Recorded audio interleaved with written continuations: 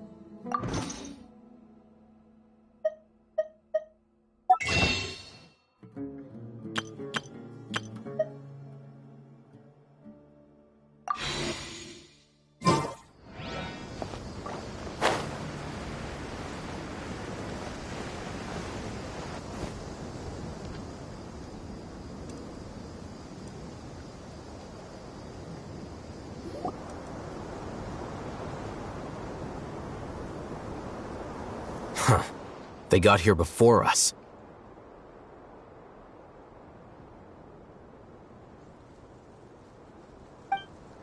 Uh-oh.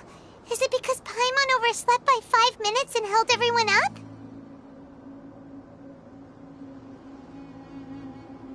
Is everything ready?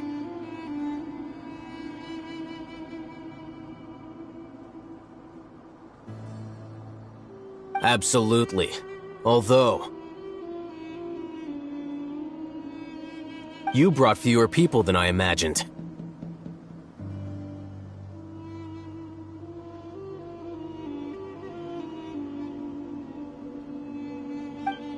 Bring him over.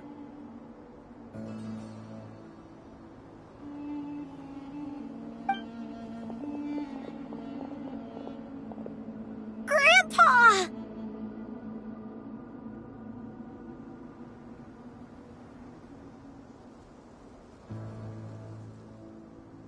Why is there only one of them?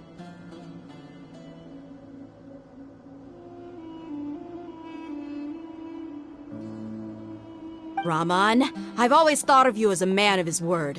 What's this about?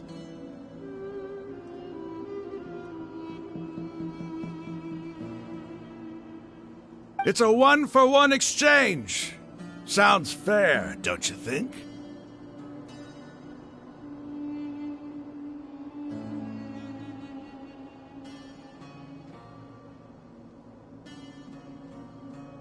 And let me put it this way. Agreeing to any kind of deal with the Dendro Archon's people is already a huge compromise on my part. Don't you think you've asked enough?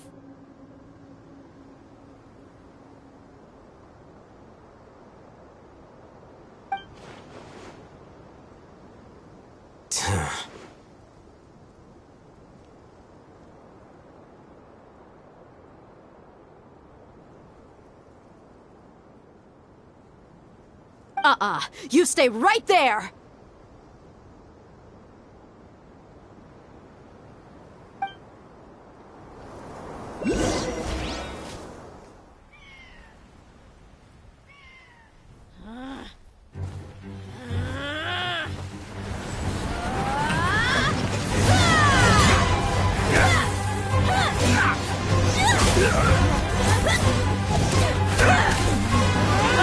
Playmate!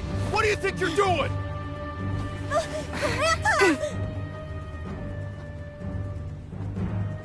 Don't you see this blade here? You coward! Why are your hands shaking? Wait a second! It's a earthquake! Grandpa!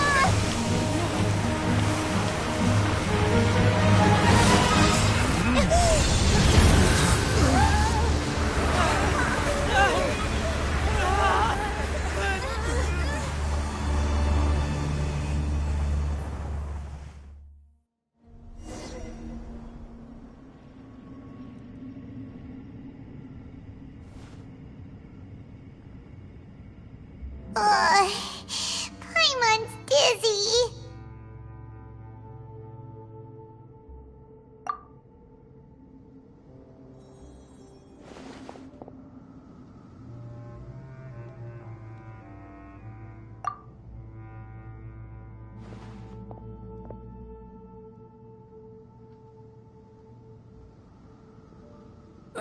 This day's going just great.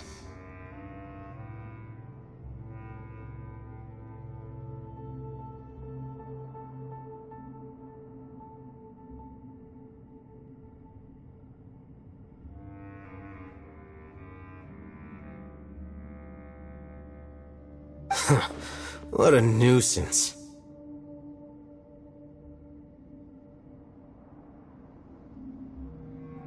The sand dune collapsed. I saw an energy field. The village keeper protected us.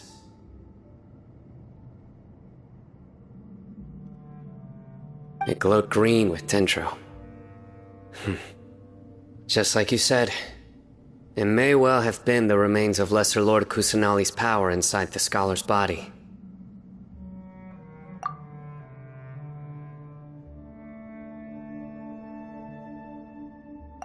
Dendro Archon. The present one.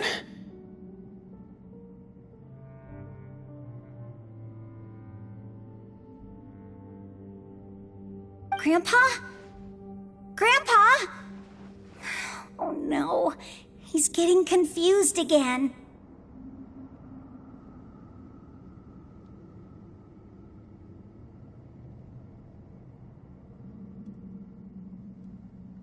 Hey, look around you.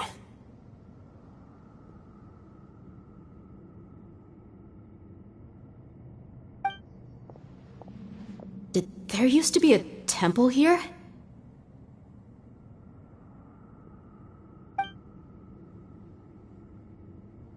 It seems that when the sand dune collapsed, it exposed these underground structures.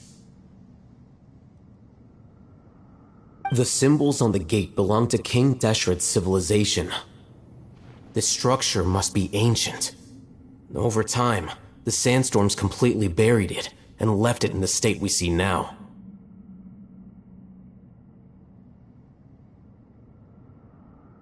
It could have been an underground palace in the distant past.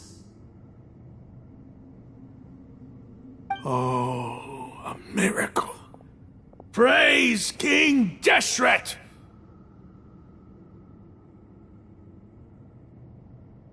What's he doing here? And his men too?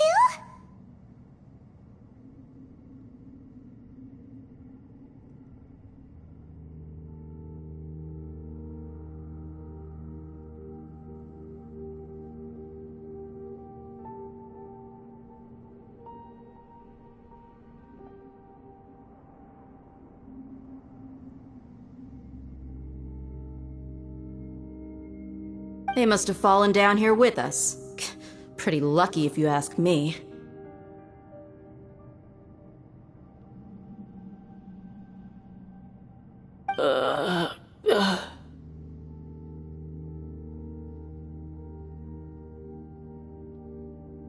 Most of them seem in really bad shape. Except for him. He got off lightly.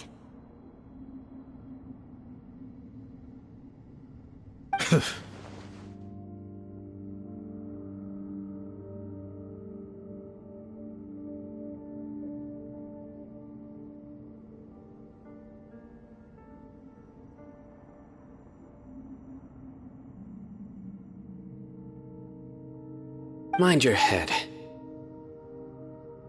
No, this isn't the time for conflict. Our exalted lord has shown us the way to his sacred palace.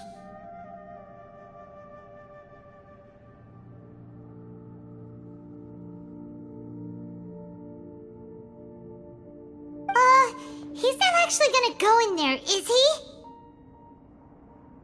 As it happens, I want to take a look inside too. What are you doing?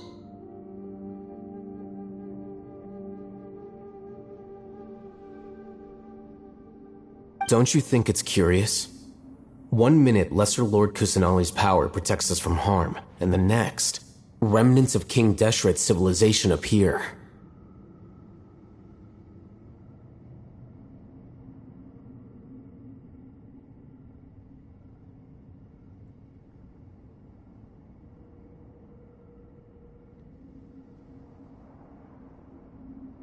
Two major deities are vying to showcase their power to us. It would be a shame not to witness them both.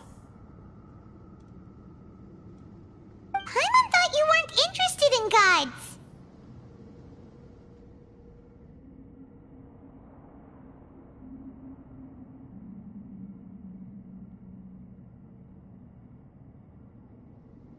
Indeed.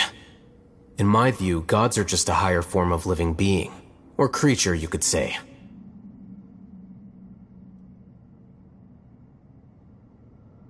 New discoveries are always worth investigating. Whether they have anything to do with gods is neither here nor there.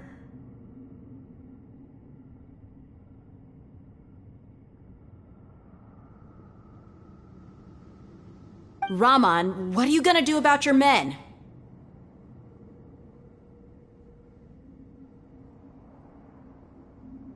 I'll just let them lay here. King Deshret will take care of his people.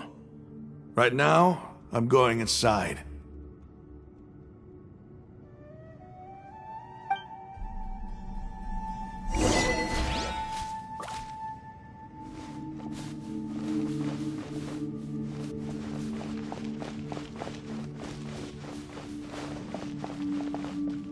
Grandpa?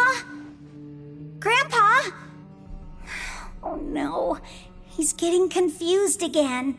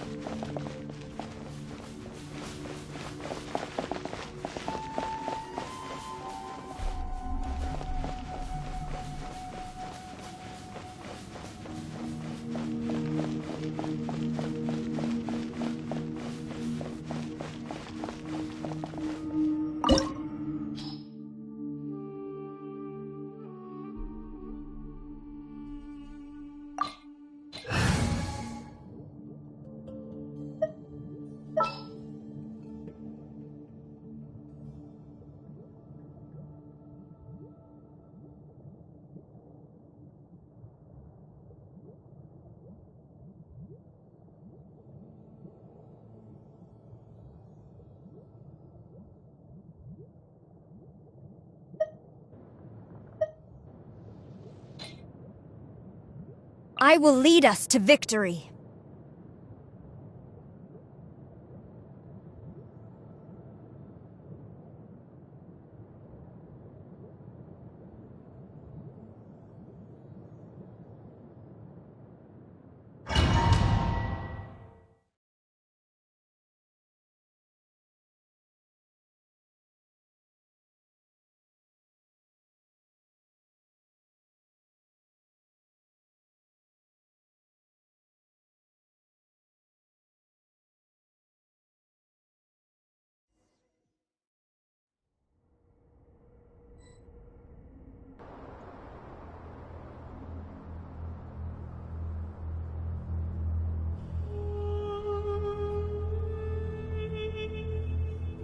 It's full of life here.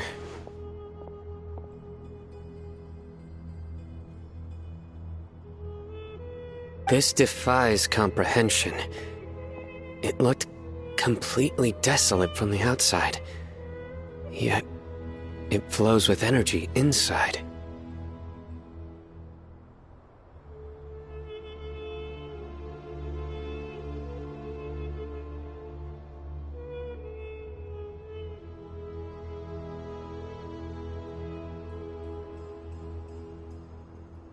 Yeah, and there's so many plants. It's so pretty.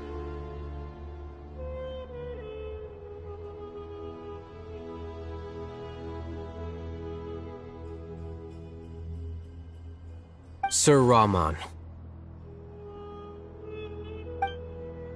Huh? Me? Do you see another Rahman here? Are you mocking me? What do you mean, sir?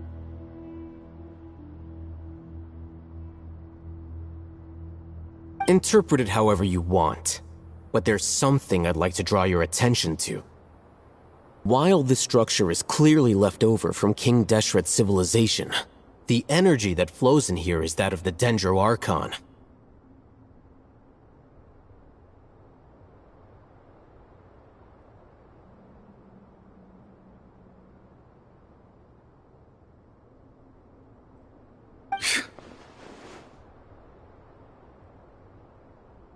Whatever you say. It's not like I have a vision. There's nothing to be angry about. Think of this as an academic journey. It does seem kinda strange. If that's true, then we might have to explore this whole area to find an explanation.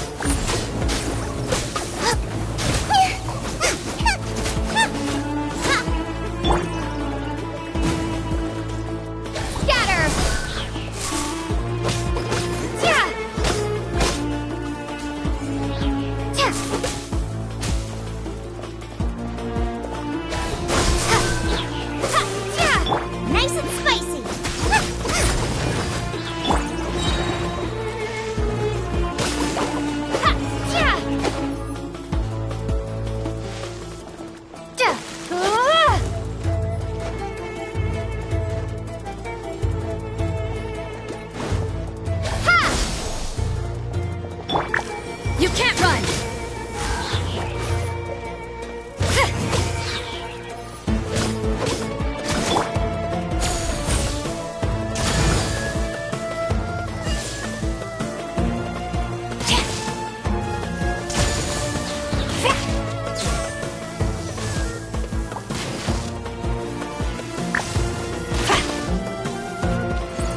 Strike! Propagate!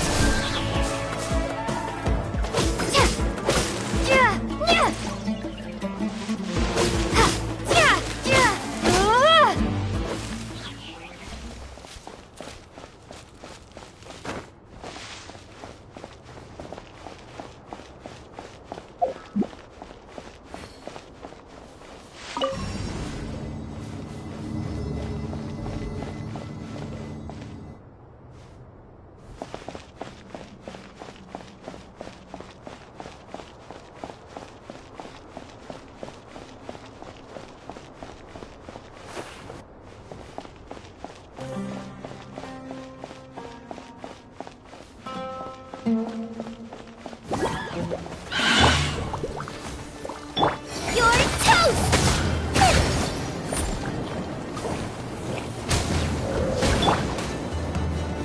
Punishment!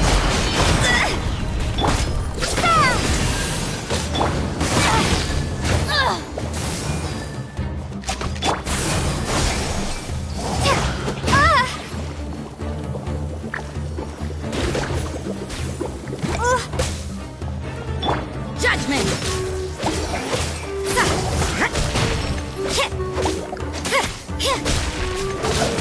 You can't run!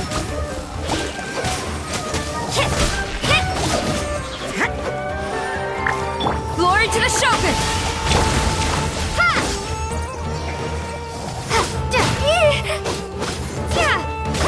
Boba, get them!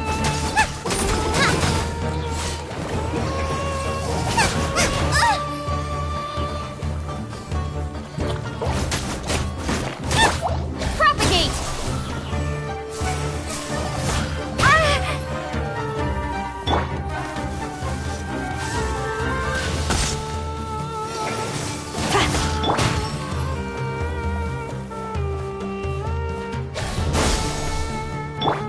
Judgment!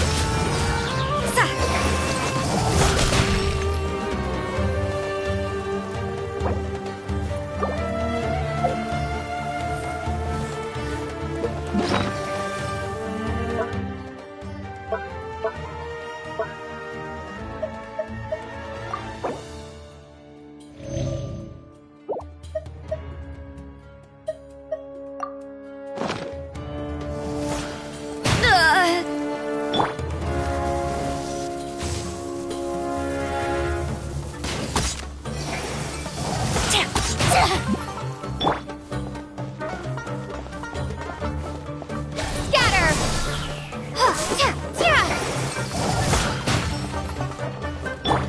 Nice and spicy!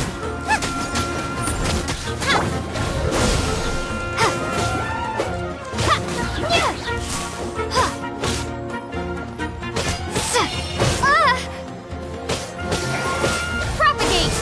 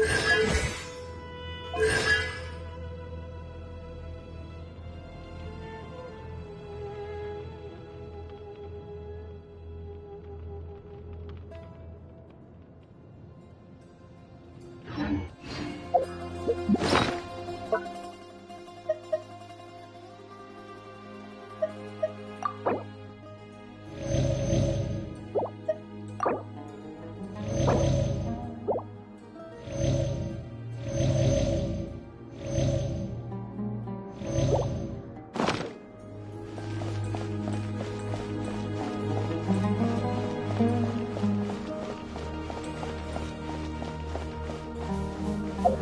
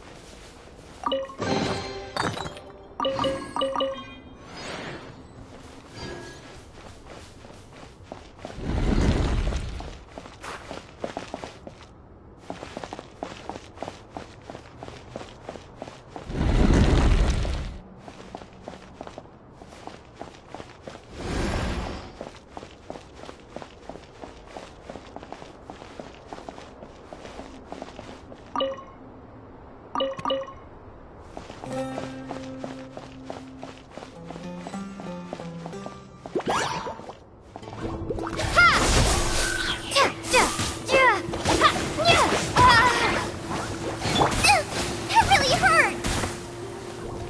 Boba, get them! Propagate! Germinate!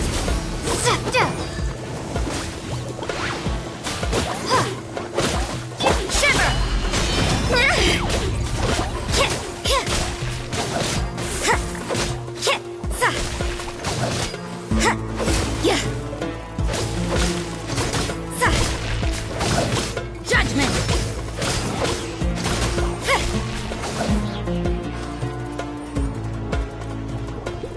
You can't run! Yeah!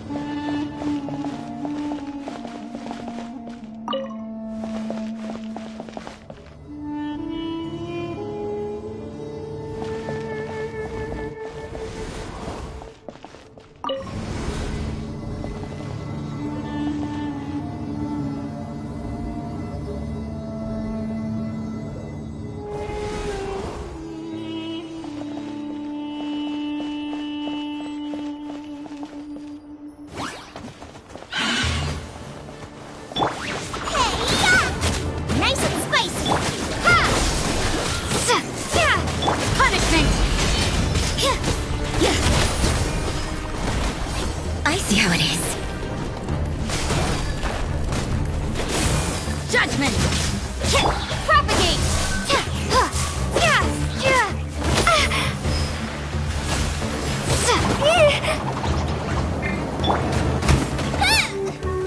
Boba, get them!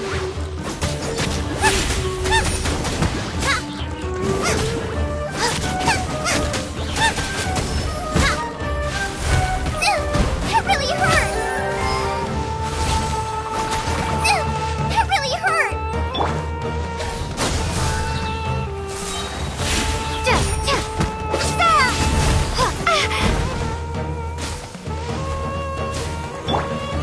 Flash!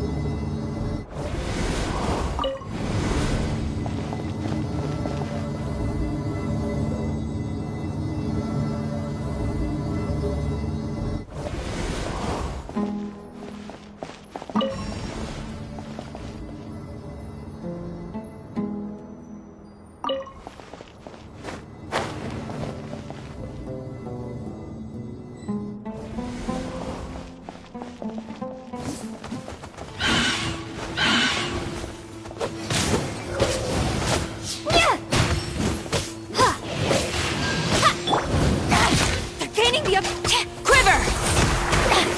To the bitter end.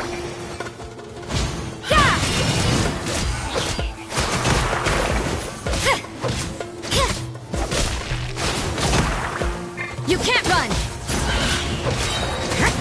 Lights out. Propagate!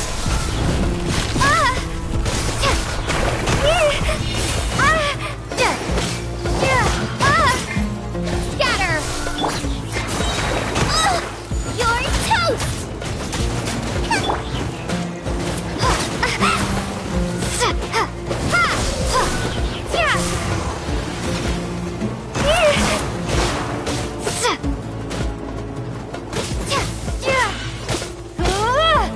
Propagate!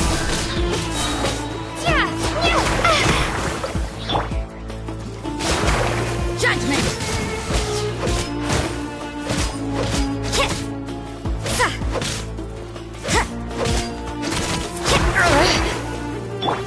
Storm the front!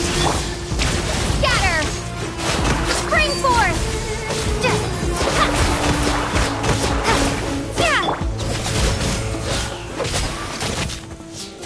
What a nuisance!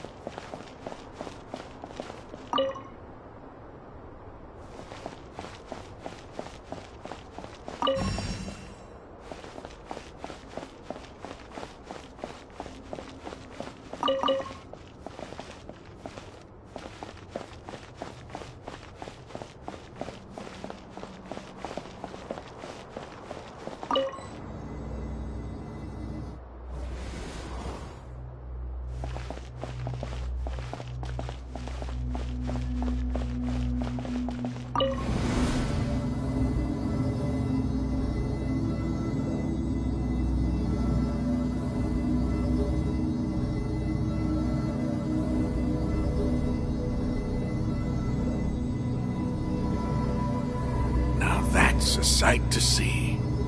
King Deshret's splendor surrounds us. There's so much vegetation here. It's different than what I expected. Sure are a lot of plants for a desert. That's what I call divine providence of King Deshret.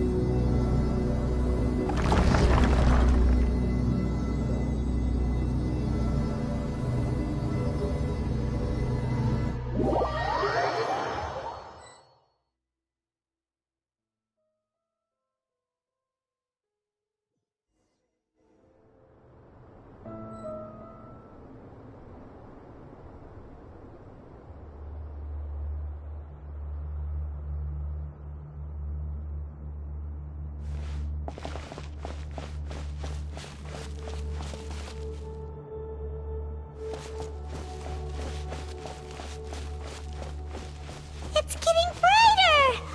Oh, it looks so beautiful!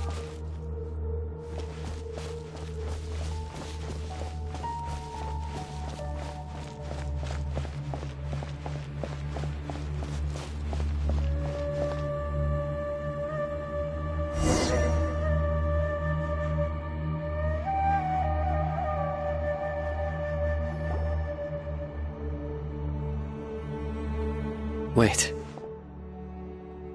What's that?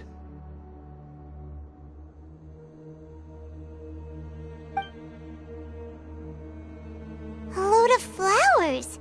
And it looks like there's something among them.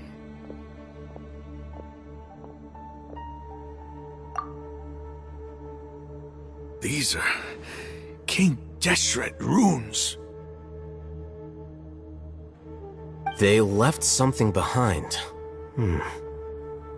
Yes. It's an elegy written in an ancient script.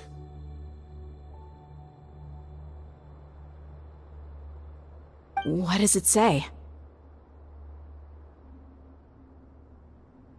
Here lies our faithful priest Kasala.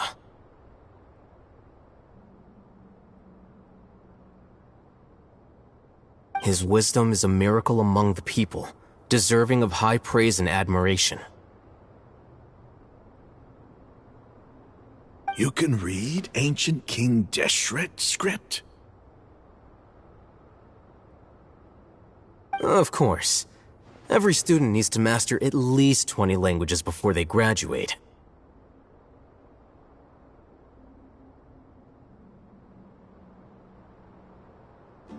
He's not serious, right?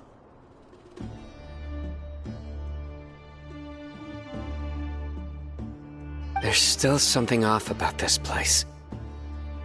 The elemental energy here is too concentrated.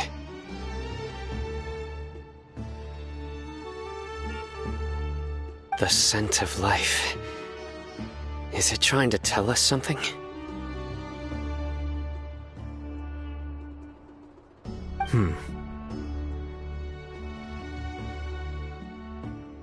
Is this it?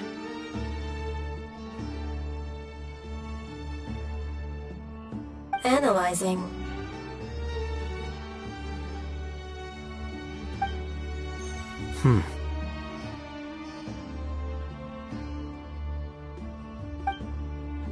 There seems to be a hidden message among these skeletal remains.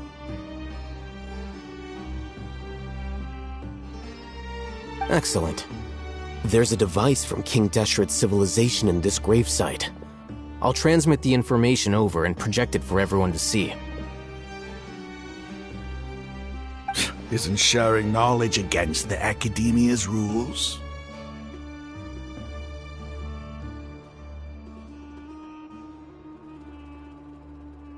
Yes. However, under the circumstances, I'd prefer you to see this for yourself. You'll understand after watching it.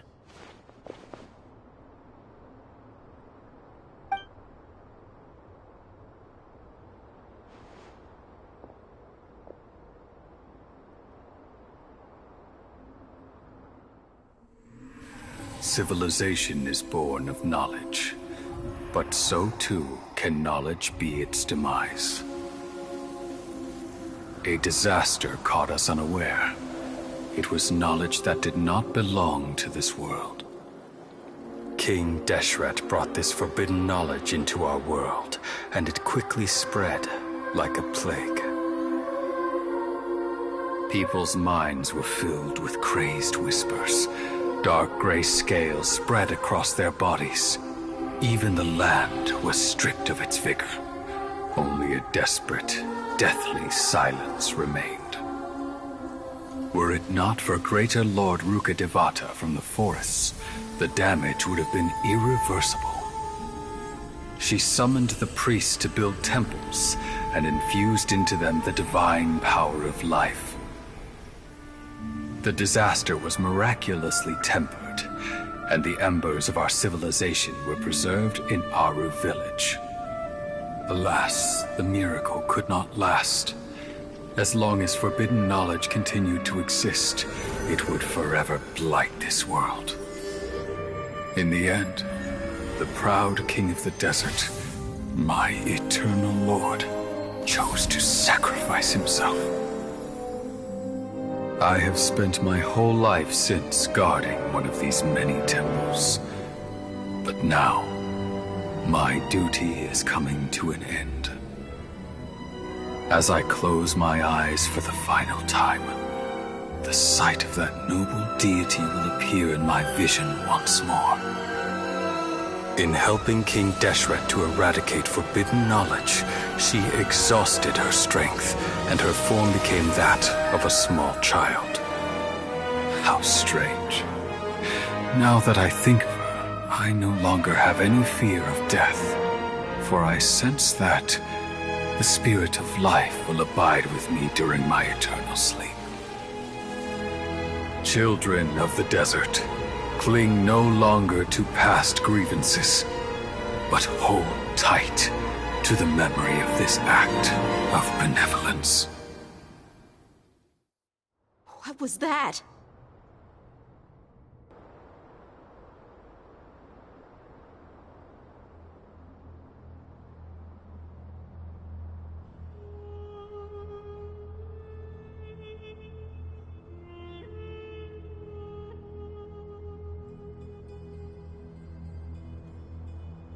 The priest's memories.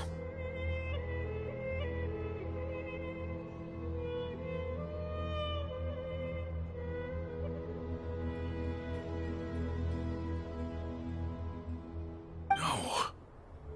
No, impossible.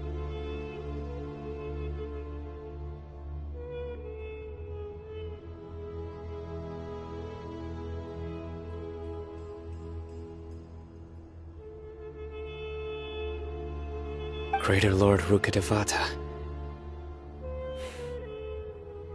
So the former Dendro Archon and King Deshret were never enemies at all.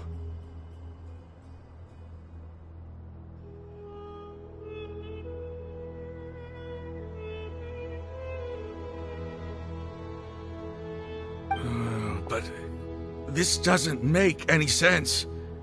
The Dendro Archon's followers, they're clearly...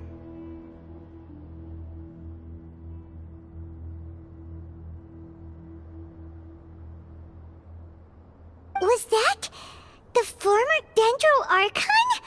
He became so tiny in the end.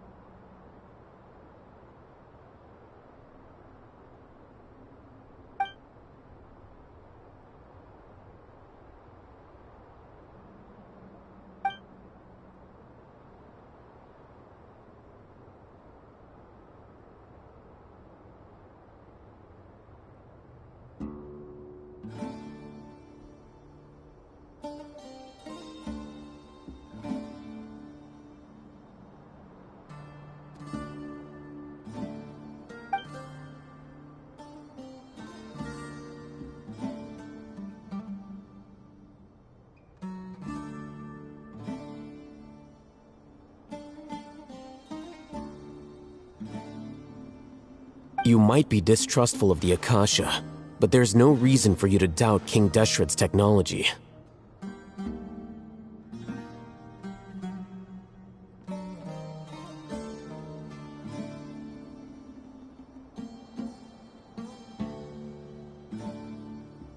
You've just witnessed his priest's last words.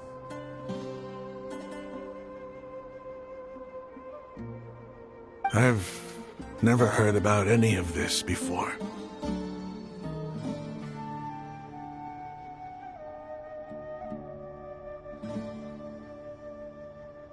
The surviving followers of King Deshret all gathered in Aru village. Our god did not make mistakes. We refuse to believe any of the rumors.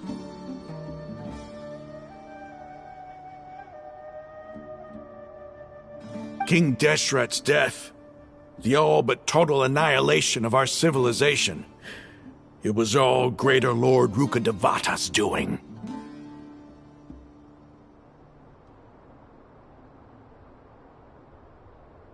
We saw her as nothing more than a traitor, who stabbed us in the back in our moment of crisis. Just like us humans, fighting, feuding, double-crossing each other to survive in the desert.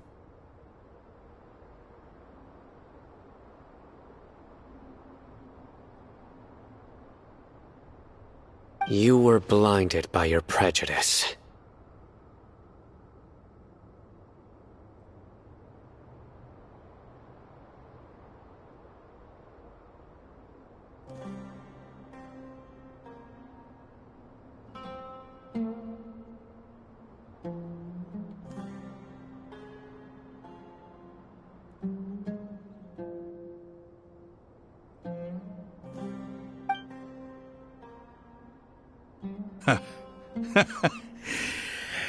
If I hadn't seen this for myself, if I hadn't witnessed his last words with my own eyes, ears, and heart, how could I ever begin to accept this? The truth is so far from what I've always known. Am I really supposed to believe that after all these years, all this time seeking revenge, Suddenly now my enemy is my savior?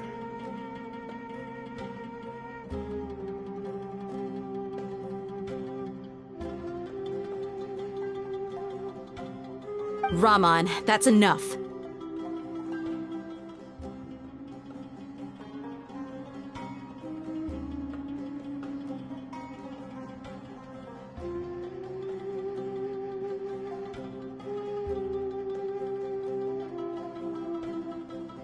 Give it a rest. You're starting to make a fool of yourself.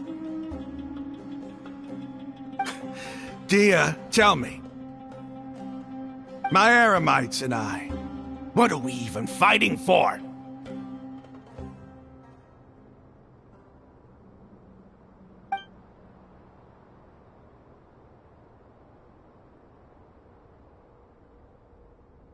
Hey, how you doing? I'll live. Thanks. I should probably go. Can't just stay here forever. What's your next move gonna be? Oh, I know what you're going to ask. I feel deeply ashamed of everything I've done. You'll get everything you're asking for.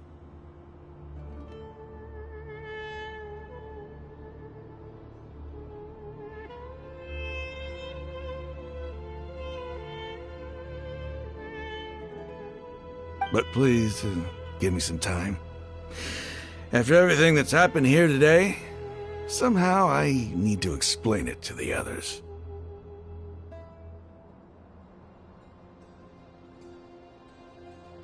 It's not gonna be easy.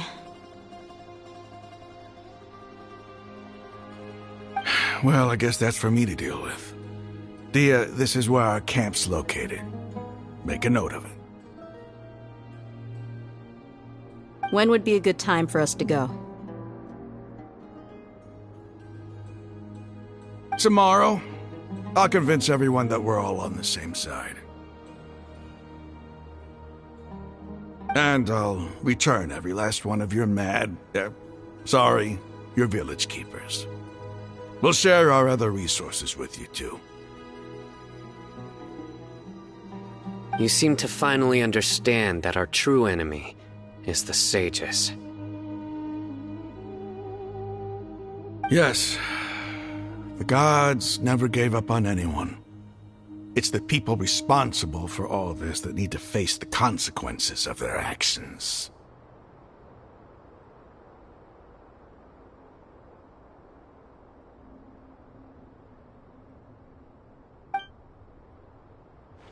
That must have been rough, but he seems to have figured things out now.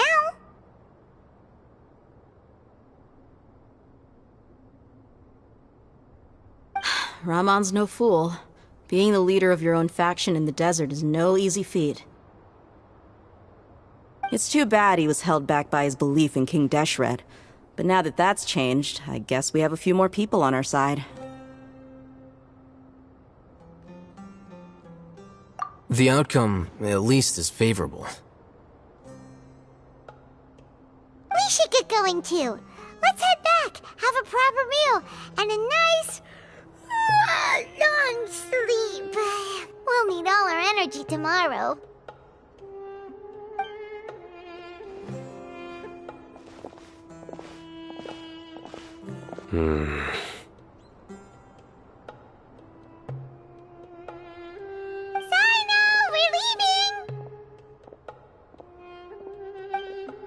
Stop yelling.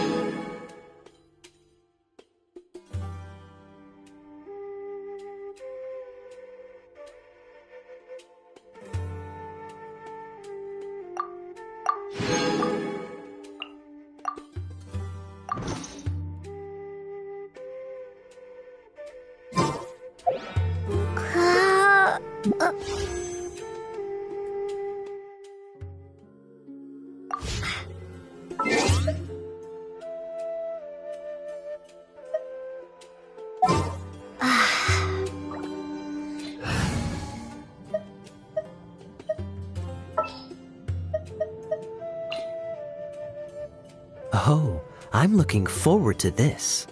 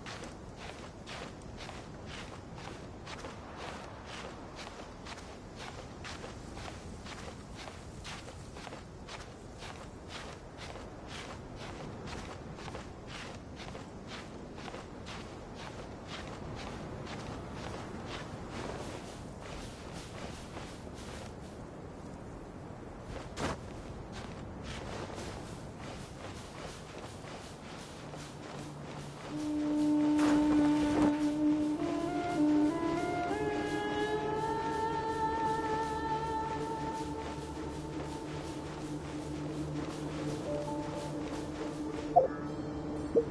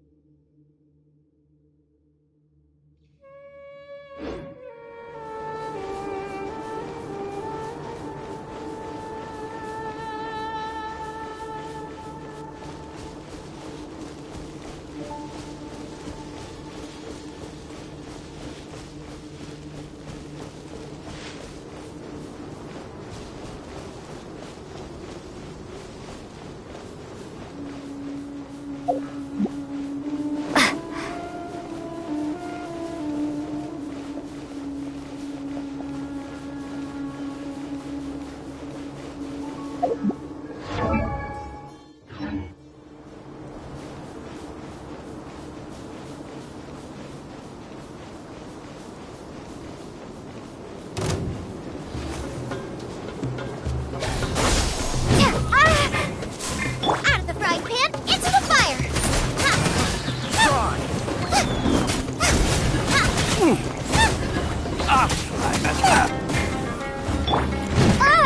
Propagate!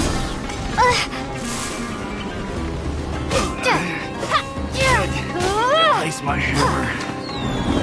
Scatter!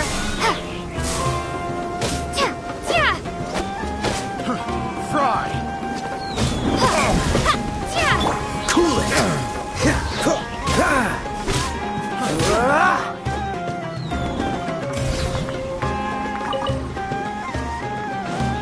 Freeze! I got that!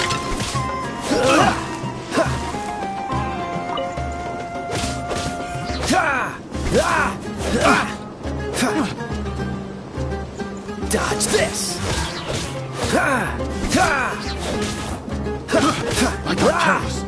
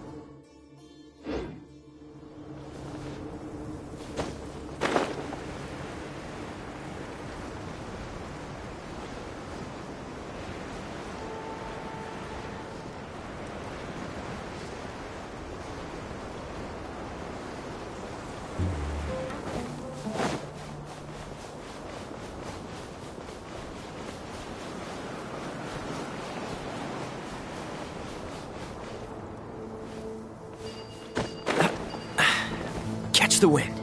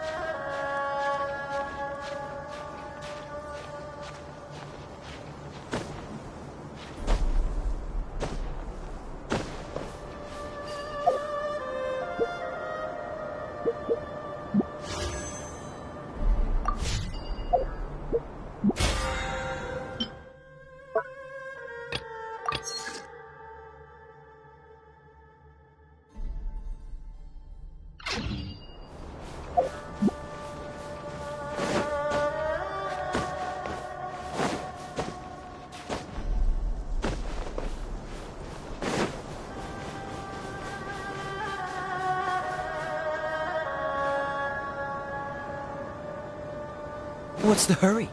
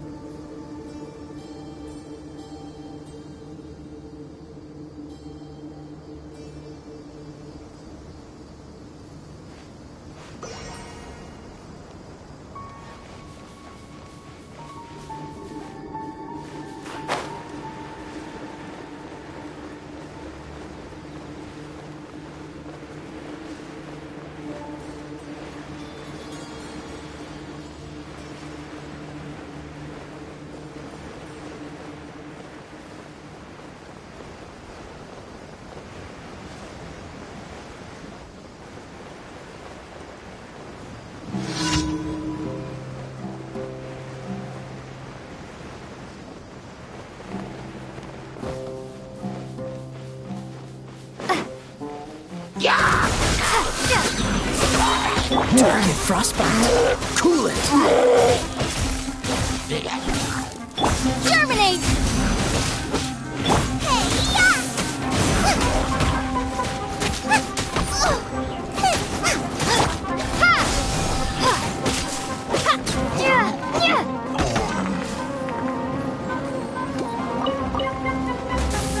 Propagate!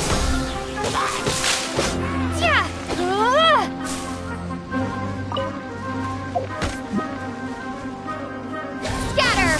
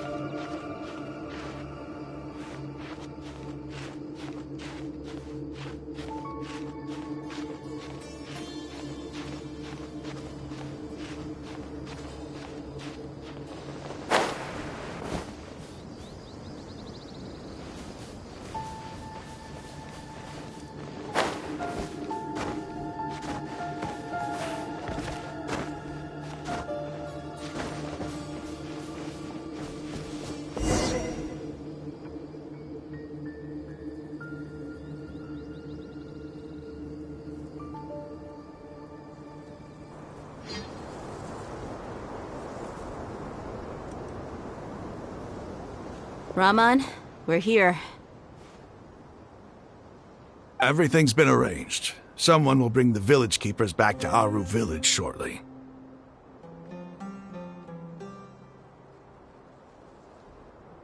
I guess all I can say now is, thanks for agreeing to help. Ah, don't mention it. I think we can both agree you went to hell and back for it. But we share a common cause now. From here on out, we're allies. Where are the perpetrators? I'll bring you to them. Follow me.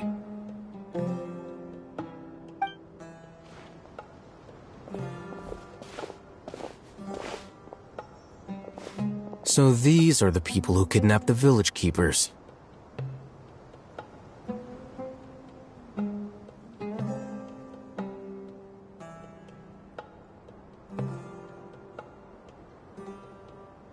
Oh no, it's the scribe! There's no need to yell. No one can help you now.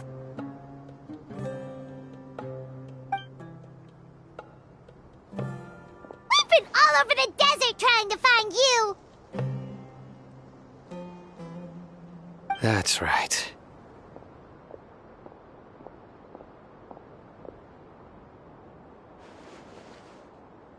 General Mahamatra? No, no! Make it quick, please! Swift and painless! Whoa. The moment they set eyes on Sino, they turn pale like they've seen a ghost!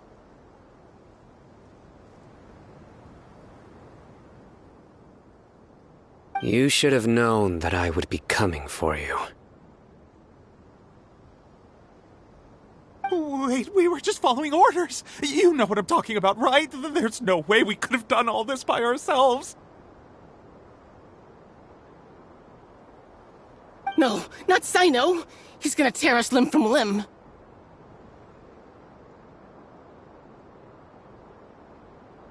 I could do worse.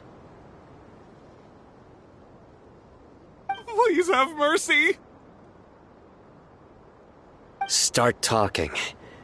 Otherwise, I'll have to resort to other methods. So, your superiors have kept you quite busy recently. Why? What are they trying to accomplish? They, wanted to extract canned knowledge. Don't play dumb. You know what I'm really asking. They extract divine canned knowledge. Then what? I really don't know how to explain it. Well, you better start talking or you'll be sorry! You don't want to make things any more difficult for yourself, do ya? Be my guest.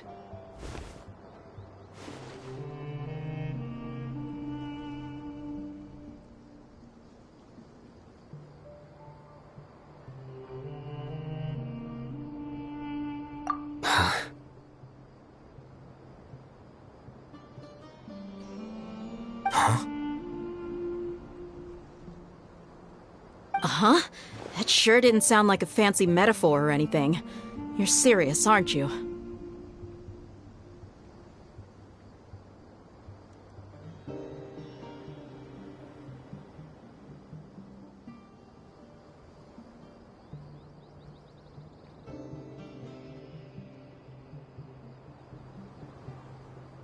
How did you know?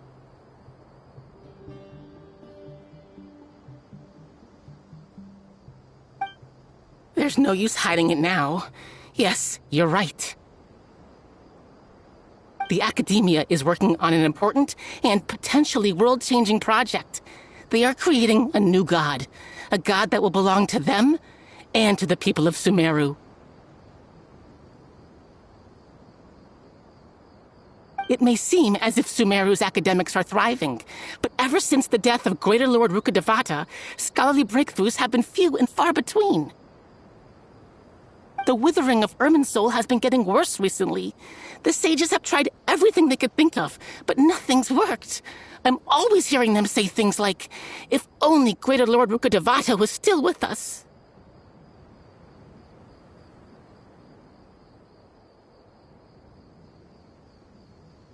Continue.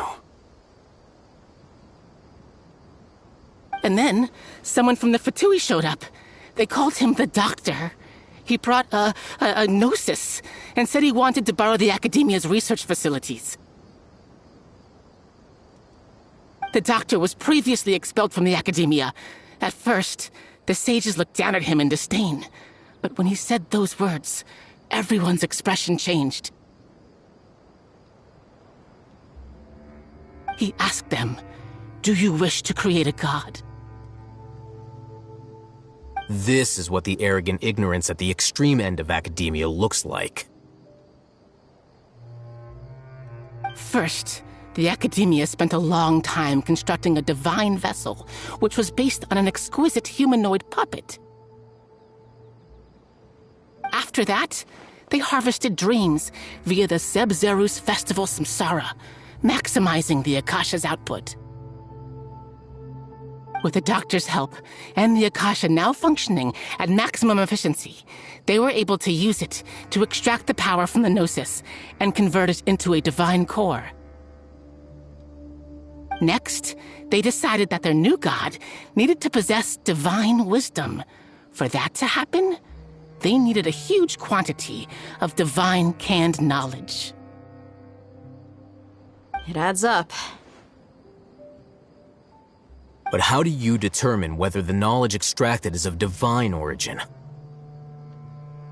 Call it an educated guess? The Academia has been trying to figure out the exact source of the scholar's madness for centuries, but to no avail. Nobody can explain the cause of this phenomenon. Surely you can see what that implies, Scribe Al-Haytham. If it's knowledge no mortal can comprehend, then it must be something only gods are able to decipher. In other words, it's the source of the God of Wisdom's omniscience and omnipotence.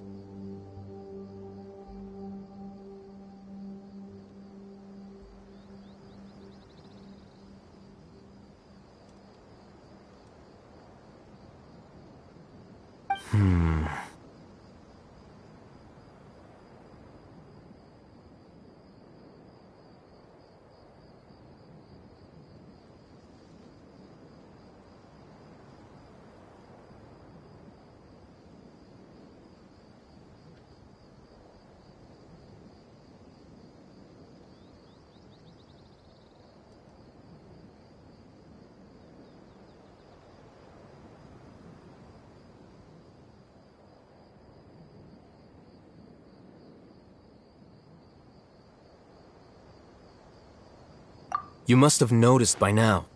The Academia doesn't care about who their god is. It's the ability to exercise control over knowledge and wisdom that matters.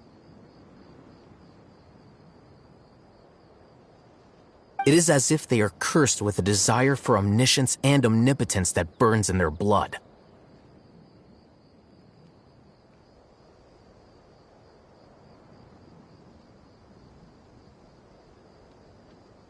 Some organisms demonstrate phototaxis, and thus orient their entire lives in respect to sources of light. For the sages, their only source of hope is the existence of a deity who embodies the acme of wisdom. This is but a form of phototaxis. For many scholars, the absence of a god of wisdom means stumbling in the darkness for the duration of their lives.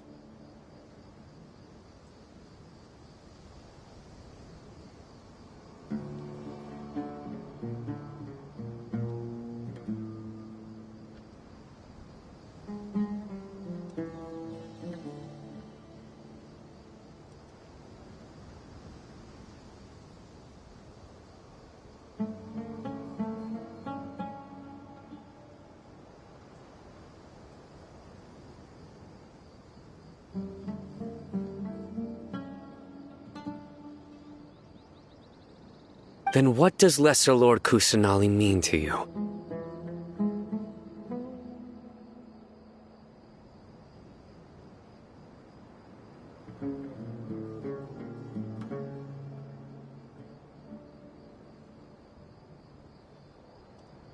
Is she not a true god present in this world? If you already have a new god, why try to create another one?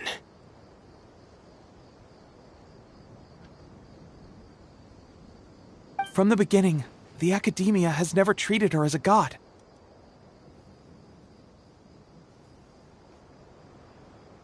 When the Academia first discovered Lesser Lord Kusanali, the newborn god of wisdom, the sages hoped that she would be as wise as Greater Lord Rukkhadevata. But upon evaluation,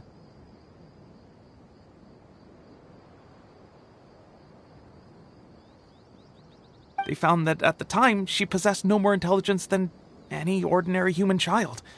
The sages never had a ruder awakening. This forced them to accept that Greater Lord Rukkhadevata had indeed passed away.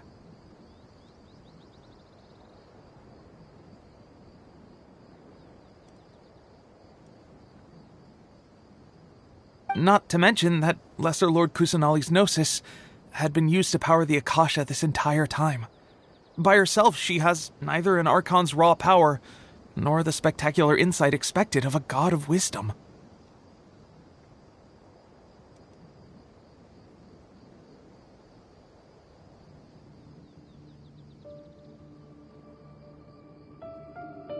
Slowly but surely, people began to forget about her existence. So, this is the path the sages have chosen.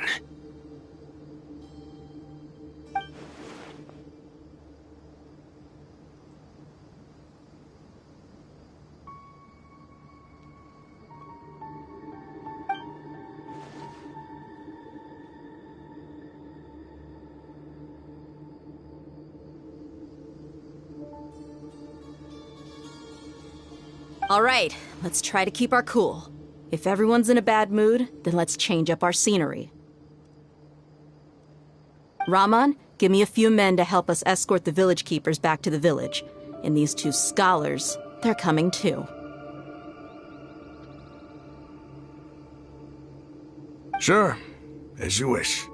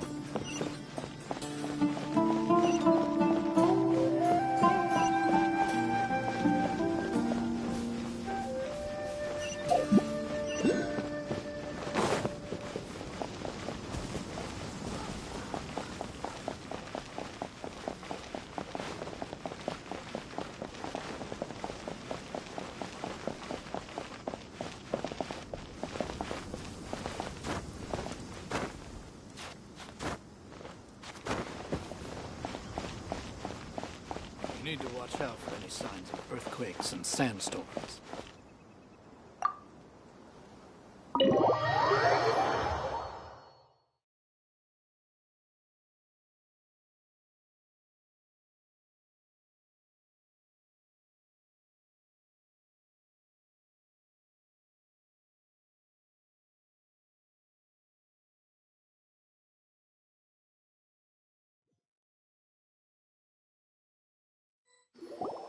The village keepers you found have all been returned to their homes, and each one has a dedicated caregiver to look after them.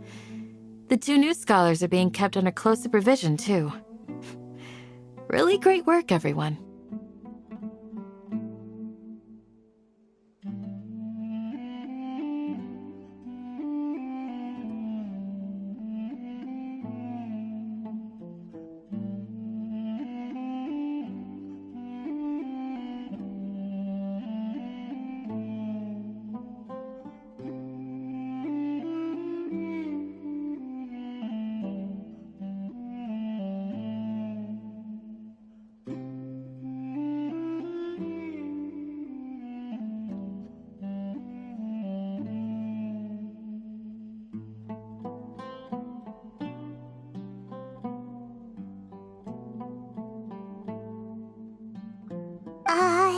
The atmosphere is so heavy.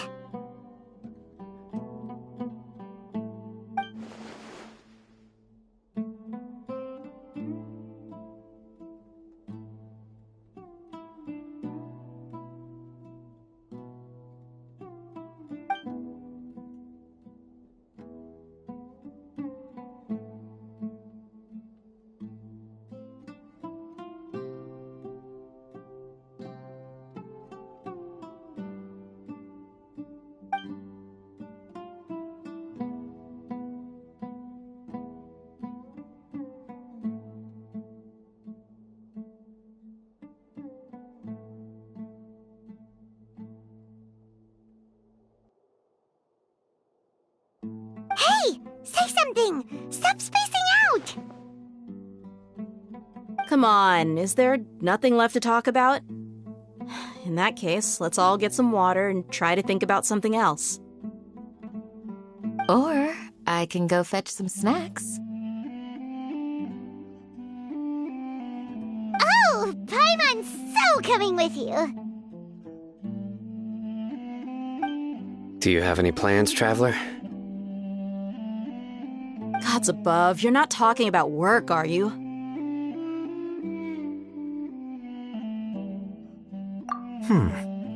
So you were still withholding some information?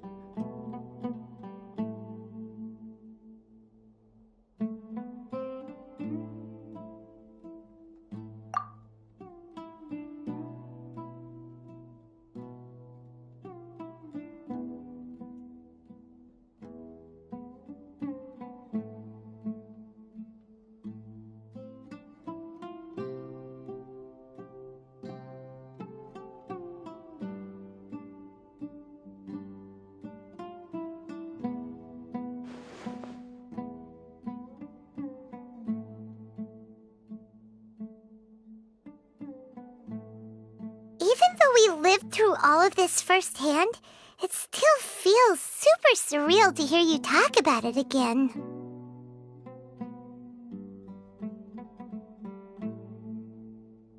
What a whirlwind of a story. I felt like I was holding my breath the whole time.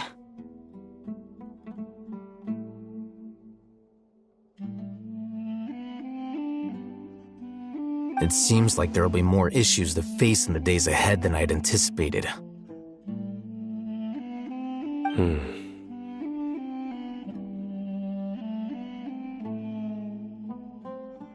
Still, now's a good time to make our next move. Now that Ramon's joined us, we'll be an even stronger team.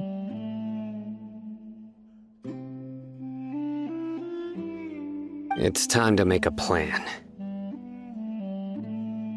Indeed. These events are a flagrant transgression of the rules in every sense. We cannot allow it to continue. So, everyone, are we on the same page? Crush the sages and rescue our god. That is our ultimate goal.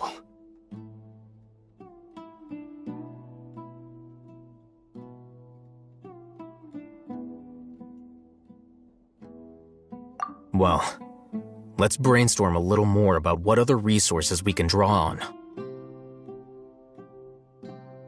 The next time we gather here, we must have a solid plan. Yep, it'll work out for sure.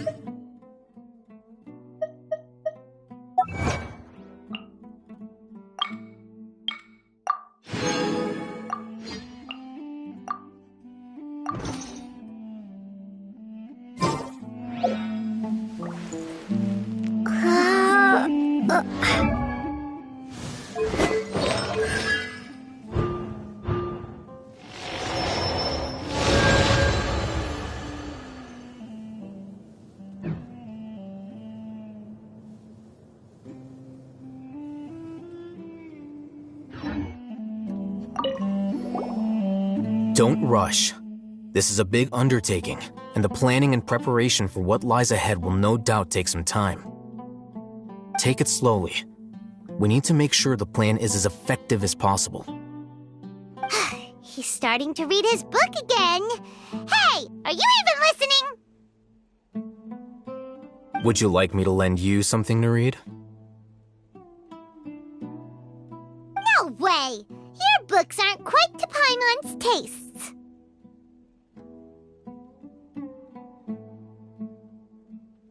I was joking.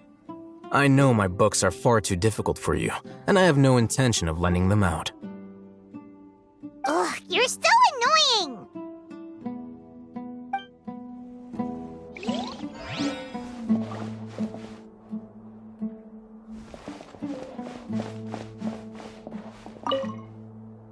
You must let me know if there's anything I can do to help. Though I cannot leave Arbor Village, I can't help but feel stirred when I see the looks in your eyes. I've never felt as roused as this when fighting alone in the past. I suppose this must be the power of camaraderie. Hello there. Is there anything you need?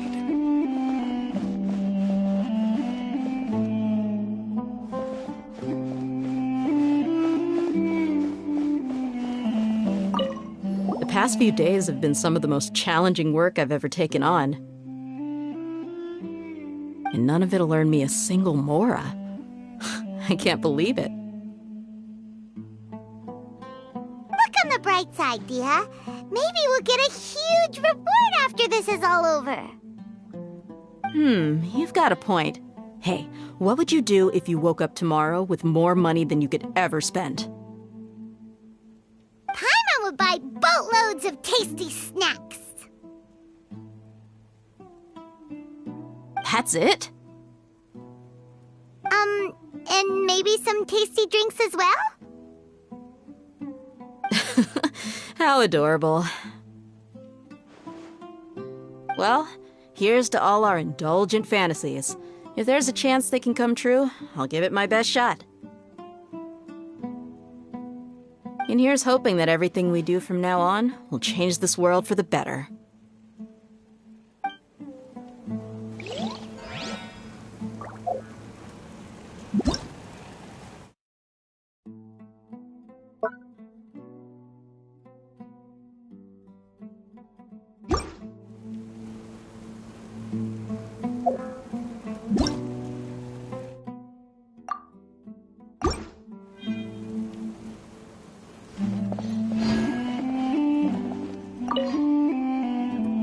rest. I never imagined that even the gods could suffer from hardship.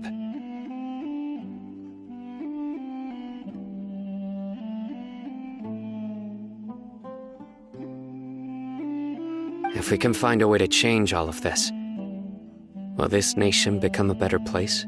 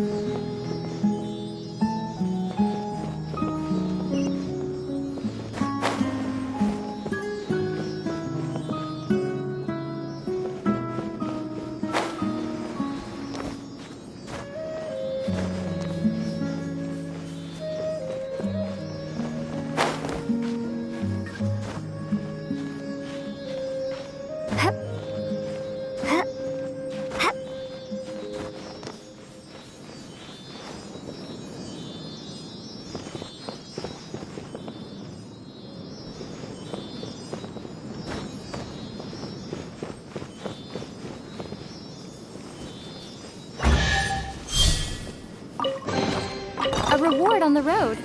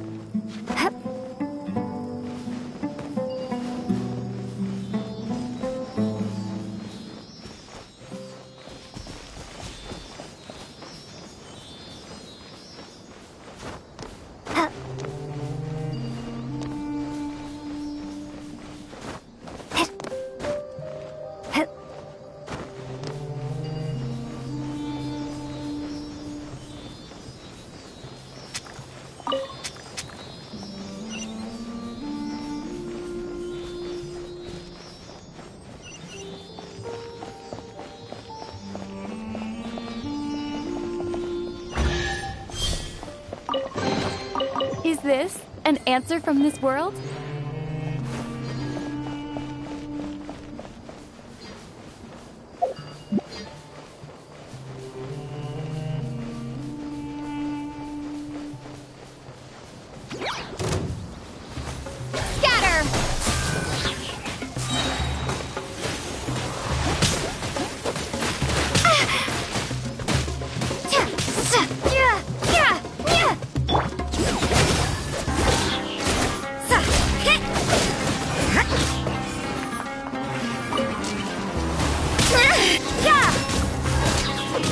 Dodge this!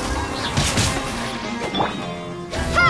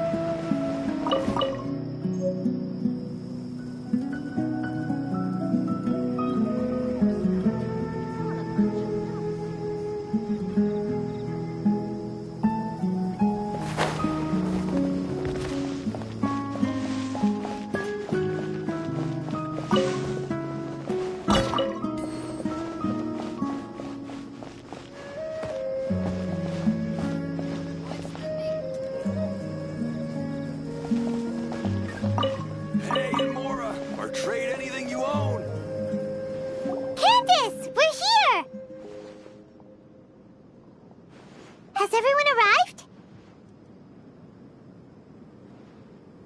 Everyone is already waiting inside. Well, what are we waiting for? Let's join them! Please, wait a moment. Before attending the meeting, I hope you can promise me one thing. What do you need? Promise me that you won't commit to anything too reckless.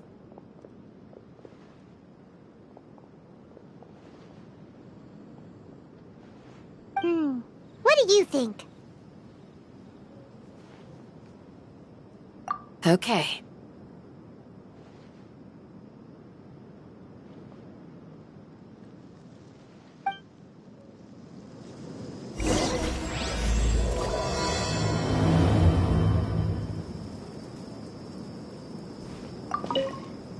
They're all waiting for you. Of course not. It's all a bunch of nonsense.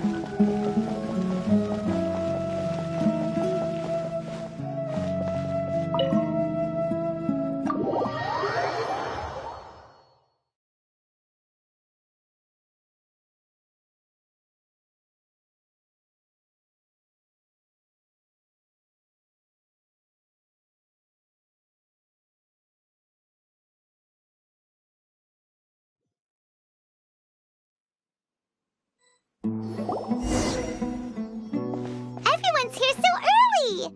But why isn't anybody talking? We already discussed things a bit. Hey, where have you been? I've missed you two. Are you ready? Very well. Are you sure this is gonna work? I gotta admit, it's bold. Color me impressed. It's worth a try. The point of discussion is to arrive at a solution. Let's cut the small talk and move to the next point. You're making Paimon nervous.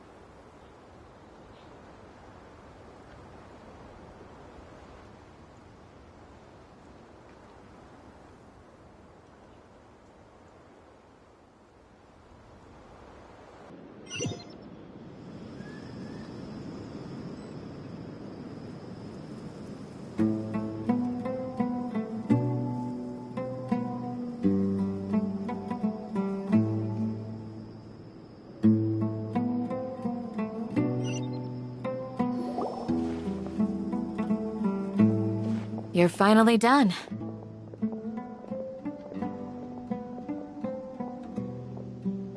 I have some other stuff to take care of. Catch you all later.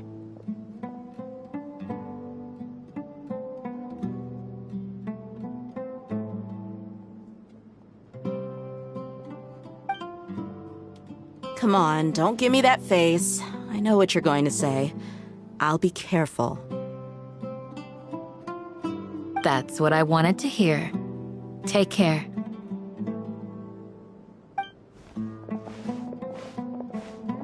Well, Traveler, Paimon, judging from your expressions, the meeting must have been quite productive. You can tell? I'm not that good at scheming or strategy, but I can sense people's emotions. And based on your reaction, things must have gone quite well. Paimon's a little worried. Hopefully nothing will go wrong. To be honest, I feel the same. But you're already some of the most capable people I know. So you have my trust. Candace gave us a compliment! Your deeds speak for themselves.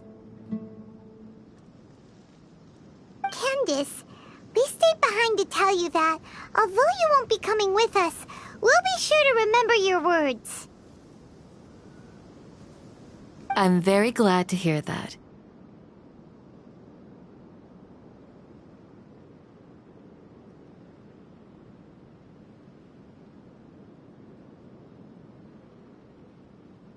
I've said the same thing to everyone here today as I said to you when you arrived. Your safety is the most important thing.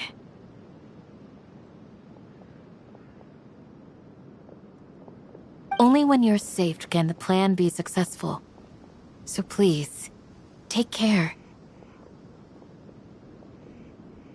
You're welcome. And thank you for taking my advice.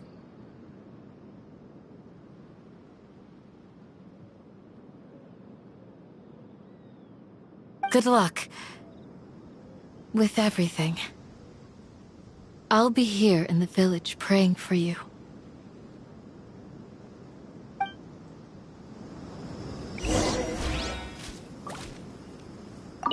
Stay safe, everyone. I'll be here, praying for you.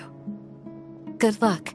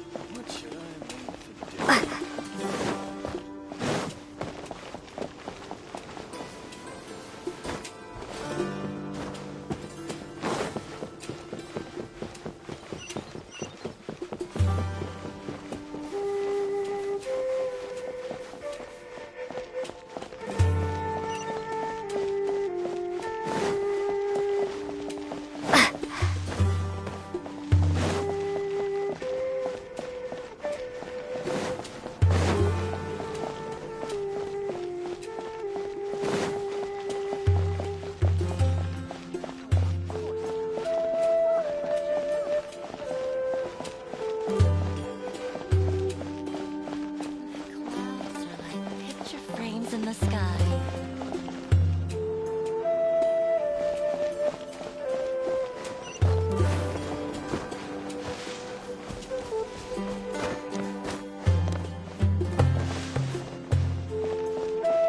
Stay safe. Don't get hurt.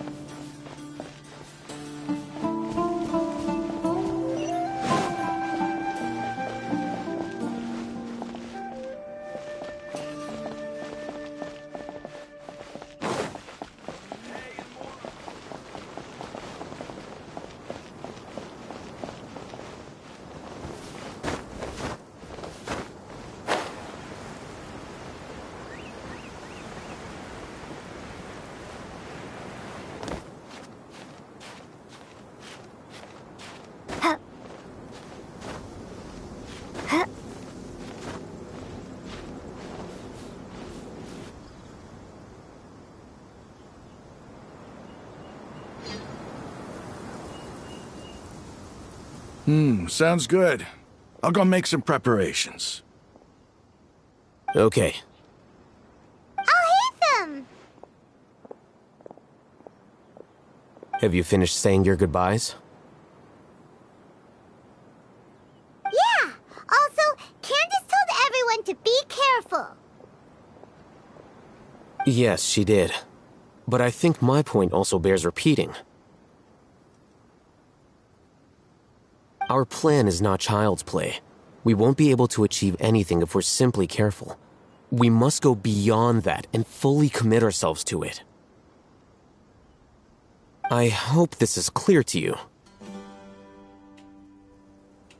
Huh?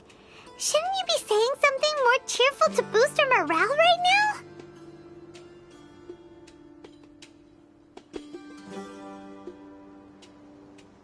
Didn't we already do that during the meeting? You can never have enough words of encouragement. In that case, Candace can cuddle you to your heart's content while I continue to remind you of the seriousness of our situation.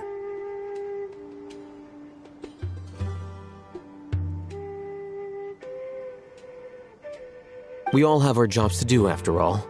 It's like how some people can be put in charge of logistics while others will fight on the front lines. Speaking of the front lines, you don't look anything like a soldier. Of course. Compared to the mercenaries, I'm merely a feeble scholar.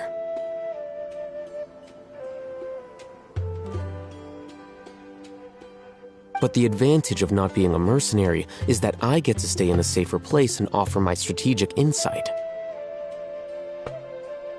Just think about that mercenary who lost his mind. Mercenary groups are facing constant danger every single day.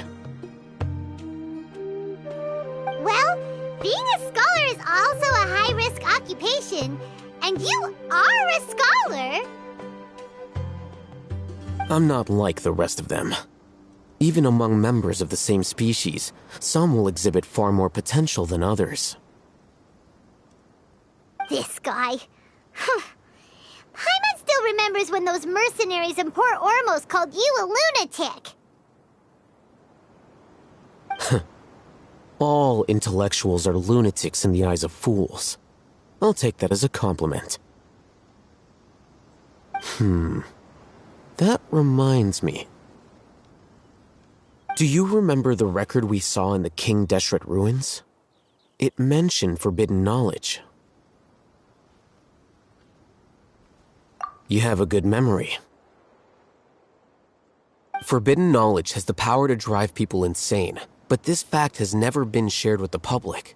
Even I, who has worked in the academia for some time, was never once informed of this. I think those mad scholars and mercenaries we encountered may have all fallen victim to the corrupting qualities of forbidden knowledge. But the academia has always held a different view. They have always believed that symptoms of madness are a side effect of human contact with divine knowledge as mere mortals. Come to think of it, perhaps the academia has also never understood the true nature of forbidden knowledge, and thus always approached the issue from the wrong direction. The Withering, Elazar, and the Sandstorms. Don't you think what is happening right now across Sumeru is rather similar to the forbidden knowledge pollution that occurred in the desert thousands of years ago?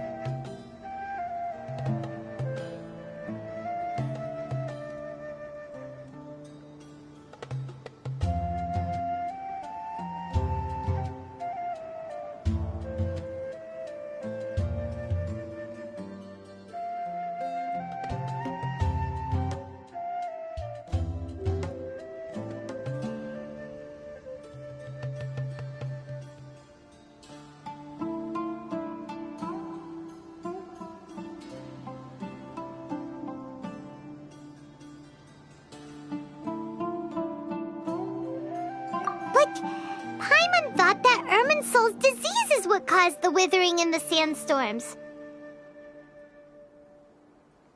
At least, that's what Tainari told us. Wait a second. Could it be that... Ah, you've connected the dots. The cause of Irminsul's illness may precisely be the pollution from forbidden knowledge. But if that's the case, what should we do? This is huge!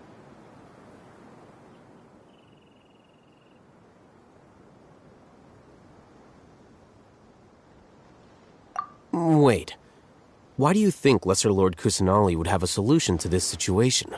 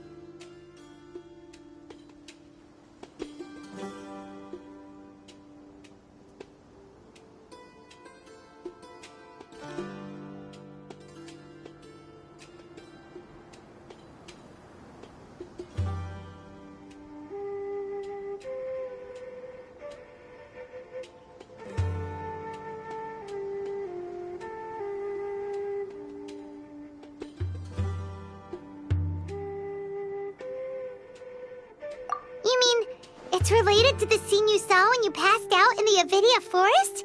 That whole... the world forget me thing?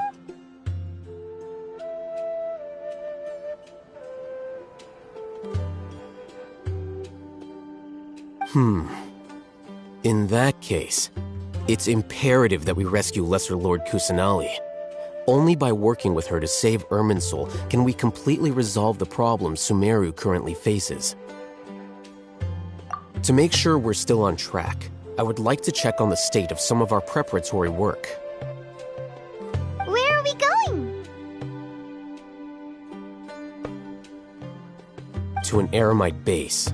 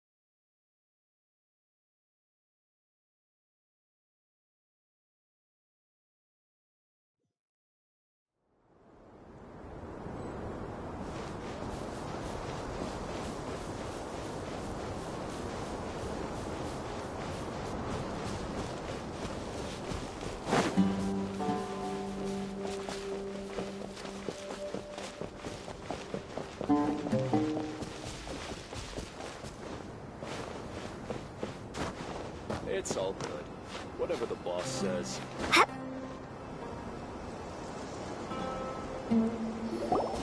Ah, they're here. Huh? What are they doing here? I gave them some technical work to do. Ah, it's the scribe. And is that the traveler I see? How's the work going?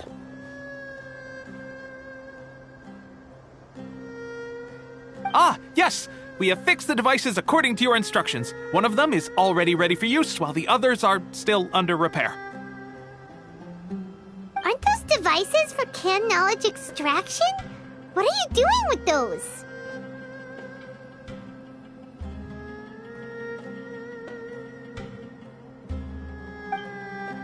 Look here. Huh? More canned knowledge? Are you going to put more weird stuff into her head again?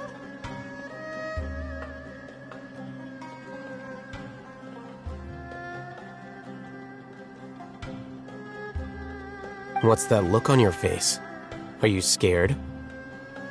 Paimon's a little scared, but very, very furious!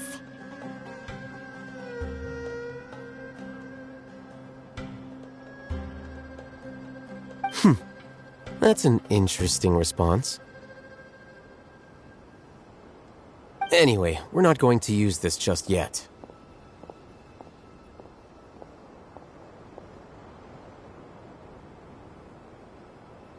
As I mentioned during the meeting, this knowledge capsule contains a decree I drew up in the past. The academia should also have their own copy.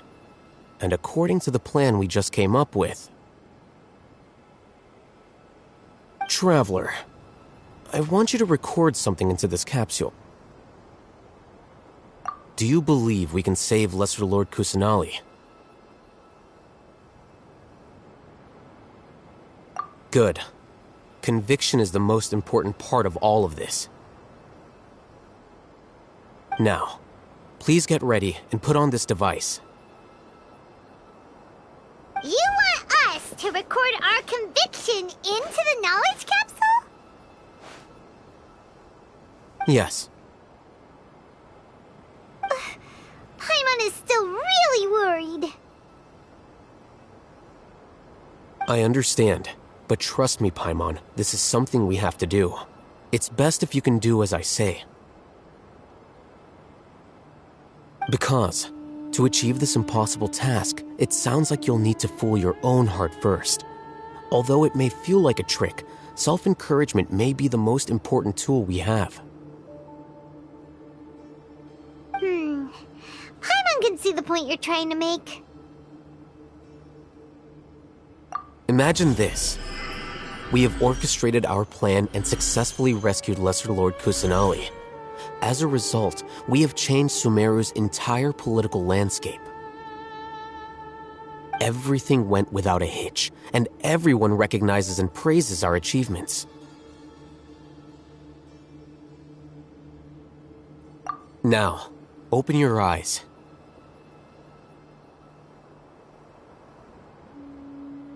Here. What's this? Read it out loud.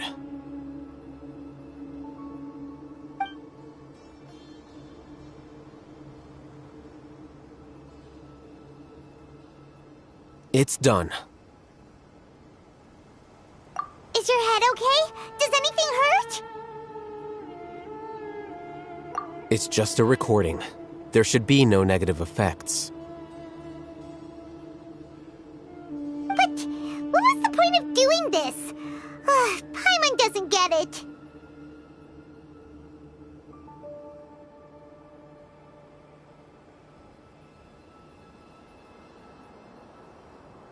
And that's perfectly fine.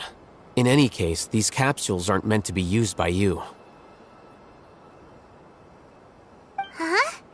What do you mean? Have you forgotten? Our plan needs to account for those who have long relied on the Akasha.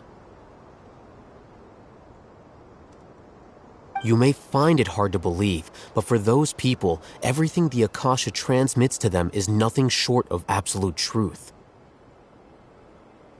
Imagine if you've been using a device like the Akasha since the day you were born, and this device has always supported you during times of need.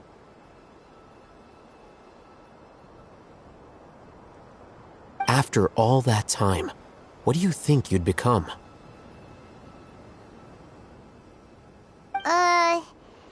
A fool? A machine? A slave to orders. And that's why rules are so important. In addition, those who understand the rules can delineate boundaries and identify gray areas. But gray areas. You could say that those kinds of ambiguous zones can be very interesting. One might even say they're advantageous in the right hands. Things you're interested in are really out there. Are all Sumeru scholars like this? Anyway, that's enough chit-chat. I'm going to take those two to work on some small projects. You can head to Caravan Rebot and start preparing for the next step. Small projects? We're going to tinker with the Akasha terminal and make a few modifications.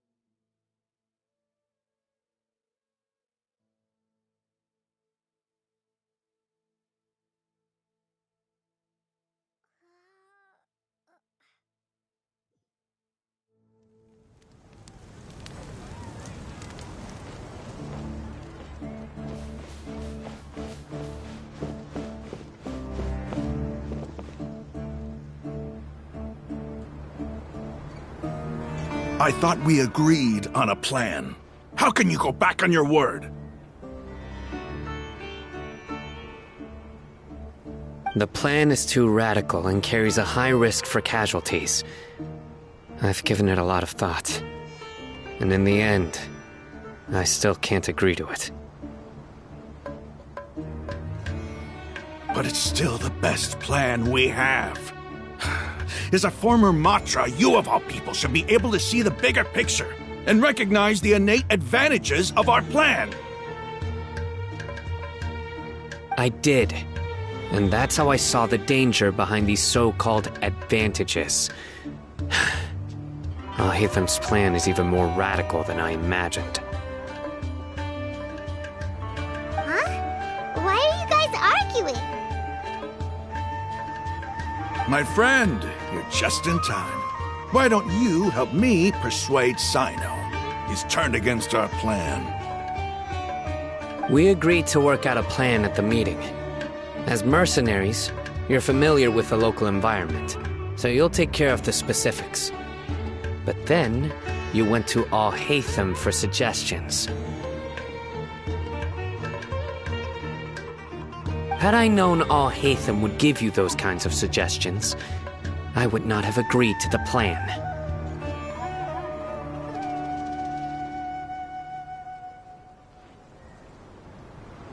Look, you already know that we're all on the same side here, don't you?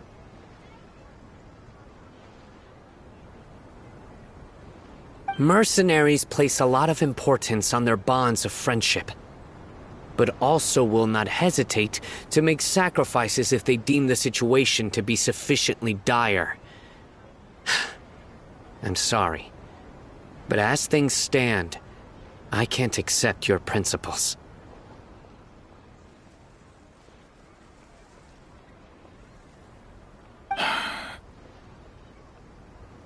Seems you really do understand the ways of the desert. Traveler, Paimon, this is also something you should know. Rahman's plan is to have me work with the Caravan Rebot guards in my capacity as a Matra. We will arrest the mercenaries and escort them into Sumeru City.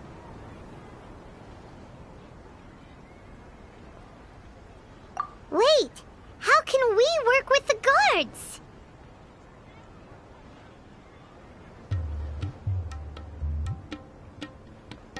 We can't get through that wall easily, remember?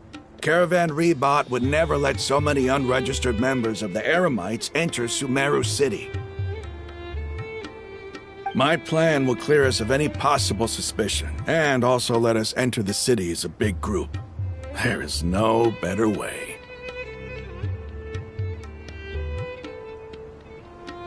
That also sounds like something Alhaitham told you. Am I right?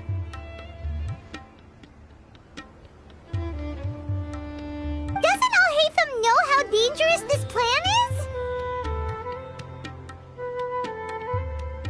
Of course he does. He told me, there is no perfect plan, but this can get the job done.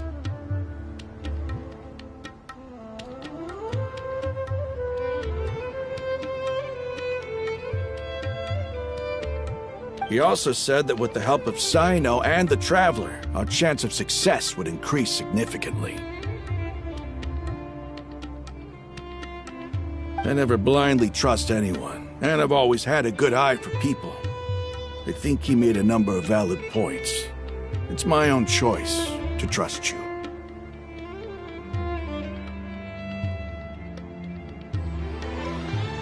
If I make the arrests alone, I can control myself and prevent you from getting hurt. But I can't guarantee that kind of discipline from the guards. To make the whole thing more convincing, you'll need to resist to some degree. Casualties are inevitable once push comes to shove. I'm okay with the deaths of enemies. But now that we're allies, I'm against the meaningless loss of our own.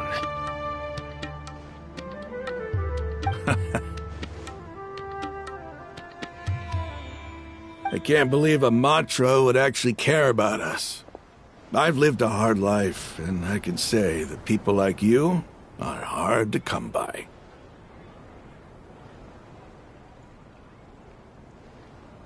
I've always treated my allies with honesty and respect. They have the right to know important things like this.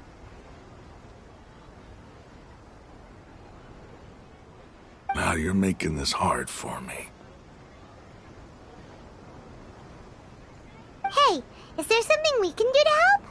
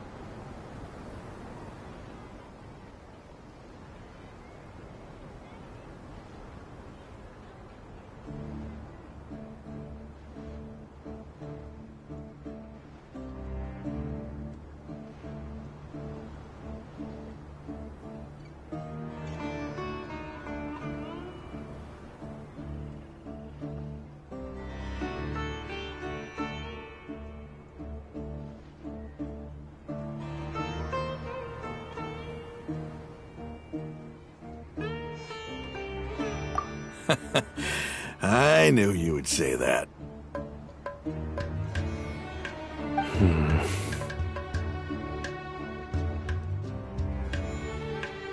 We can help fight some of the mercenaries, which should reduce the number of times you'll have to struggle directly with the guards.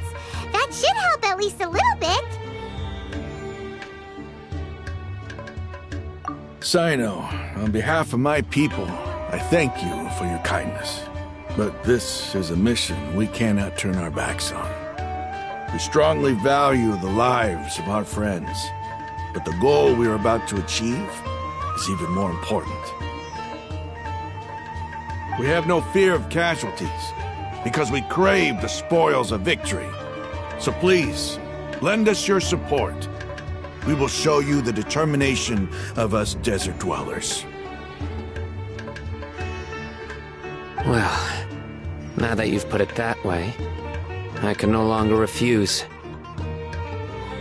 But remember, you need to follow the plan and not do anything reckless. Candace made it very clear that we can only achieve our goals if we can ensure our safety. Since you and I both recognize the significance of this operation, there should be no more animosity between the followers of the Dendro Archon and those of King Deshret. Everyone's life is equally important. Okay, you have a deal. Let's do this for our shared dream.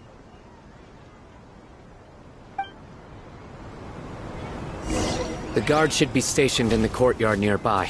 You can find them there.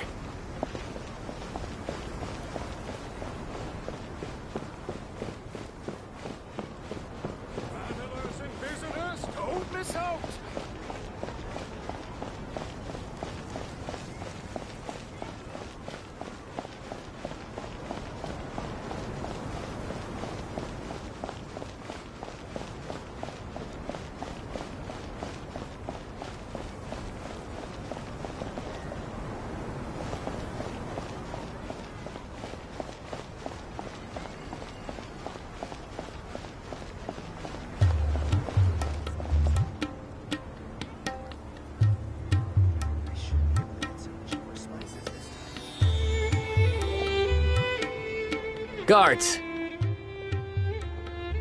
General Mahamatra! To what do we owe the honor? Keep your voice down.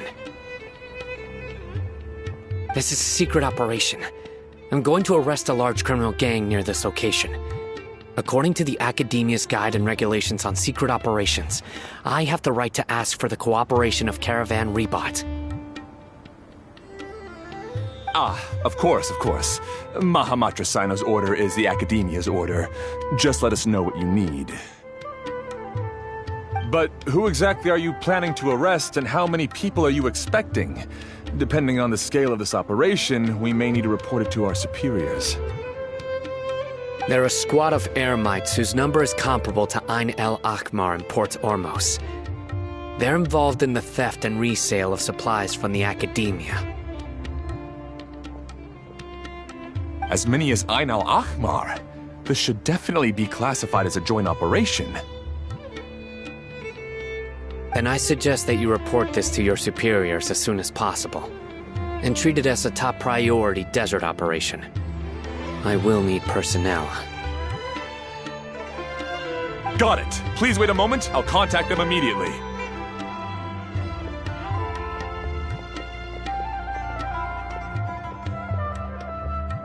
Because this is work.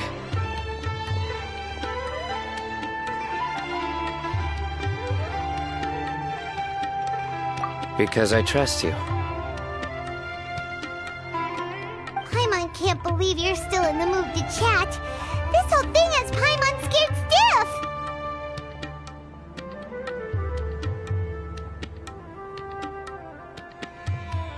Aren't you even a little worried? What if these guards already know that you have betrayed the Academia and are no longer their General Mahamatra? Even if that guard doesn't know, their superiors might, right? We discussed this, remember? The Caravan Rebot operation is of great importance. But don't worry, the guards there shouldn't know that Sino has stepped down.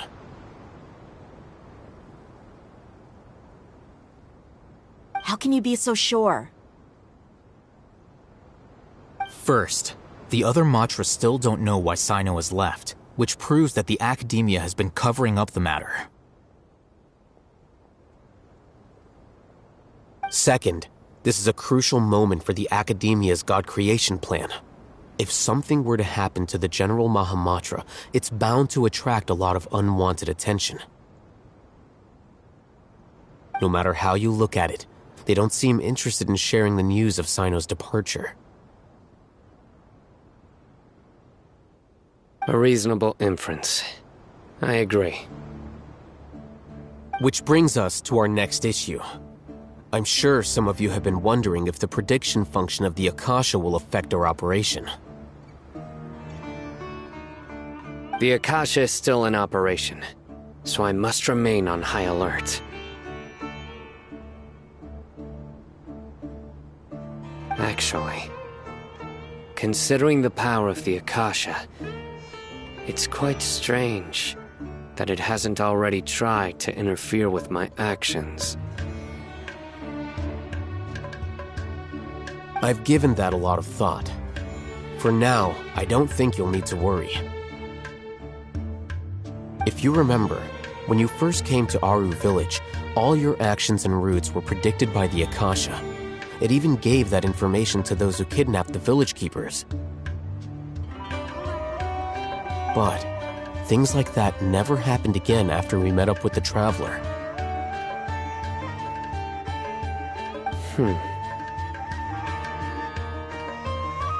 That's true. But why? Look at it from a different angle. Why do you think the Akasha will predict your actions? Because my personal data has been entered into the Akasha. That's true, but the key to this question is, how well can the Akasha make predictions about a person? Haven't you ever thought about it? Just how can it do this in the first place? Because the Akasha controls the entirety of Sumeru. The Academia firmly believes that all human actions can be explained through logic. By sorting and analyzing entered data, the Akasha can derive behavioral logic and predict the actions of those who fit an existing logic model. However, at the risk of sounding like an advocate for fallacies, can everyone truly be considered logical at all times? Emotions are part of our behavioral logic, but can you guarantee that every experience of the same joy or pain would be equally intense? How can our feelings and opinions be predictable down to the letter in every single instance? Sino, in the past, you've always worked alone.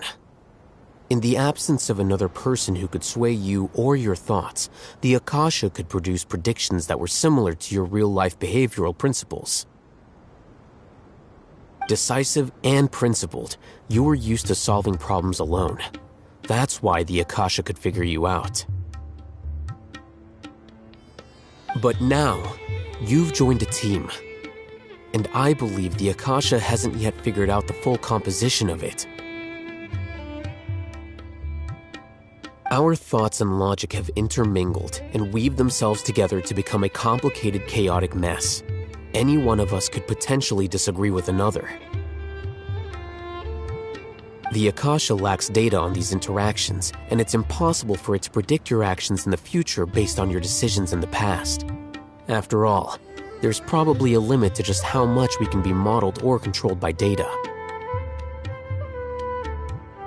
So, in my opinion, you're probably safe for now. Makes sense to me. I agree. The Akasha is not alive, and I don't think we can be completely controlled by something without a mind of its own. Is that so? I guess there are things that even the Akasha cannot calculate, and people will not be forever trapped by the past.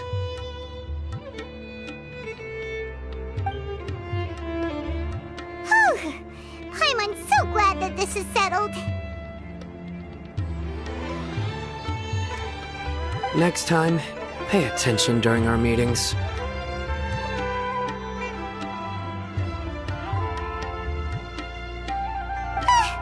Will do.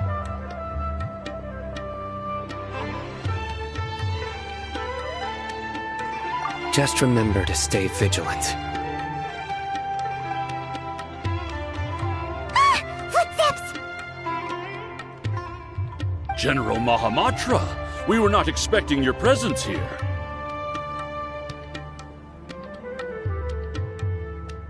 I'm the security officer of the Great Red Sand District. My name is Luxembarba. This is my assistant, the Traveler. She will be working with me. The construct next to her is for her work. Beep! Construct, beep!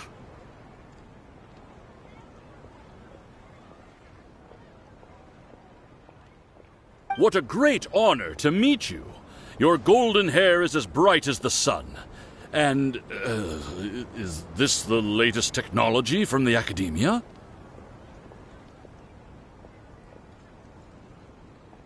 Have you made a decision regarding the matter I mentioned to your subordinate? It seems to be a dire situation, so of course you will have our full cooperation. To be perfectly honest, I've always longed to go on a mission with someone as well known as yourself. There's no need for flattery. Yes, sir. Take your most elite platoon and follow me to the eastern side of the district. We will carry out the operation there. Understood. Map. Hurry, bring the map!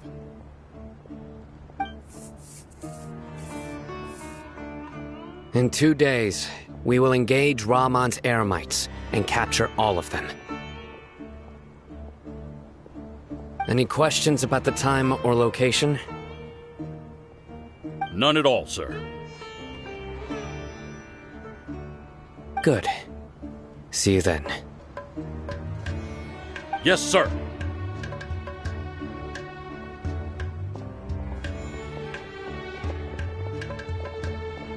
Maybe hanging around the General Mahamatra isn't so bad after all. Everyone's so respectful towards us.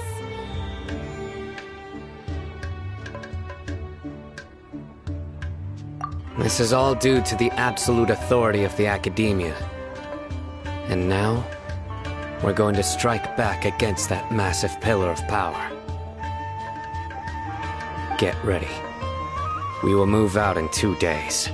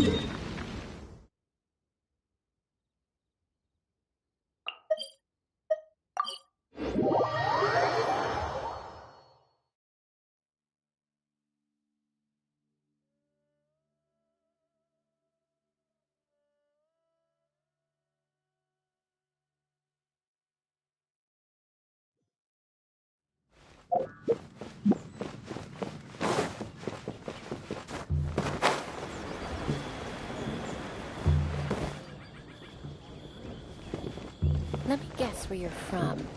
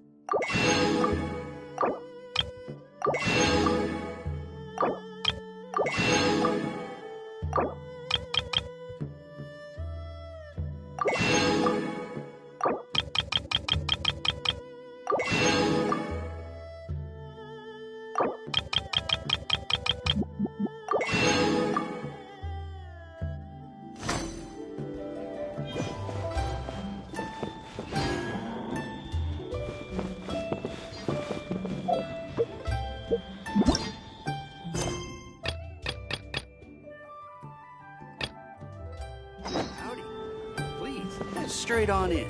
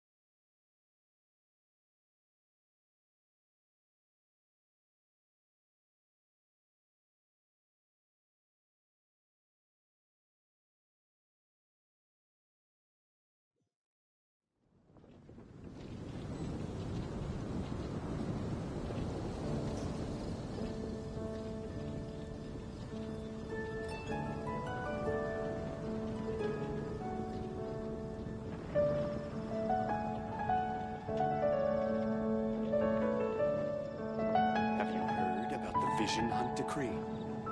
The Vision Hunt Decree? Did something bad happen again?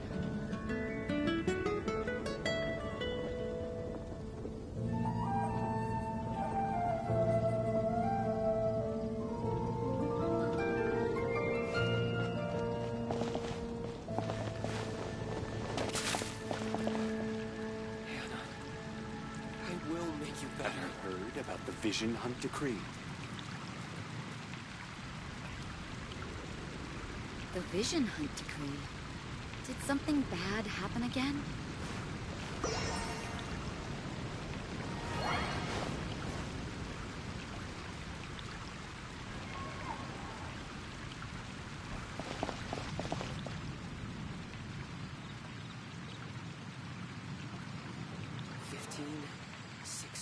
Have you heard about the Vision Hunt Decree?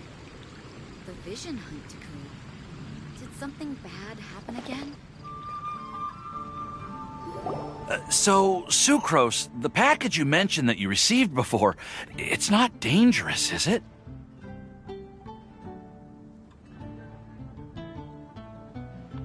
You need to be careful when you're opening packages. I once had a friend mail me some research materials, and all the bouncing around in transit caused a reaction.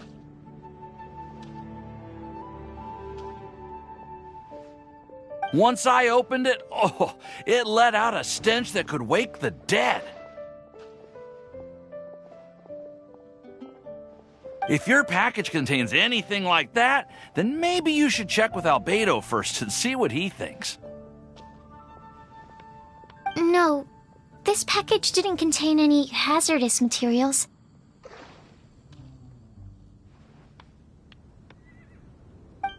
Timaeus! Sucrose! What are you two chatting about? Oh, hey, you two. We're just talking about a strange package that Sucrose received recently. A strange package?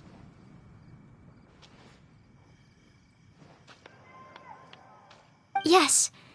I believe it's from a Sumeru scholar who came here to study in Mondstadt. It's most likely a thank you gift for collaborating on some research together. Huh?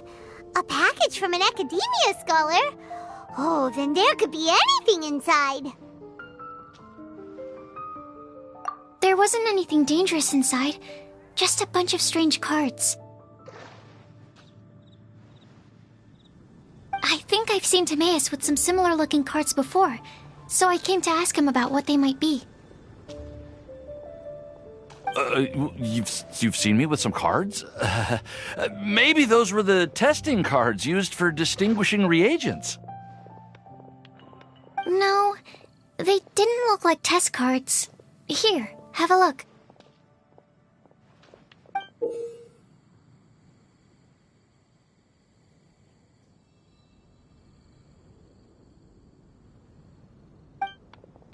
Oh, you meant these?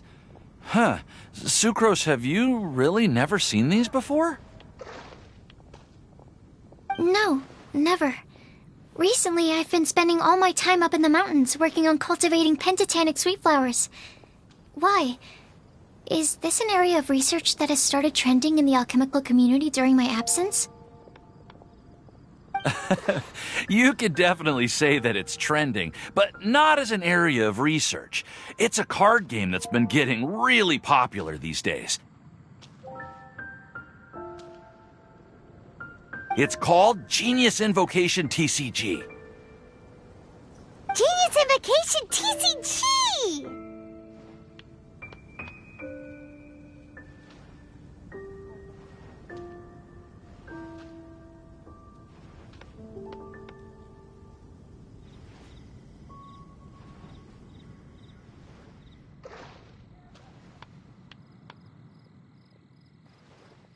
Yeah, we've been hearing about this game all over the place, but this is the first time we've ever actually seen any of the cards. We didn't know it had made it all the way to Mondstadt. Must be pretty popular, huh? That's right. The game's been catching on lately. The Yae publishing house in Inazuma has even published a series of light novels based on the game. The story is really good. It starts with a young guy in Sumeru who finds an ancient casket of tomes in the attic. He opens it and discovers that the soul of an ancient TCG player called the Crocodile King has been captured inside. It turns out that the Crocodile King was King Deshret's viceroy, who battled an opponent named the Ibis King. During the match, the Crocodile King fell prey to his opponent's scheme and was sealed away in the casket of tomes. After being unexpectedly released by the kid, the Crocodile King possesses him and helps him to gradually climb the ranks and become a legendary TCG player.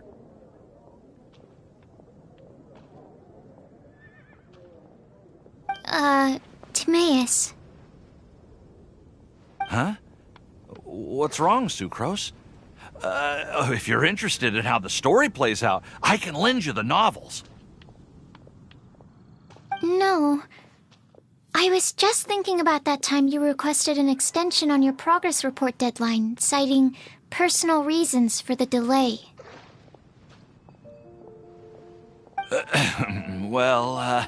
I did go through a phase recently where I wasn't putting enough focus on my work, but it's under control now. I've committed to not even touch Genius Invocation TCG until I've made enough progress in my research. Well, that's unfortunate. Oh? Why's that? Well, since it's a gift from a researcher I've collaborated with, I thought that I should at least try to learn the rules. That way, I could say that I at least tried to appreciate his gift. Oh, right! And since it's a game from Sumeru, who knows? Playing it might even make you smarter.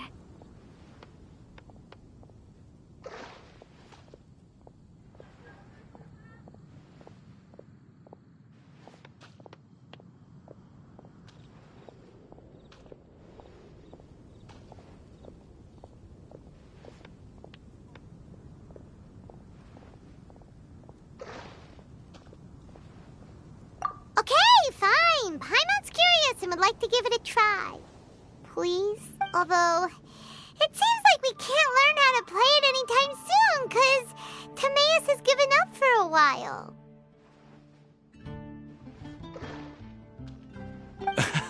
Well, research is my priority, you know.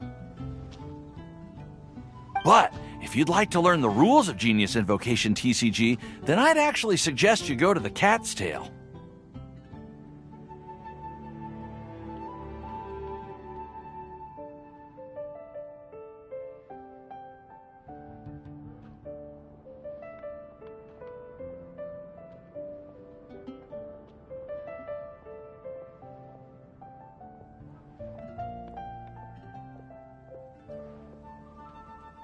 Yep, that's the place. It's where everyone in the community goes to play when they have time. They gather there, trade cards, and they're very welcoming to new players. Trying to learn the rules can be intimidating at first, but it's a lot of fun once you get the hang of it.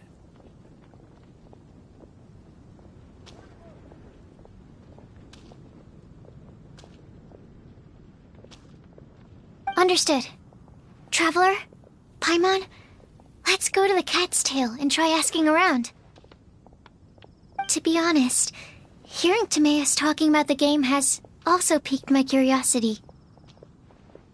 Well, what are we waiting for? Let's get going!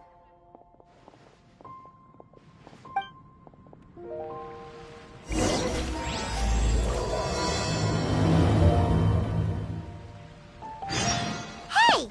Doesn't Mondstadt celebrate the Windbloom Festival around this time of year?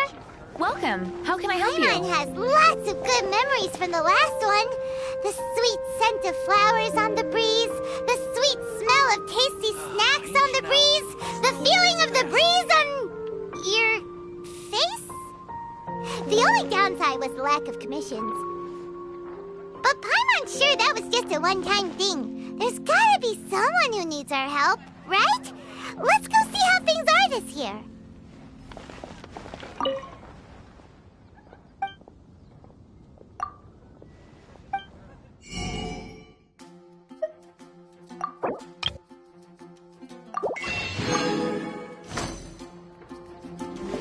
The neighboring nation of Mira. Today's organization is the Stake.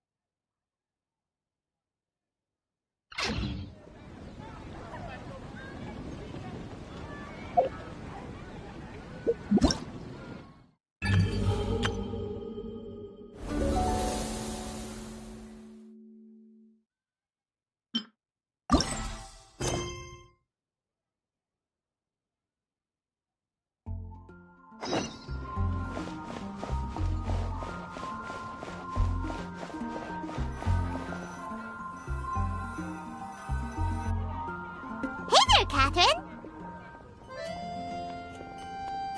Good day, you two. It's nice to see you here at this festive time. So, got any jobs for us?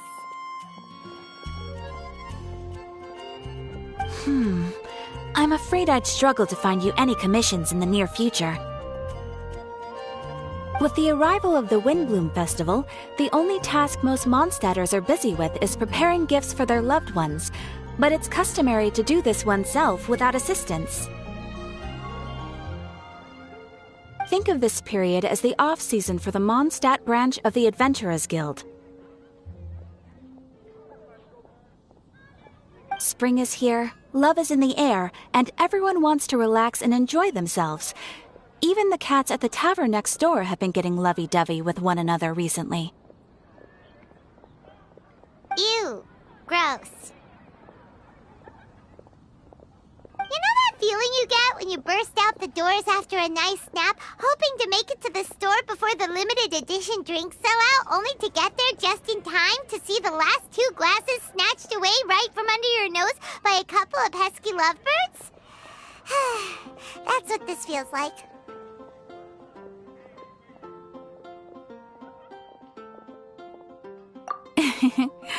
Perhaps you two could simply take this chance to... Traveler! Paimon! Thank goodness I found you. There's something I need your help with.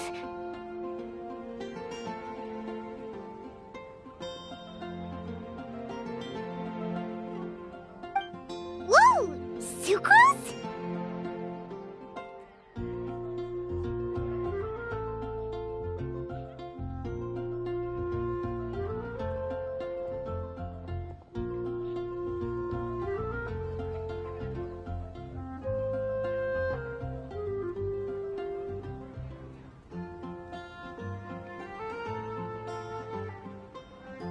What is wrong with you? That's no way to greet a friend we haven't seen in so long.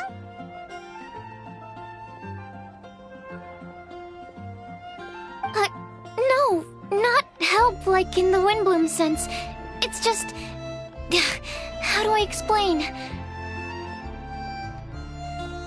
Go ahead, Sucrose.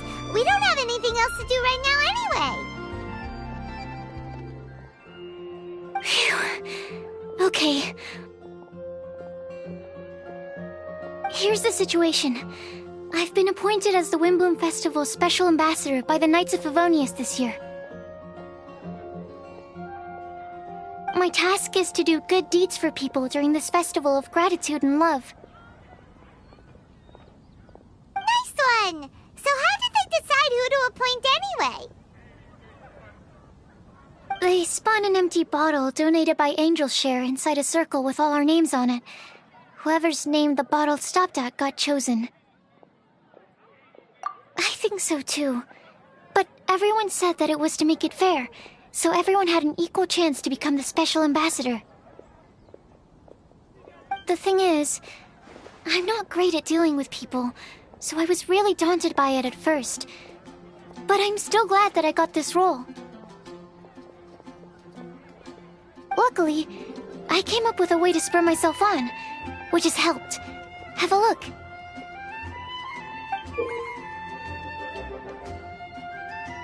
Is that a test tube?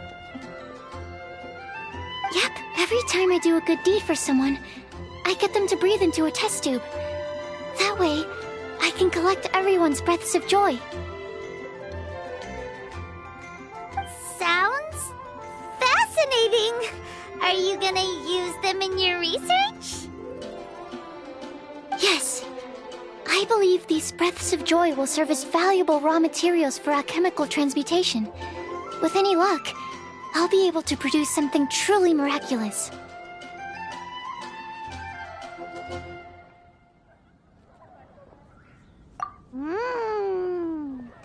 Darn, now Paimon's hungry. Wait! You're doing this on purpose, aren't you? Actually, I meant something even more exciting than that. I can't say for sure until I have more test results to confirm my hypothesis, though. Alchemists mustn't make claims they can't live up to. Anyway, I'm still missing one final breath of joy. Oh, is that all you need help with? That's easy. Just treat Paimon to a sweet madame. Then you'll get your last breath of joy.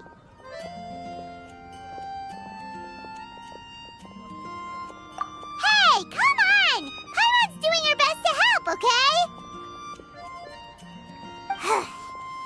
So, does it need to be more like official or ceremonious or something? No, joy isn't measured in those terms at all. Let me put it this way. Have you ever planted a fruit seed and cared for it while it grows? In the same way that those tender, sweet fruits are the product of your time and effort, the amount of joy derived from an experience is positively correlated to the degree of hardship overcome during it. For example, in my case, I would say that to experience a statistically significant amount of joy, I'd have to do something like spend 6 months developing a medicine formula to a point where it was finally consistently effective.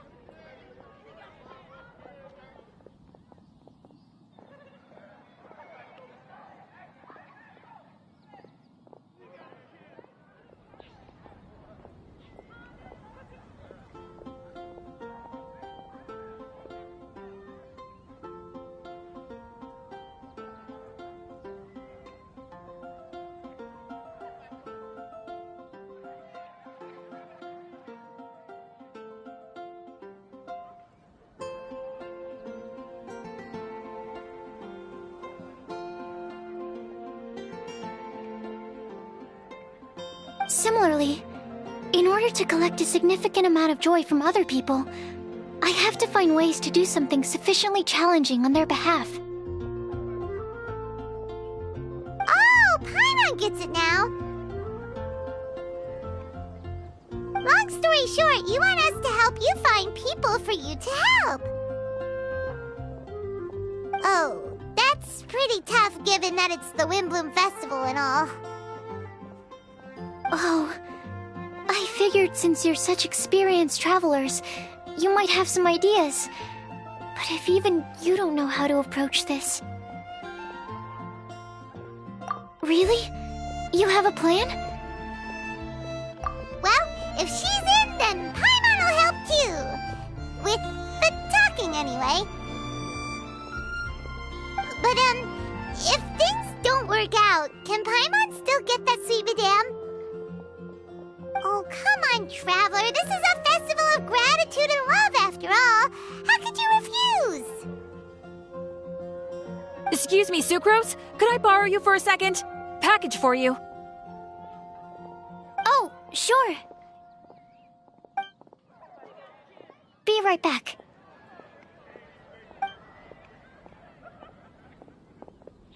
Wait! Is that who Paimon thinks it is? That's Kale, right? When did she arrive at Mondstadt?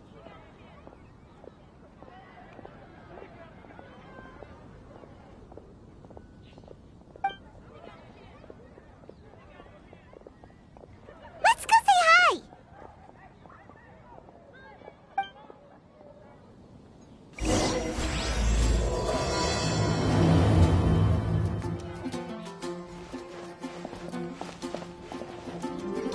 And that's everything. Are they all in satisfactory condition? Yep. Thank you, Marjorie.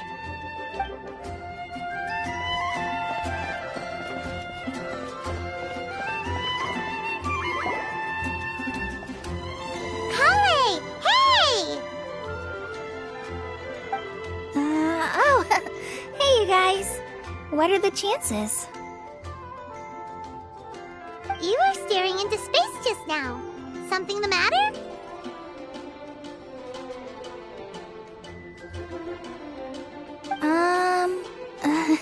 No, don't worry. I'm fine.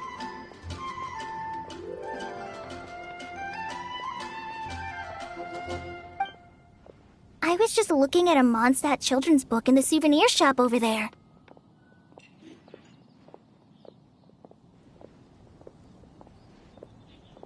While I was flipping through it, a piece of paper fell out. The writing on it was really mysterious. Almost like a prophecy. If you can do these things, you may light the lantern of utmost joy and receive a supreme blessing. And what does these things refer to? Find a flower that is not of this world. Find a guide who will never get lost. Find one who would never lie. Find a Legend that never ends. So, 4 things in total. Here, have a look.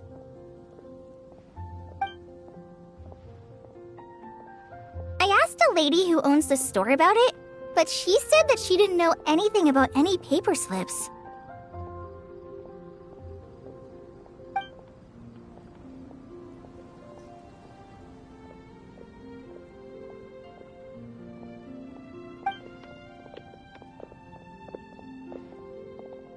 Hi there. Sorry to butt in, but what's the name of that storybook you just mentioned? Oh, it was called The Boar Princess. That is strange. I've read that book, and it sounds like that note you found has no relation to the story at all.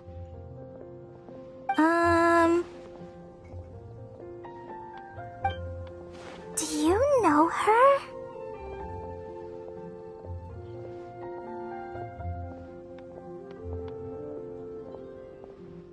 Let Paimon do the honors. Kale, this is Sucrose, an alchemist with the Knights of Favonius. And Sucrose, meet Kale. She's a trainee forest ranger from Sumeru's Avidia Forest. Hello. Hi.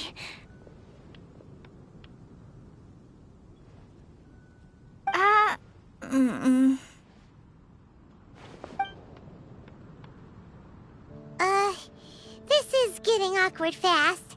They're both so shy. So, Sucrose, what are your thoughts on this prophecy? Could it be real? Without having done any research, I couldn't comment definitively.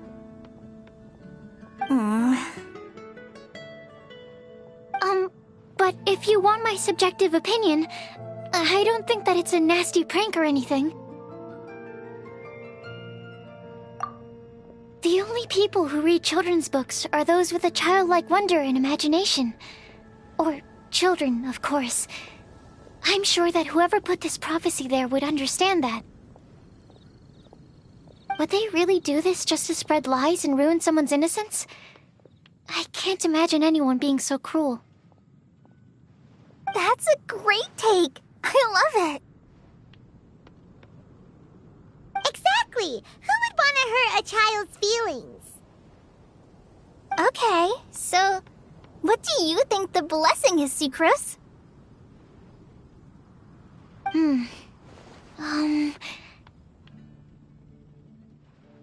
If I had to guess, maybe a fairy that can make people's wishes come true or something? I haven't read many fairy tales, so this is pure speculation. With no other information on hand or prior research to compare against, I'm afraid it might not even be worth considering. Wow! Her guesswork is really good, though. I want to pick her brain some more. But will she find it annoying if I keep asking her questions? We've only just met after all. What's the best thing to say to someone you're meeting for the first time?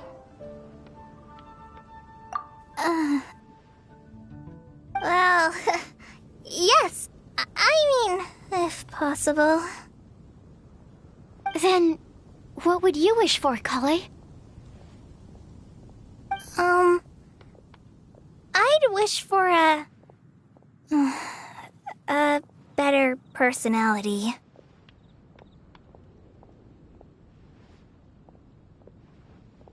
Huh? Huh?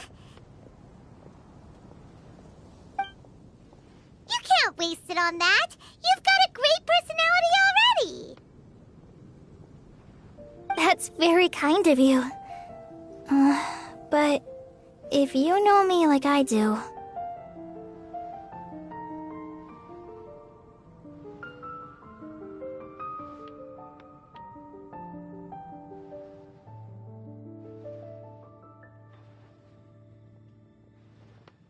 Kale! I know that voice!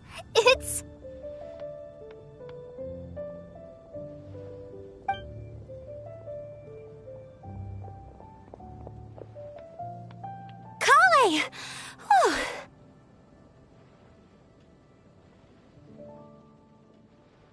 You made good time, huh? You're way earlier than I expected.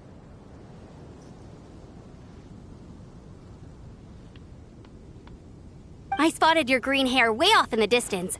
Good thing my eyes are sharp, or I'd have missed you. Amber! Have you been doing well? Did you finish all the pita pockets I brought you last time? You bet. They're getting yummier each time you make them. Huh? Wait, remind Paimon, have you been to Mondstadt before?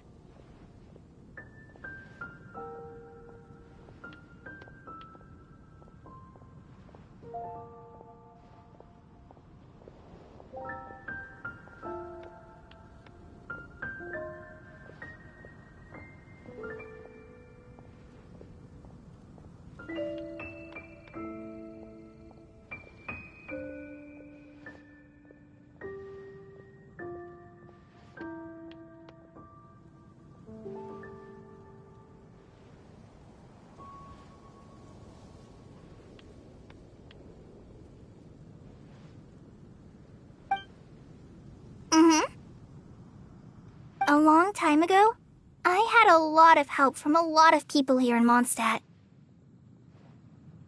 So ever since my Elazar got better, I've been looking out for an opportunity to come back to Mondstadt and tell them all the news that I've been cured. Thanks. If it's okay with everyone, why don't I take Kale for a walk around town? I'd like to show her some of the places she didn't get to see last time. Of course. Fine by me. Sure, go right ahead.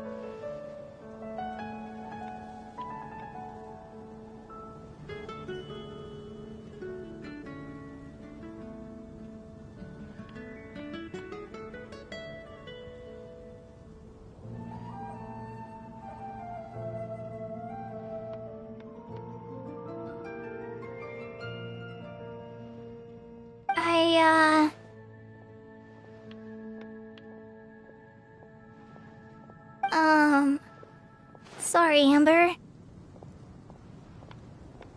I agreed to meet my traveling companions by the city gate in a few minutes, so I can't go with you just yet. Oh, that's all right. In that case, you guys go rest up, and I'll go see Master Jean to ask for some time off. Oh, okay.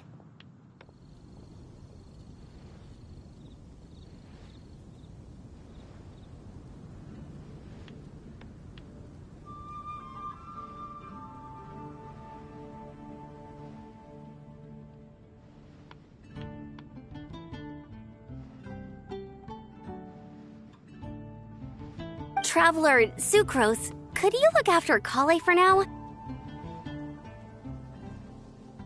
I'll come get her later and take her out. There's still a whole bunch of people I need to introduce her to. Sure, no problem. Awesome. See you later then.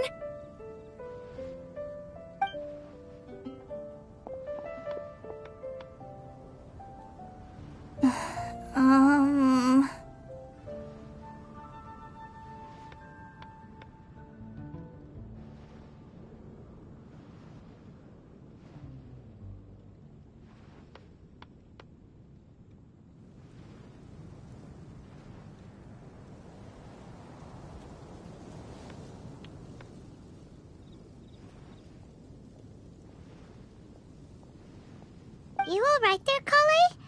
You look kinda disappointed.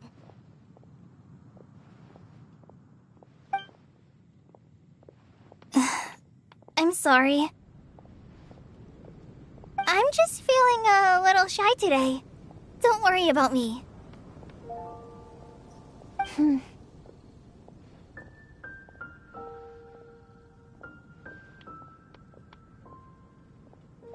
Amber wants to introduce me to more of her friends. Am I gonna be able to cope?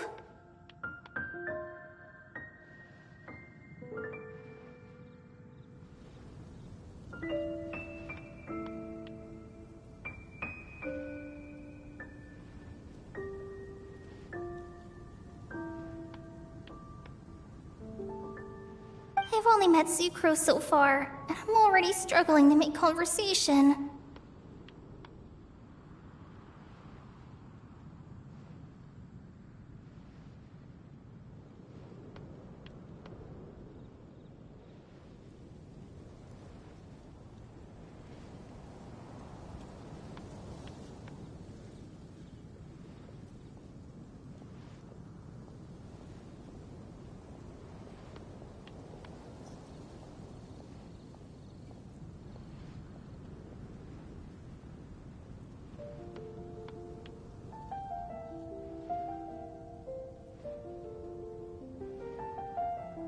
I wish I had a little more self-confidence.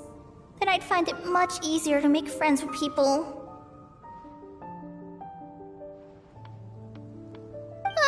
It's nearly time!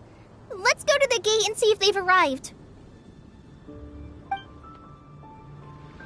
It's time for the operation! Let's go meet Sino in the desert!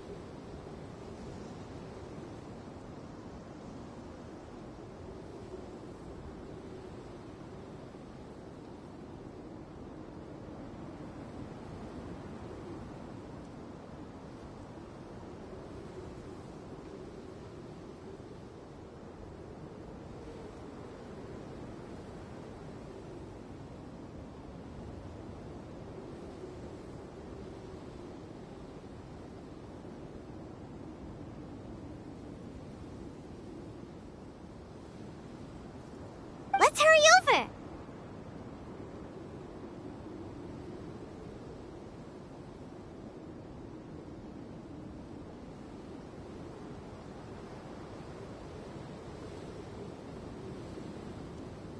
Wait a moment.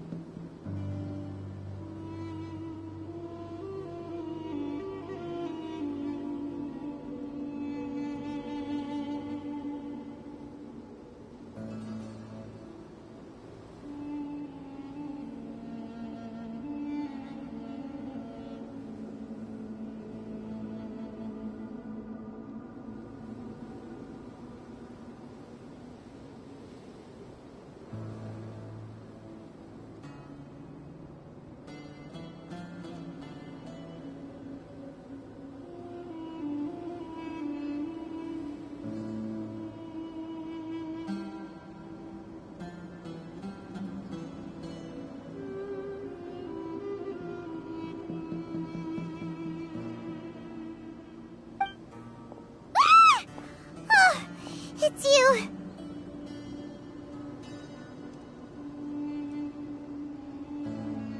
You're my assistant, remember? Being my assistant, you must stay with me. Now let's head over there. It's General Mahamatra and his assistants.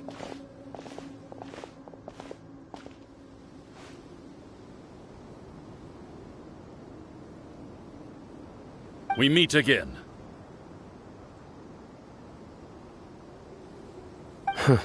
You're here early.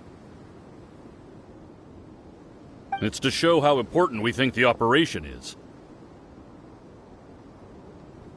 Since this is a big case for the Academia, we are prepared to give it our best. I'm glad to hear your sense of resolve. Remember, we must capture them alive. They are our only leads for the case. If they die, we will be unable to continue the investigation. Understood. Everyone! The Eremites are approaching from the west! Make preparations and be ready for combat.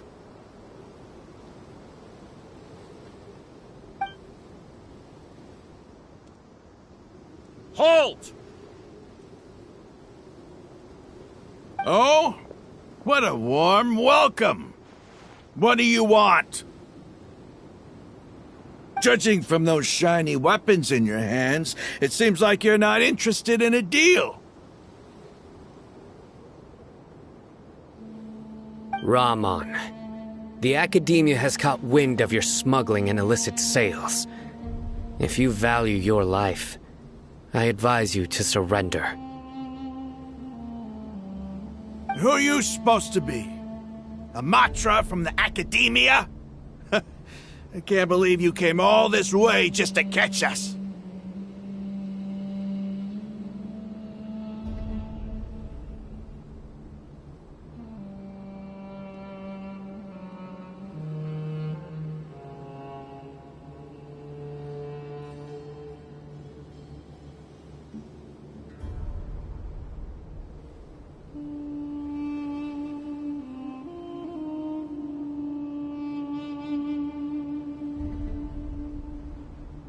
I'm not here to talk. Oh. Nobody's given me this much time of day since I became a mercenary. Brothers! For that slight, let's wash our blades with their blood. Let's show them we Eremites are not to be messed with.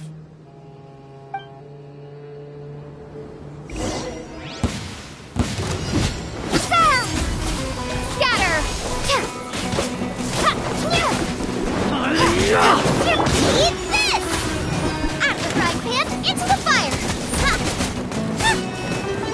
Oh, so sorry. Punishment!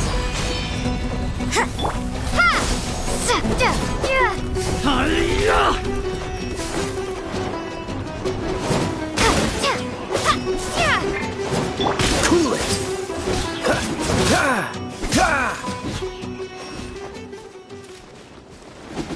Dodge this!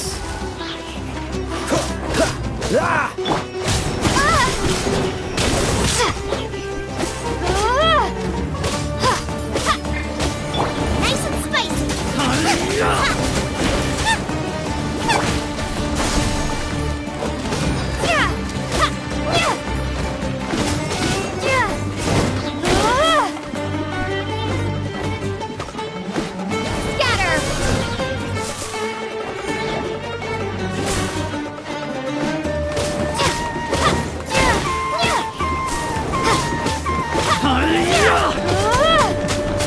Propagate!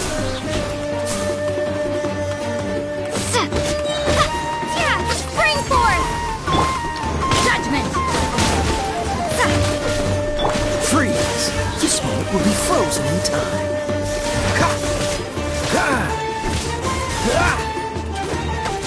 Cool it!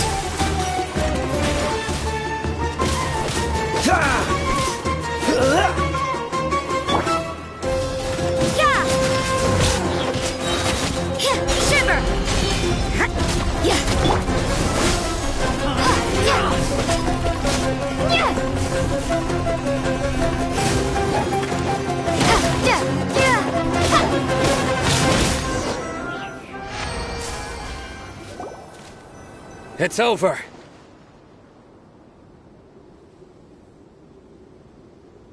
Ah!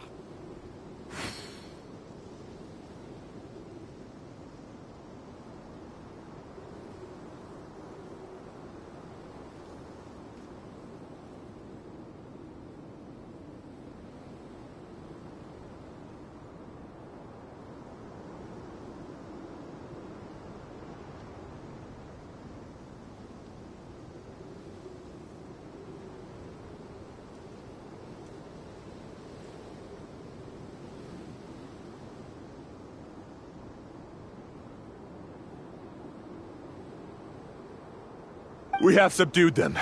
The operation is now over. All Eremite mercenaries and related personnel in the area have been arrested. Ah, you pitiful Dendro Archon dogs! You'll regret this! I'm afraid you'll regret it first. King Deshret will curse you, and you will all! Silence! Oh, Restrain them and take them back to Caravan Rebot. Count their numbers and send them to the Academia as instructed by the General Mahamatra. Yes, sir!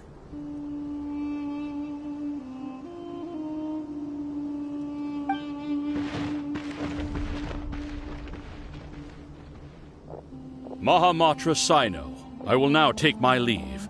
If you need further assistance, please come to Caravan Rebot and ask for me. Understood. You are dismissed. There they go. Let's talk elsewhere.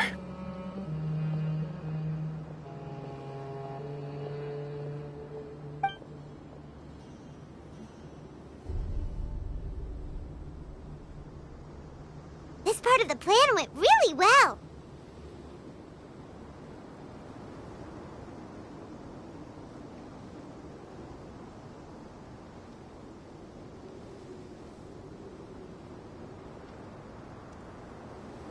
Yes, things went perfectly.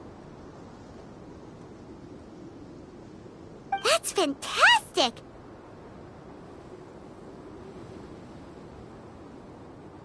And that punch you gave Ramon there sure looked convincing enough.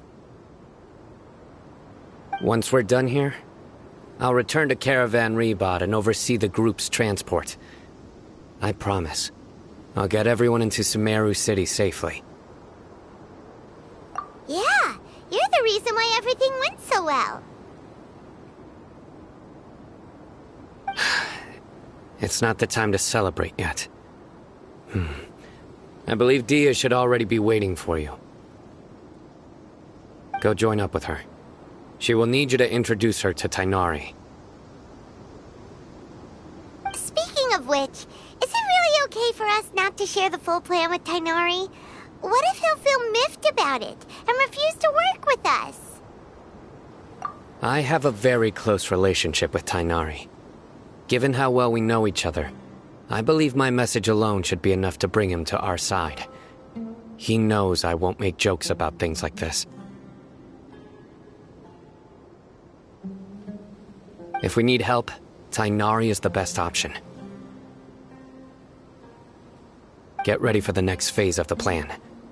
Don't keep them waiting.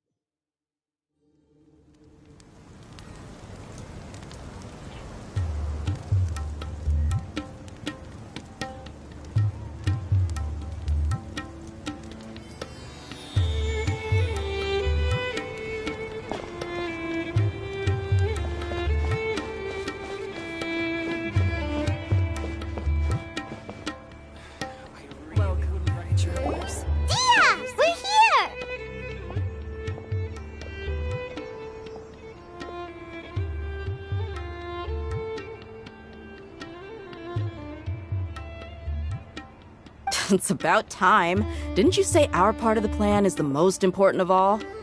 And here you come rolling in late. In the time it took you to get here, I already did 5 laps around the place, downed 7 drinks, and even did some clothes shopping. Sorry. We didn't mean to keep you waiting. I just wanted to fix your attitude and rub it in a little. After all, you took your sweet time getting here, and we've got important stuff to take care of.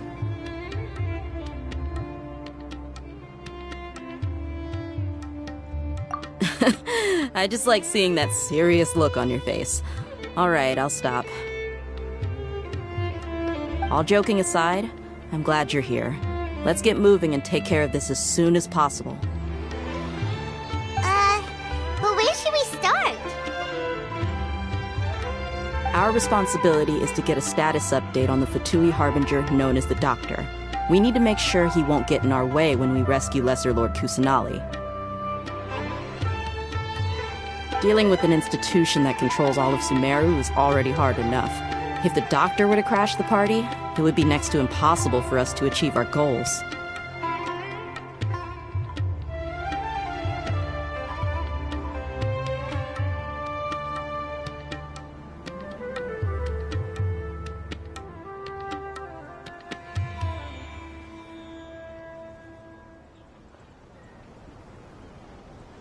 Yeah, we sure don't want him showing up. Ooh, he really gives Paimon the creeps.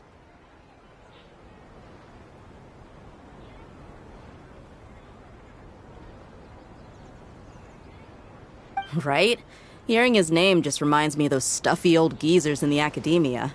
I'd rather not have to deal with someone like that.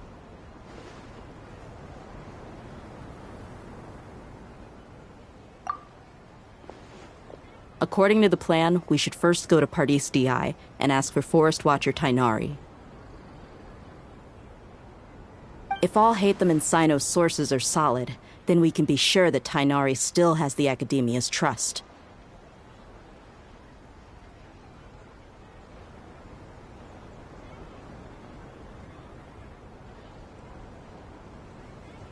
So, we'll find Tainari and convince him to get us the latest intel on the Doctor. Then, depending on what we learn, we'll make any necessary adjustments to our plan. The sages have placed spies everywhere on the other side of the wall. I'll follow you as a bodyguard.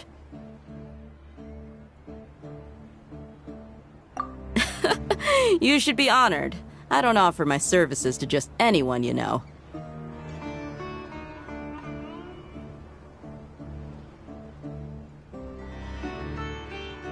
But Paimon thought mercenaries would do anything for Mora. That's certainly true. But when multiple employers are vying for your services, you should always go with the best offer. Let's see. If I were to charge you a bill, I guess I can apply a discount.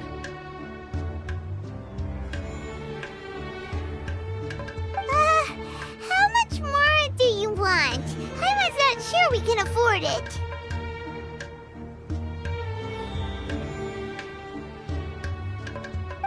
How much do I want? Hey, how about paying me with a smile? What do you say? I haven't seen you smiling much recently. If you ask me, someone like you must look lovely when they smile. Come on, give me a smile so that I can be less worried. Looking good! I hope this pretty smile will become our lucky charm.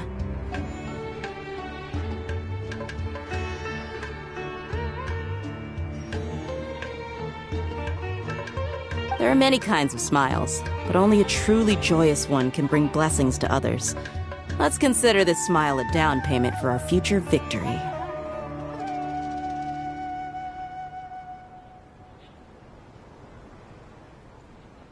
Let's go. It's time to pay a visit to Pardis DI.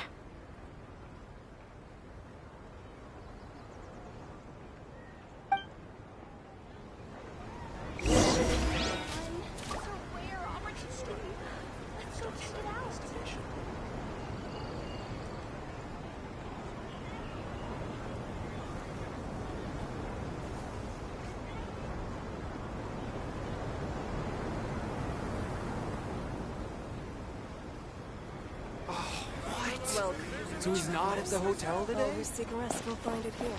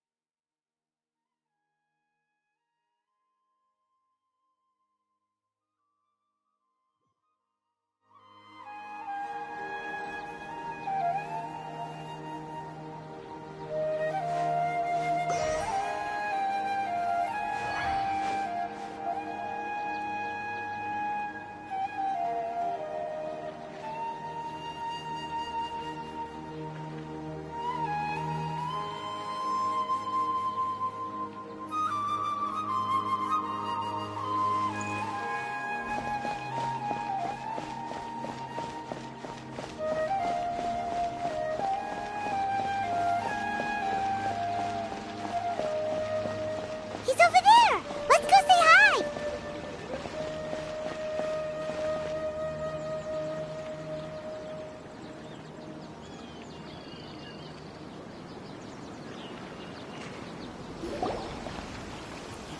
Tainari!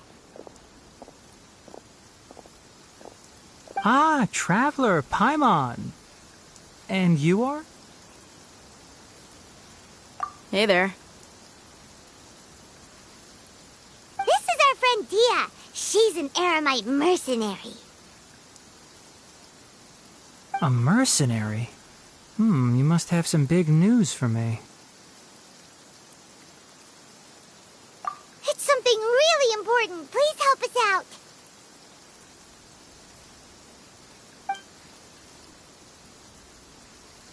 All right, then follow me.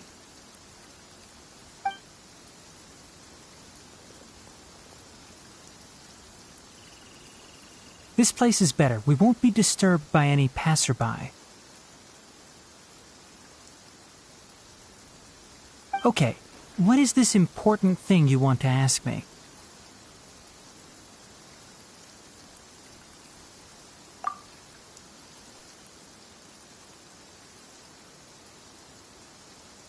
The doctor, huh?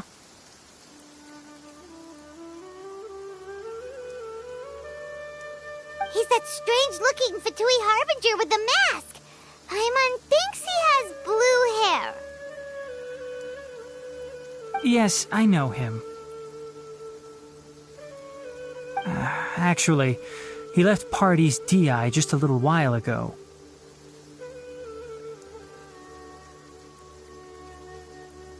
He left already? Yeah, he came looking for me. Can I ask what it was about?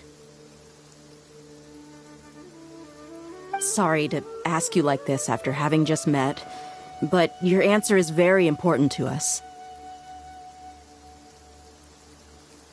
For now, all we can share with you is that your friend Sino is working with us. Sino, you say?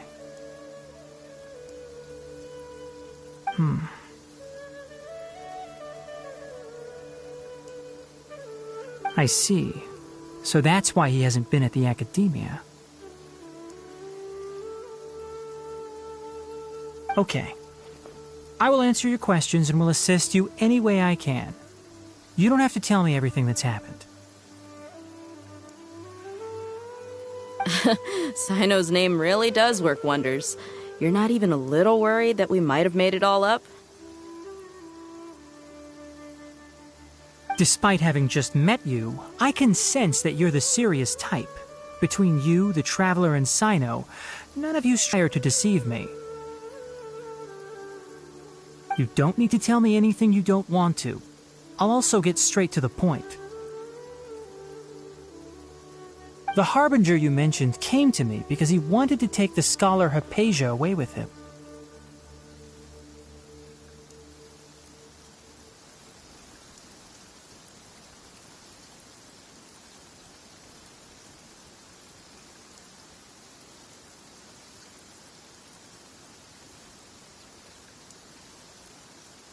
Hypatia?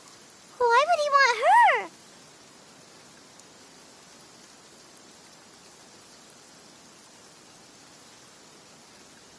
And what do you mean by take away? Is he planning to leave Sumeru?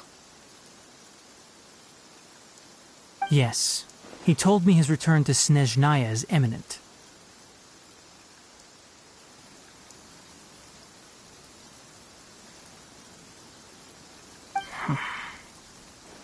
So you mean... you're leaving this place soon? Indeed. Otherwise, we could have perhaps talked a little more.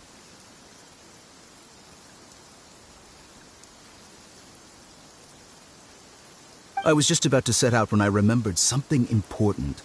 To that end, I made a final trip to Pardis Di. Let me ask, have you been taking care of a scholar by the name of Hypatia?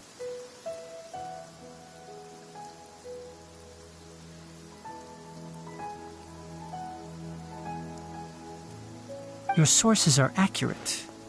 No doubt because you recruited many informants. But you're right. Hypatia has indeed been receiving treatment from me. Forgive me for asking, but how's the treatment coming along? Given the way you're asking, I assume you have something to say.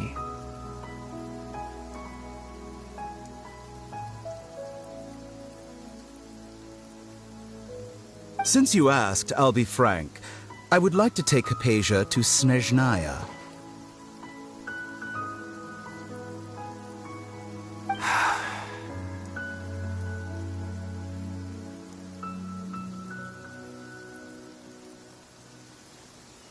It's incredibly difficult to transfer a patient. As a scholar yourself, shouldn't you at least be aware of this?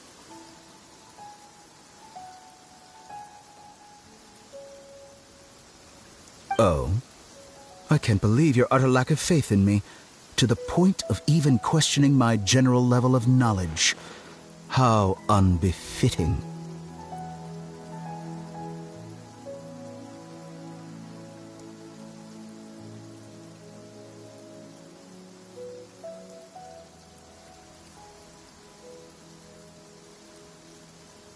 Well, you're the only one who's ever made such a request.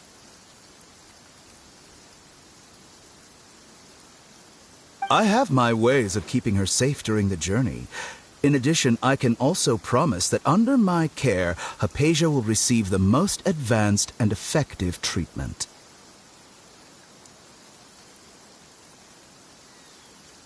I will personally supervise her treatment and see to her recovery.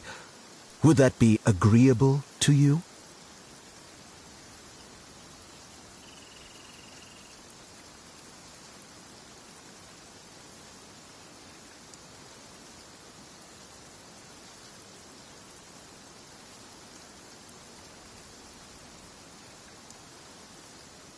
Hypatia was born in Sumeru and remains a scholar of the academia. Her situation has not become dire enough to necessitate her transfer to another nation.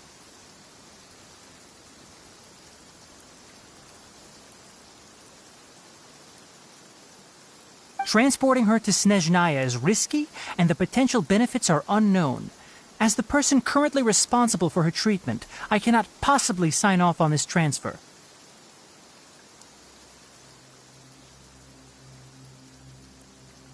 Your suggestion is rude and reckless. I'll pass.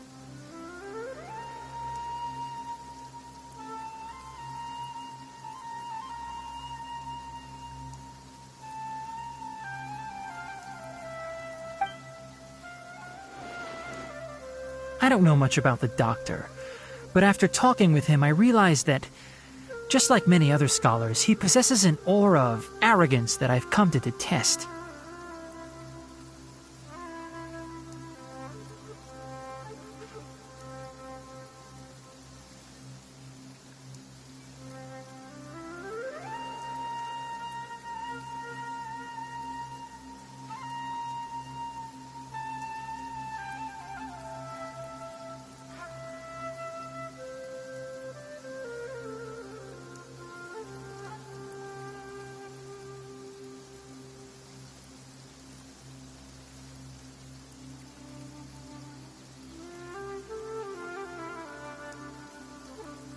It's not so much that he's looking down on others, but more that he's so confident in himself and his abilities, to a point of near insanity.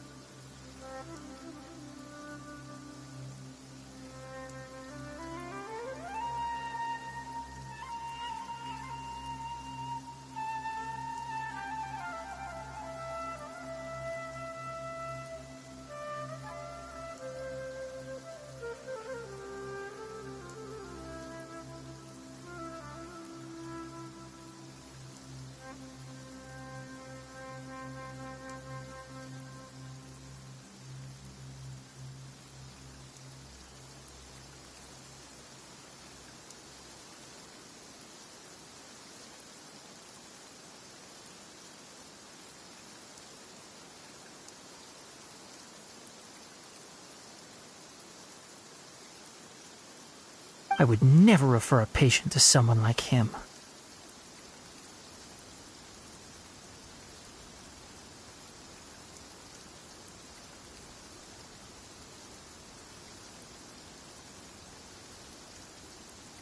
I prepared myself for a protracted battle of wits, and was really surprised to see him just give up on the topic.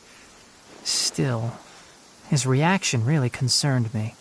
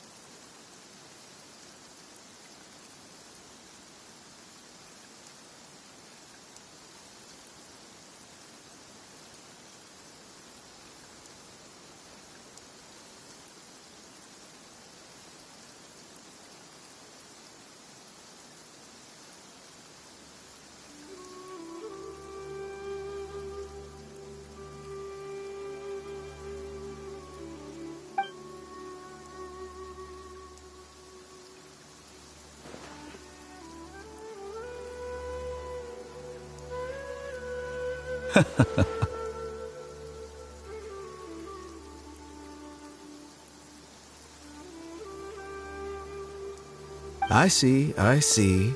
Of course, your opinion makes perfect sense.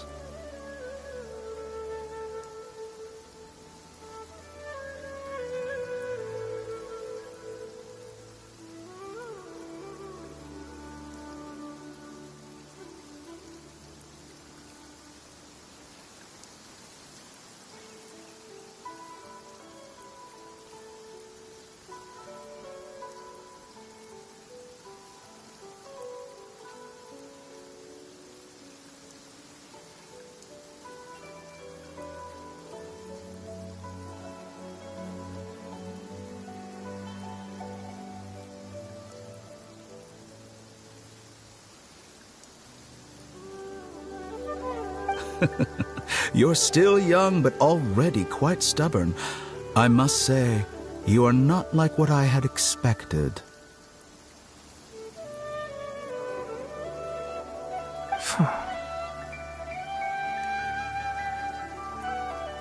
Under normal circumstances, I wouldn't just let you off the hook like this. But unfortunately, I'm in a hurry today, what with Her Most Noble Majesty the Tsaritsa calling for our return.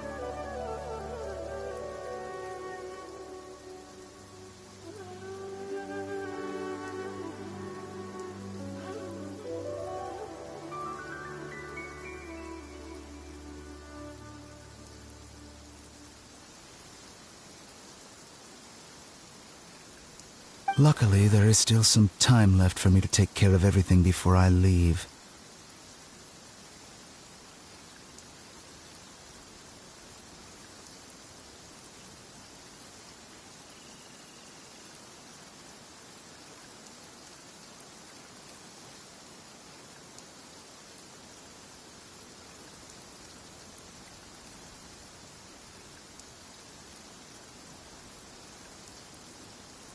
It's just as the Academia said.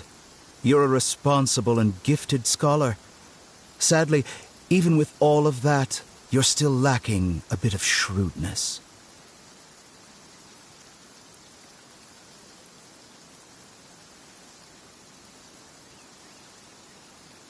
And that's also why people like you can never realize that sooner or later, everyone must pay the price for what they've learned.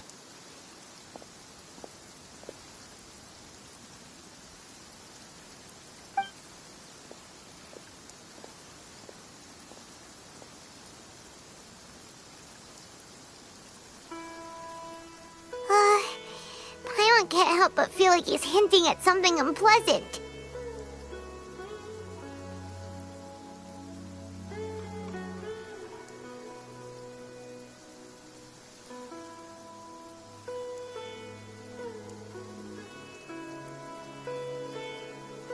He asked a question, yet didn't care for my answer. Perhaps I'm nothing but a talking rock in his eyes. He never came off as malicious, but an utter lack of compassion permeated throughout our conversation. From his tone, I can sense that he's always looked down on others.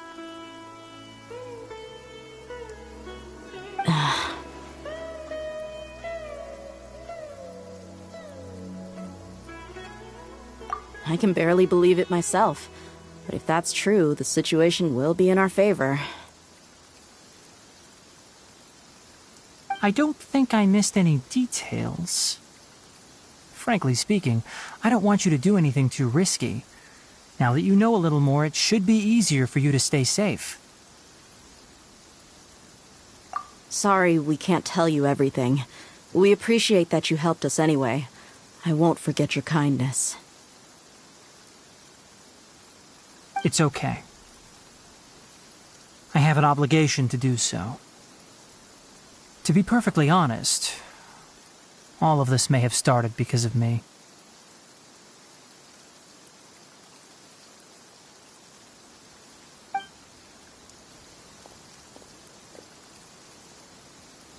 Recently, my master wrote several letters to me, asking me to return to the academia and assist him with his research. Hasn't he already asked you several times before?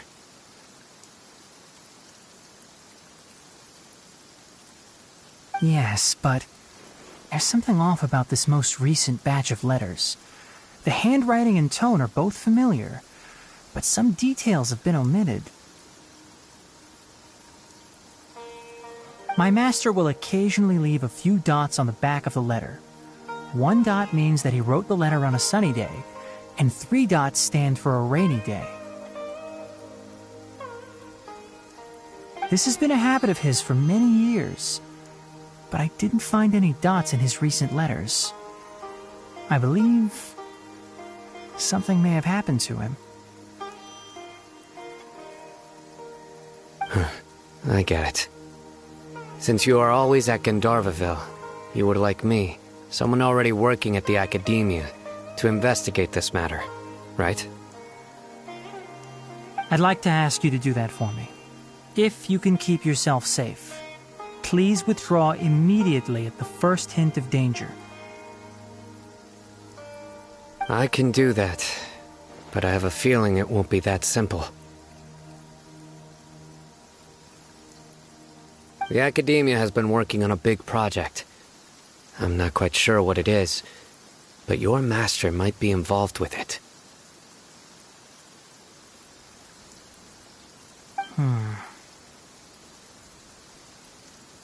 If the higher-ups really are hiding something, then it will be difficult to remove myself from the situation once the investigation starts. If the situation becomes critical, I'll leave the academia. If you don't see me there for an extended period, that's your cue. All right, we've got a plan. I'll stay at Gandharvaville to support you. If that scenario comes to pass, you must be extra vigilant. And be wary of any messages or direct requests from the academia. I must say, I didn't expect a warning like this from the General Mahamatra.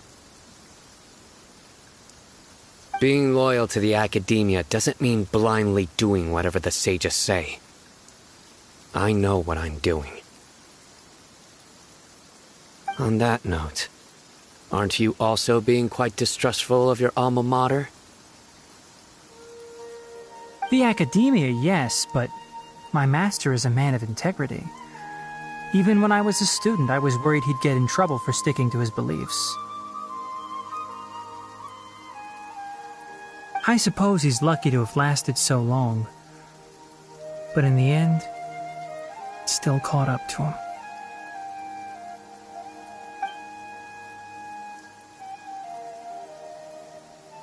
I see. So you noticed something was up with the academia from the very beginning. This may well be how Sino became involved in all this. In that case, I must keep my promise and help you however I can. Also, if you run into Sino again, please help me pass on a message to him. Trust your own senses and experiences. I think this may be something he needs to hear right now. Okay, we'll find a chance to tell him. Thanks. Right. Now let's go hunt down this Harbinger. Oh, by the way, which way did the doctor go when he left Pardis DI? That way. Gotcha. Thanks so much. We'll be on our way.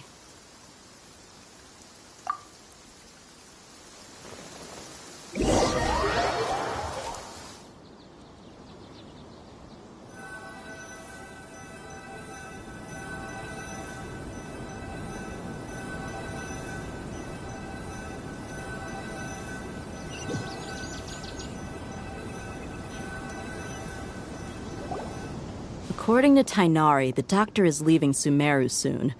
I want to check if the doctor was actually telling the truth. He also said that he'll take care of everything before he leaves. What did he mean by that?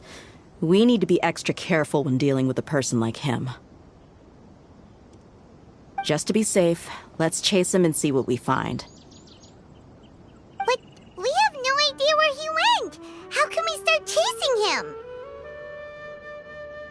We'll do it the mercenary way. I'll find leads as we go. All you have to do is just follow me. That Harbinger may have tried to cover his trail, but he still left some traces.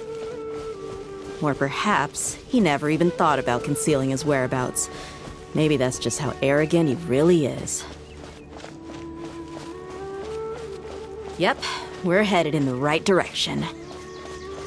The traces are still fresh, but there's no sign of his entourage. Clearly they're in a hurry. It's just as I thought.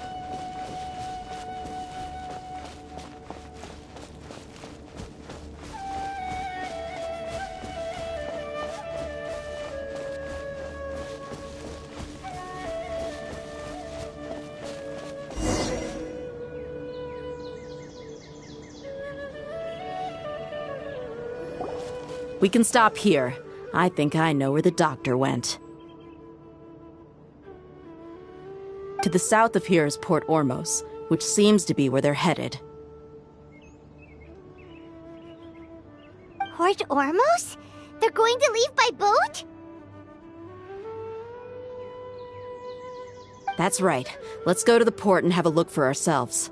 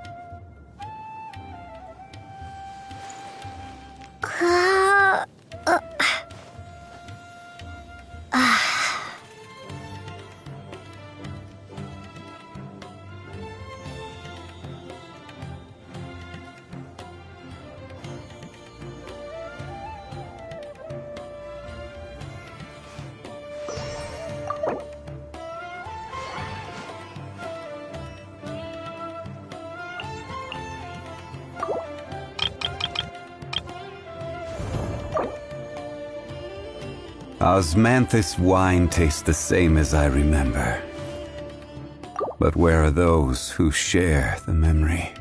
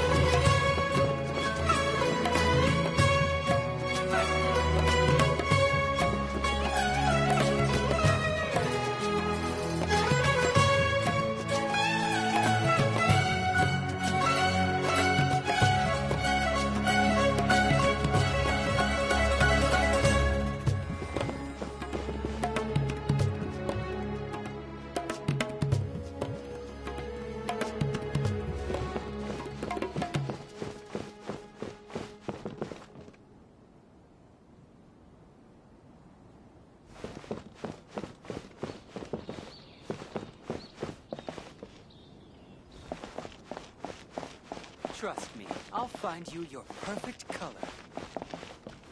True history is sometimes even more exciting than legend.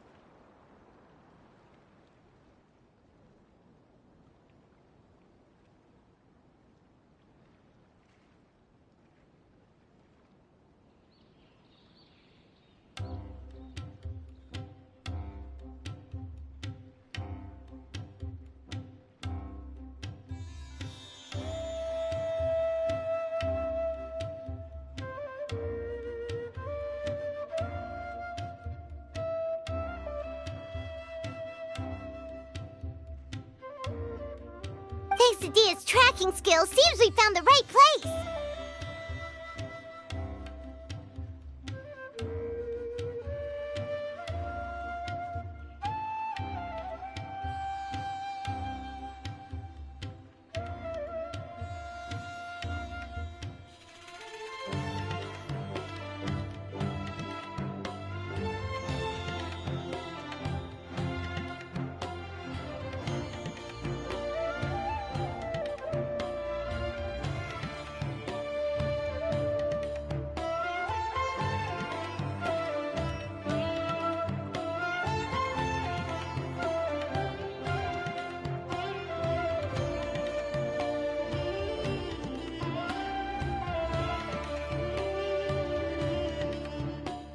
Shh! Don't draw their attention.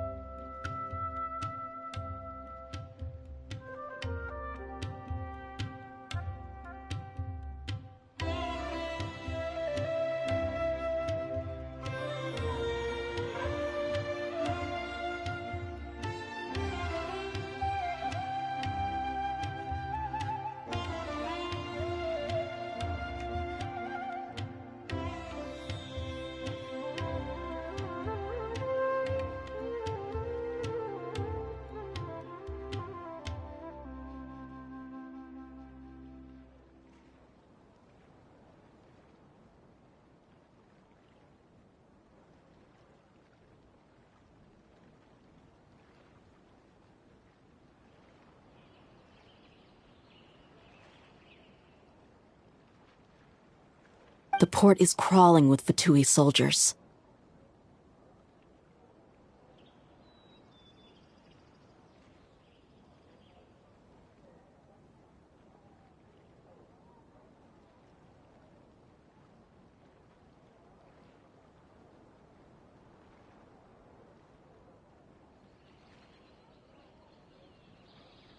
Let's keep going going and see what we can find.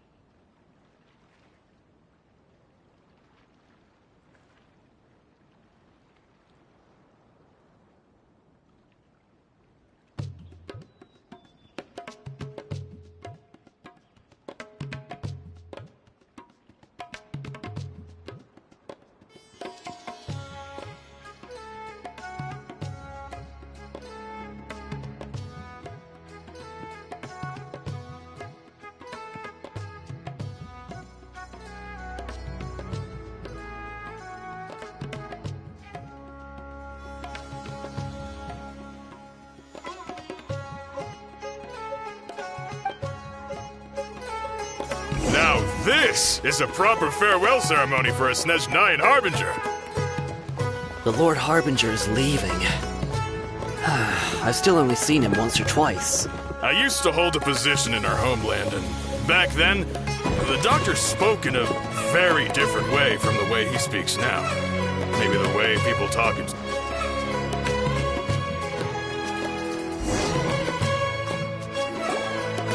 Look! Fatui soldiers! Thanks to Dia's tracking skills, seems we found the right place. Shh! Don't draw their attention. The port is crawling with Fatui soldiers.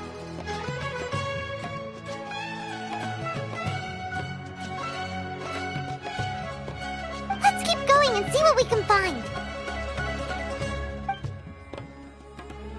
Now this is a proper farewell ceremony for a Snezhnayan Harbinger. The Lord Harbinger is leaving. I've still only seen him once or twice.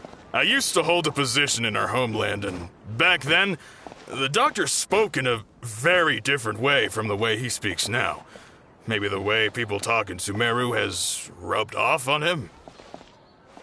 It's always like that when you spend too long away from home. When he gets back to Snezhnaya, perhaps it will also take him some time to get used to the life there again. Huh? But, sir, that can't be right. No, I remember it like it was yesterday. Both his expressions and tones are now very different. Also, for some reason, he seems like he's all smiles now. You must be mistaken. Nobody's supposed to look happy when they're on a business trip.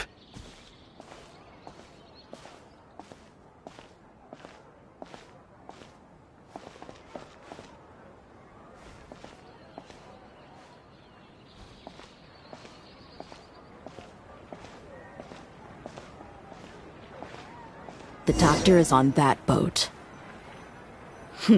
So he told the truth after all. He is actually leaving Sumeru. Let's get closer and find a place to hide so we can observe him.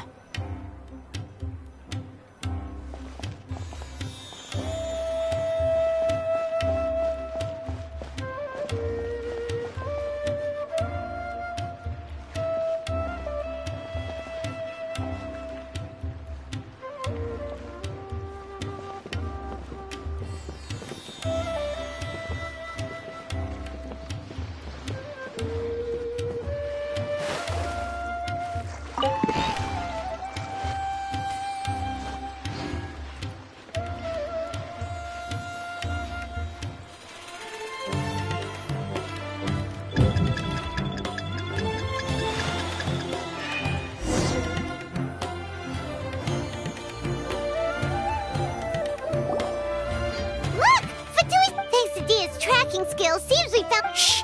Don't draw their attention. The port is crawling with Fatui. Let's keep going and see what we can. Now this is a proper farewell ceremony for a Snezhnayan Harbinger. The Lord Harbinger is leaving. I've still only seen him once or twice. I used to hold a position in our homeland, and back then, the doctor spoke in a very different way from the way he speaks now. Maybe the way people talk in Sumeru has rubbed off on him? It's always like that when you spend too long away from home. When he gets back to Snezhnaya, perhaps it will also take him some time to get used to the life there again. Huh? But, sir, that can't be right. No, I remember it like it was yesterday. Both his expressions and tones are now very different. Also, for some reason, he seems like he's all smiles now. You must be mistaken. Nobody's supposed to look happy when they're on a business trip.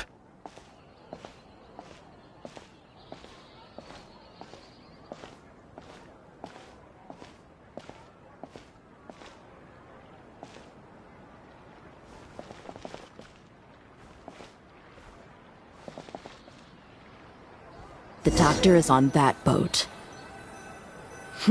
So he told the truth after all. He is actually leaving Sumeru. Let's get closer and find a place to hide so we can observe him.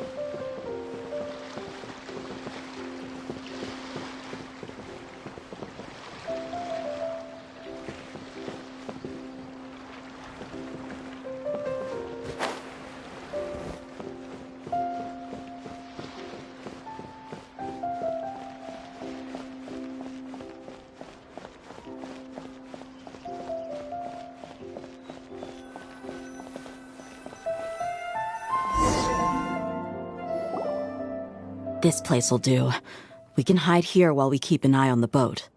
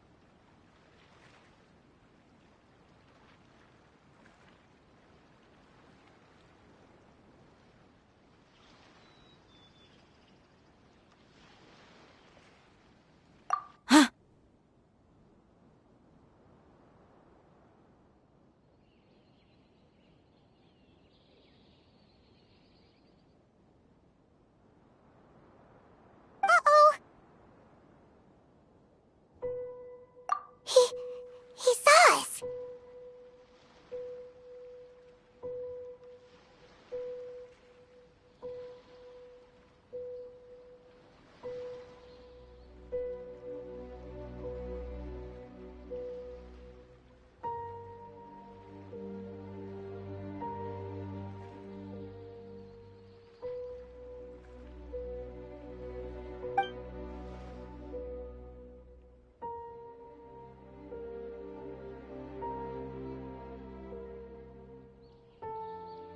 Huh? Is he waving at us?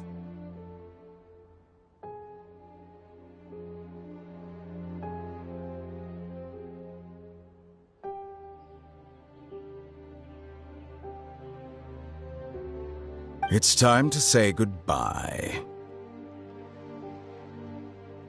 Wait, is he the only person on the boat? You mean there's nobody with him?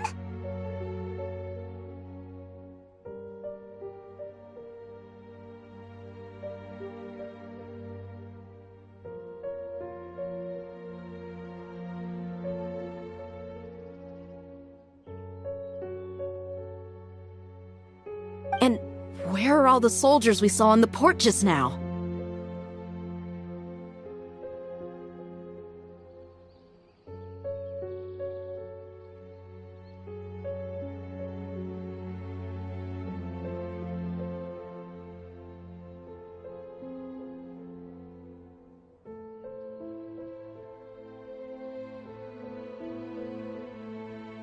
They were all here just a few minutes ago, but now they vanished.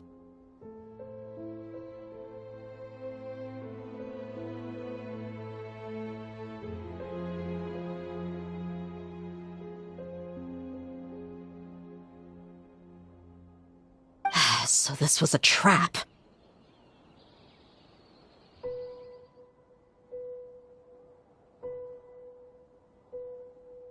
Wait, don't tell me that.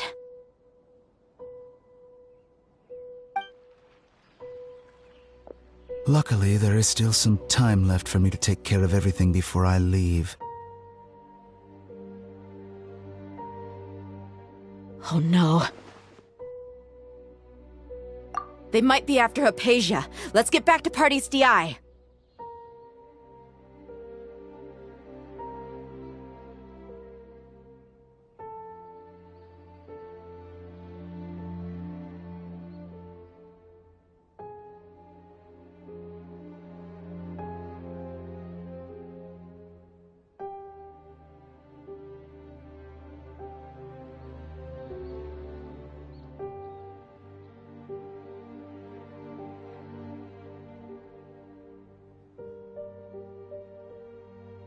Huh? What do you mean?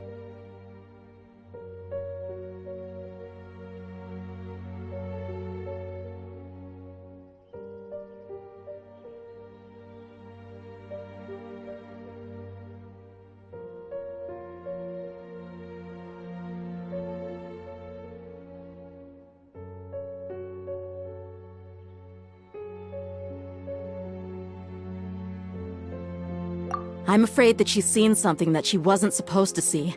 If I were the Fatui, I would also try to take her away. And if I couldn't...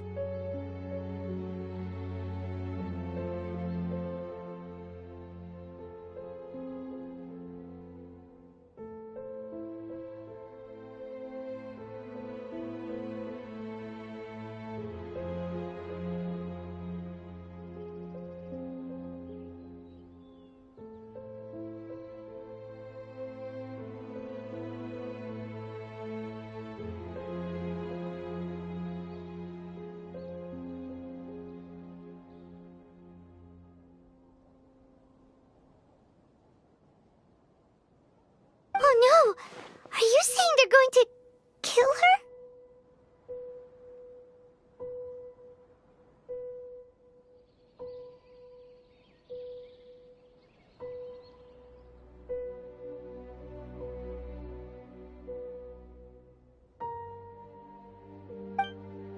Let's go!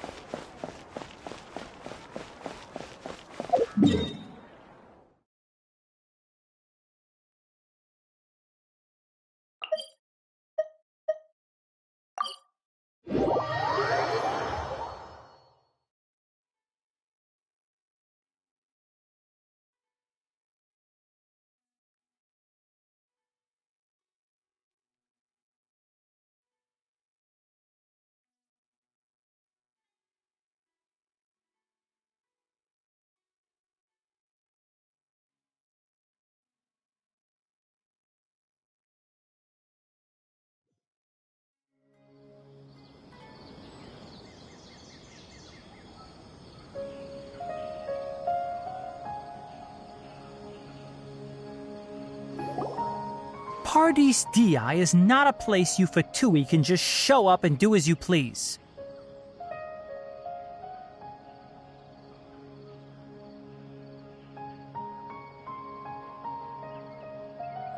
I believe we've already made ourselves quite clear. Our superior gave us permission to search for and collect medicinal herbs in Paradis Di for research purposes.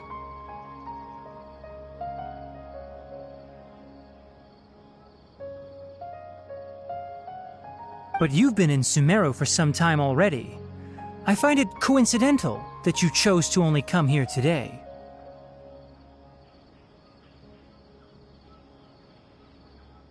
Even the Grand Sage himself may not have the right to question our research, much less an ordinary scholar like yourself.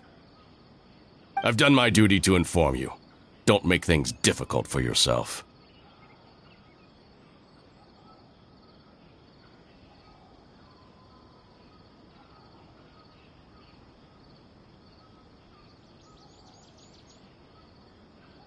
It would seem that my words have fallen on deaf ears.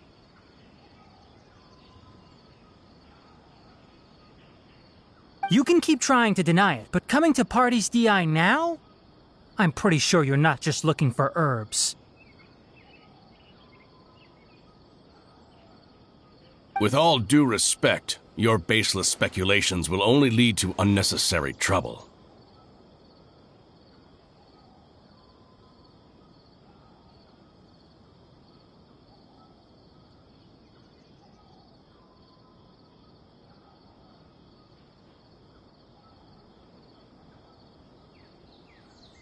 Well, you only have your Harbinger to blame. He knows nothing about keeping a low profile.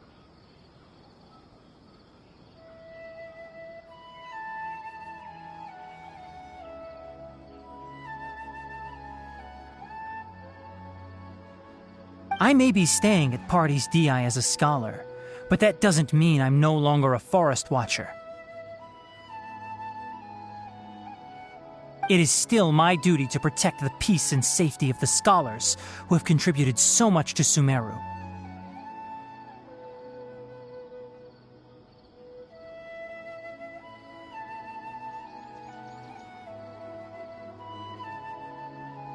Then it seems our conversation has hit an impasse.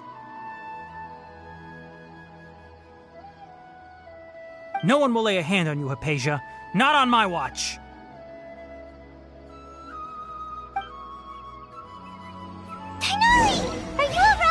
I'm fine. These Fatui have really crossed the line. Time to teach them a lesson.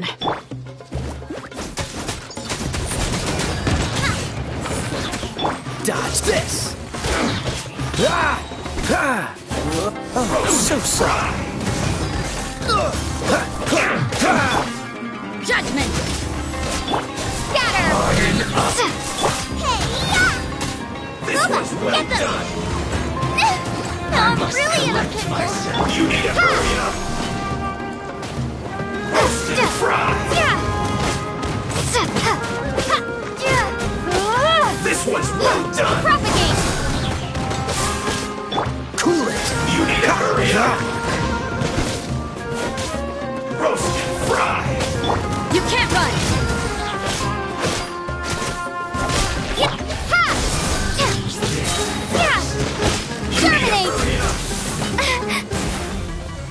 This one's well done. What an annoyance. Shatter. Let's see torque. Dodge this! This moment will be frozen over. This one's well done. Freeze!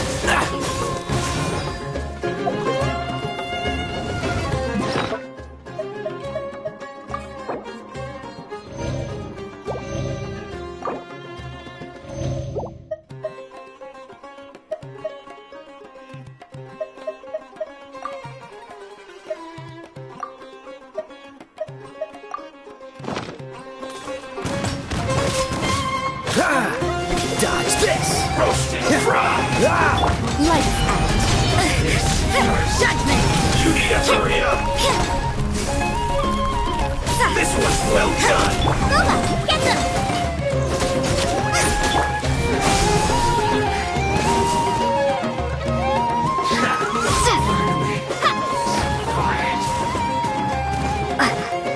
Propagate! You need to hurry up! Freeze!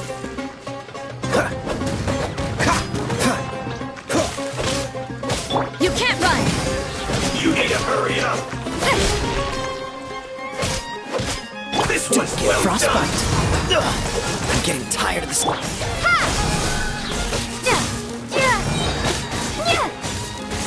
You need to hurry up. Spring force! Roast and fry.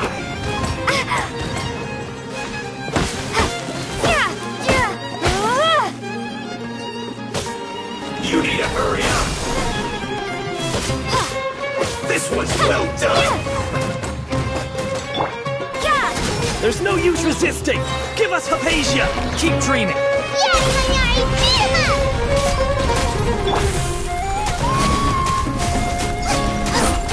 Propagate!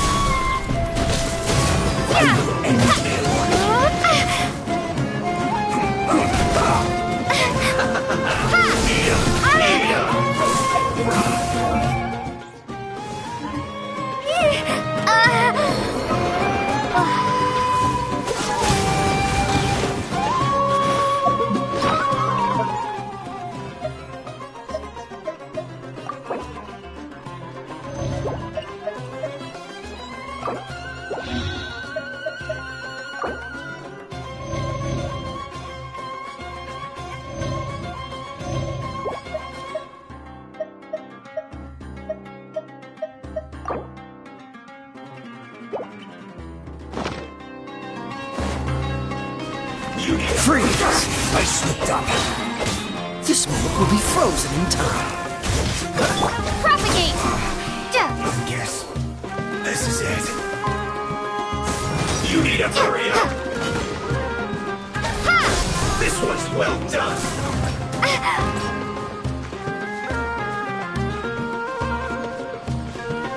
Scatter! You need to hurry up. Roast and fry.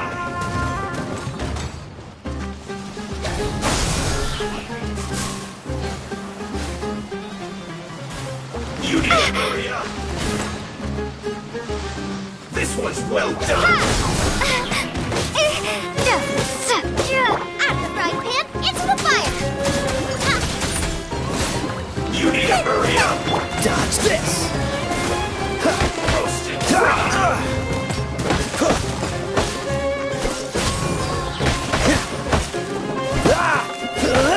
You need to hurry up. This one's well done. Judgment!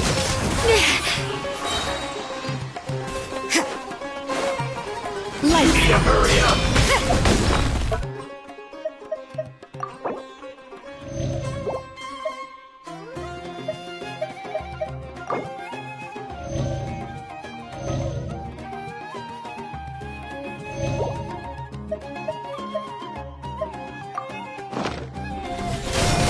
Roast and fry. So you know you're... Scatter! You need to hurry up. This one's well done.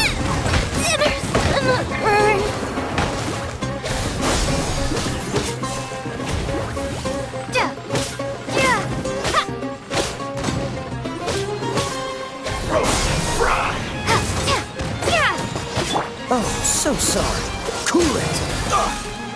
Don't push your luck. You need to hurry up. This one's well done.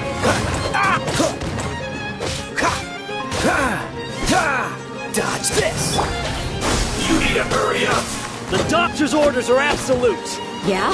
You've been someone's lapdog for so long that you don't know anything else now.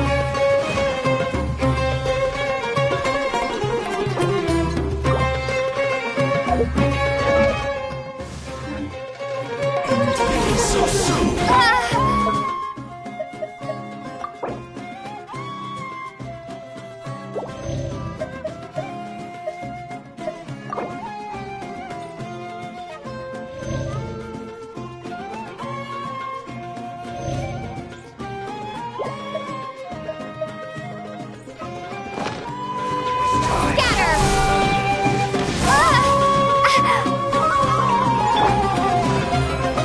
Let's end this quickly.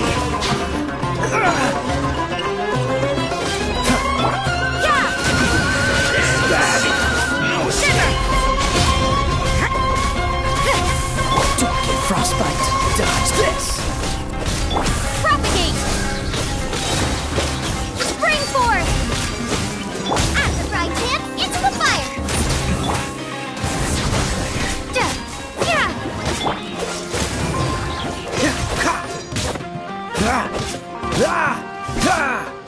Cool it!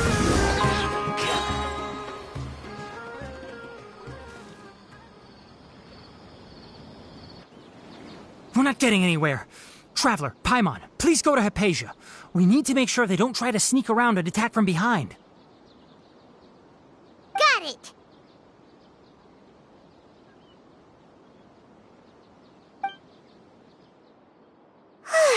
Hypatia's still here.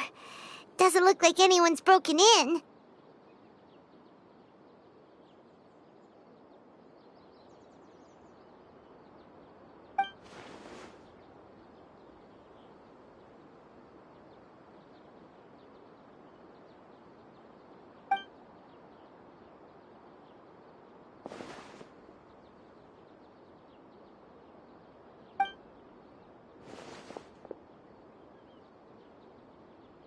Well, how is she?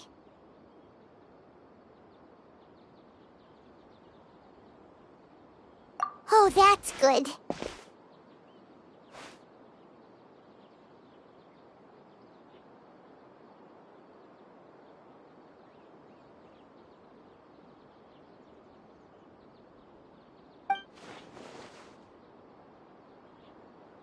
So, you think this is over?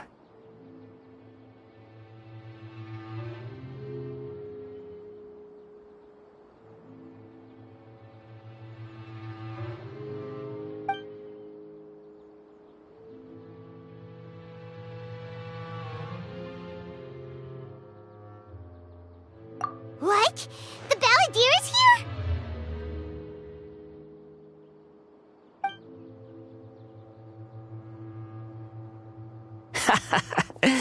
I've missed that look of abject horror.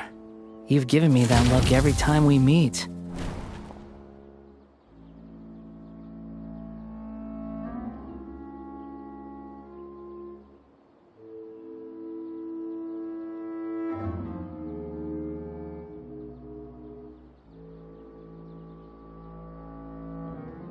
But, where is he?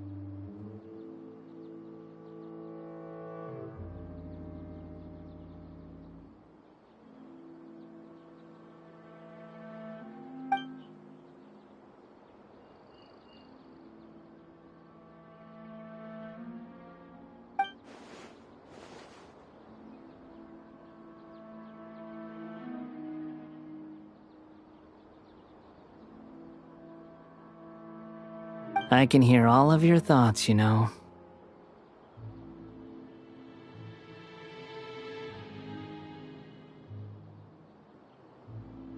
Don't you remember? I already saw you the first time you came to Party Stii and made contact with Hypatia.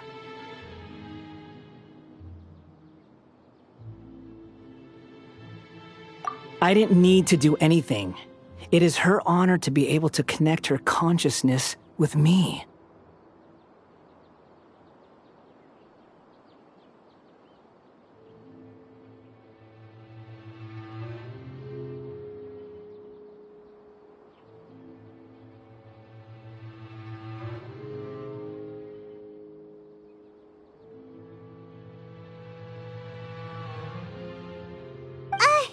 Who are you talking to? It can't be the Balladeer, right? That's impossible.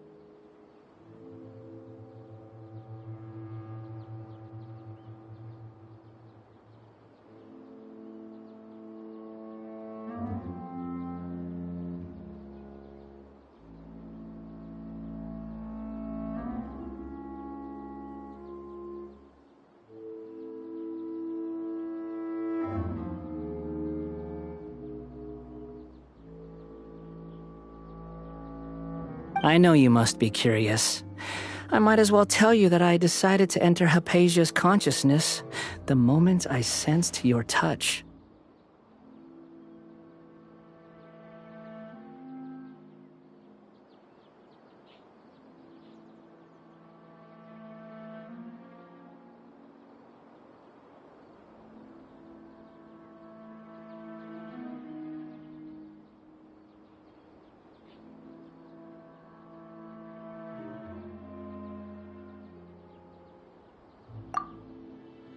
I wanted to observe you on a fool's errand.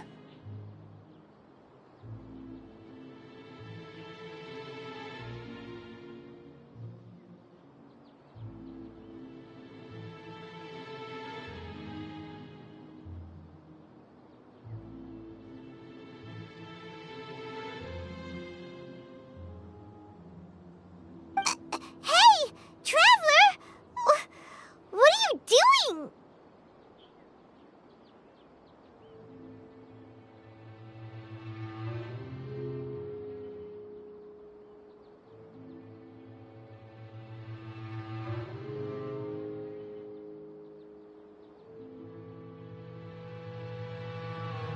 My deification is nearly complete. All that's left now are just some final details. Do you understand? Even if you manage to rescue Lesser Lord Kusanali, it will be impossible for you to defeat a bona fide god like me.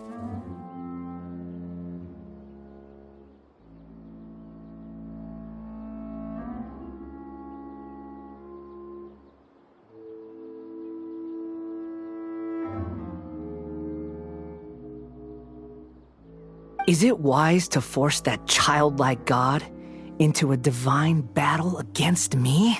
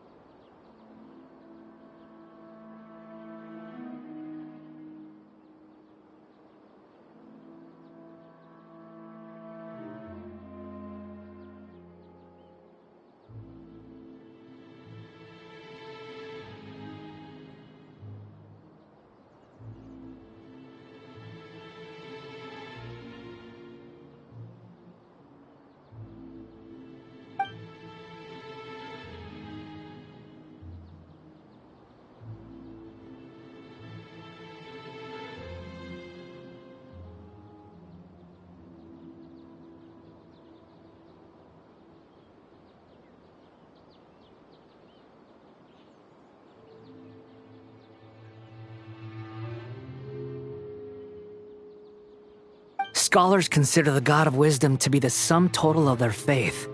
It's how they can justify reverence for a god as they construct it.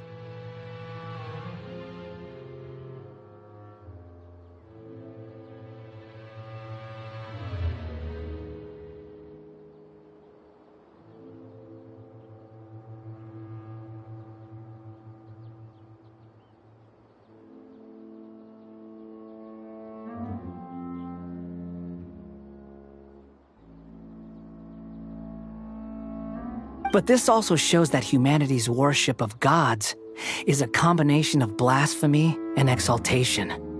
It's truly laughable.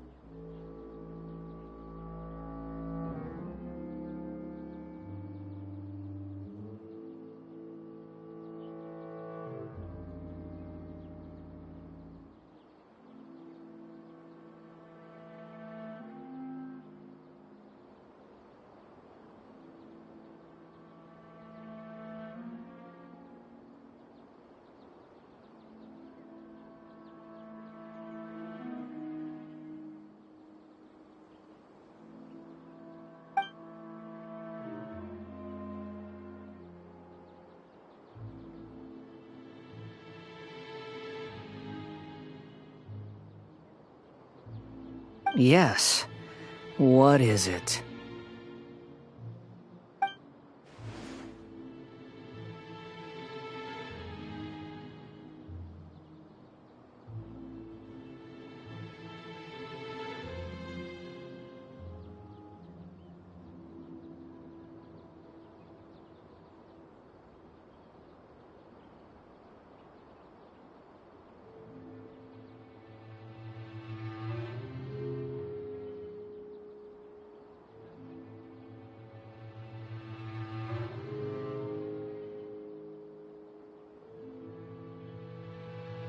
Yeah, I'm in a good mood, which is why I'm talking to you like this.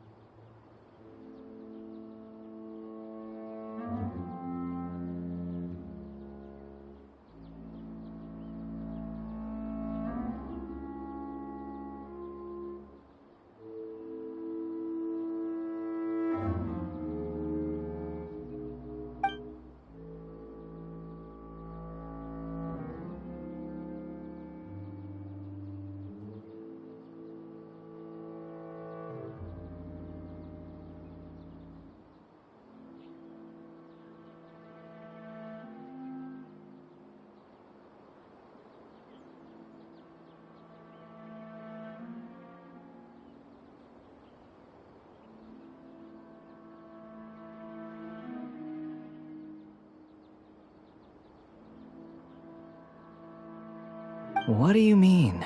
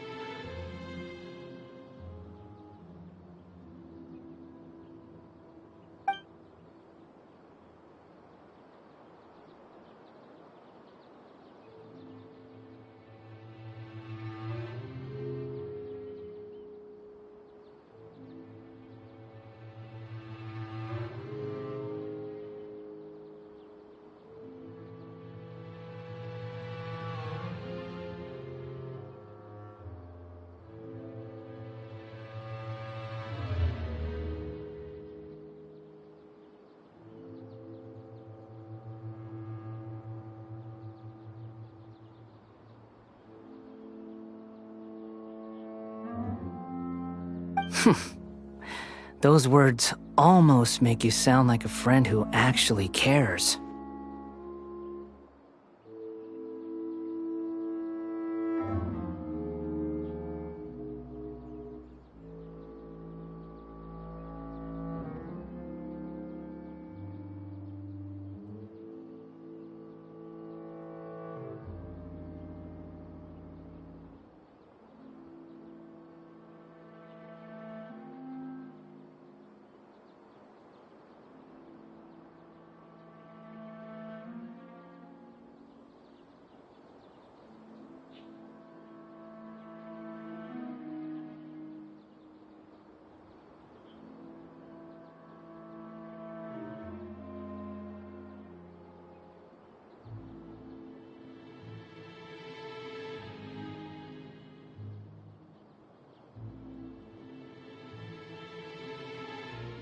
But you're wrong. I'm different from all of you.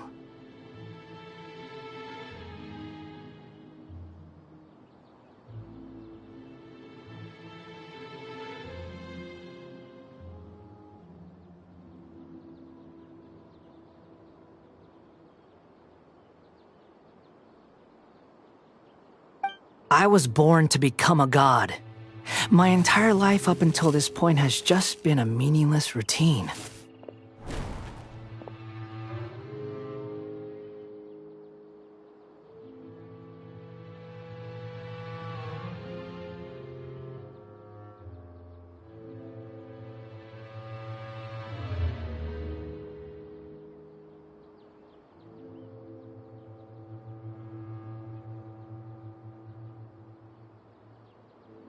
Just think about a sheet of paper.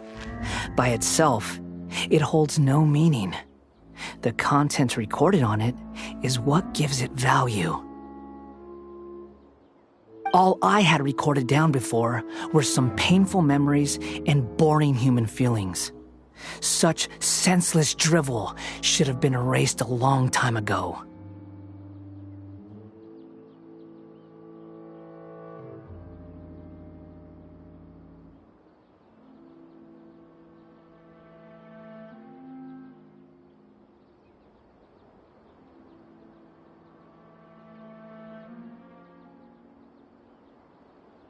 Indeed, to me, the sight of you fools in your futile struggles is far more amusing.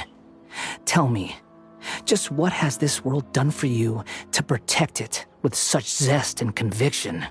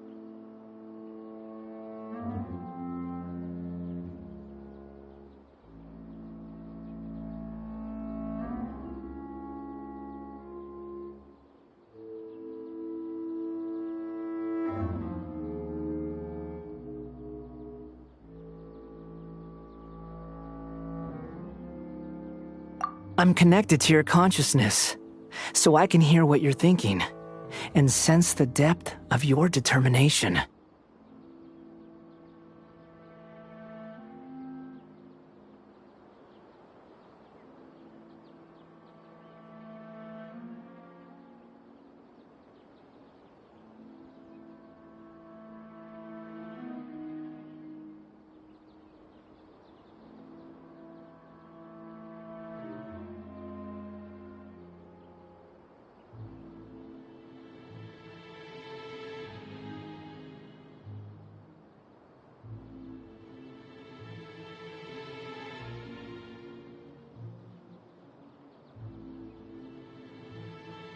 This is a good conversation we're having.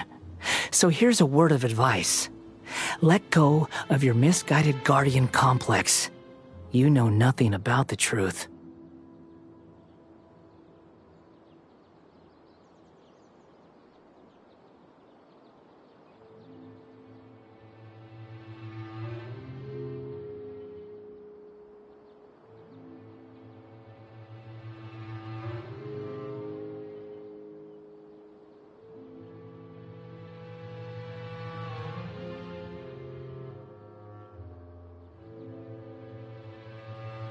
It'll be for your own good, as well as everyone else's.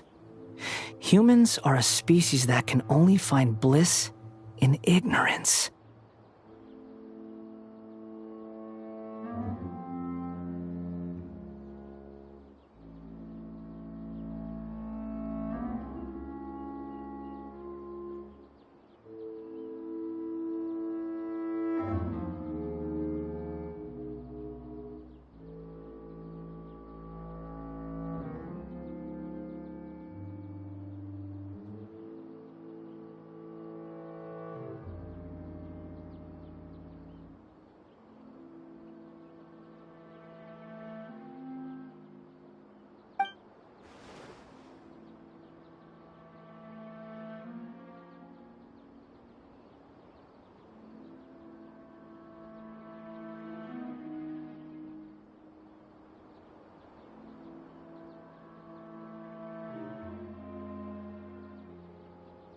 Ah, you've seen my affection for her. If you were in my position, I think you'd feel the same way.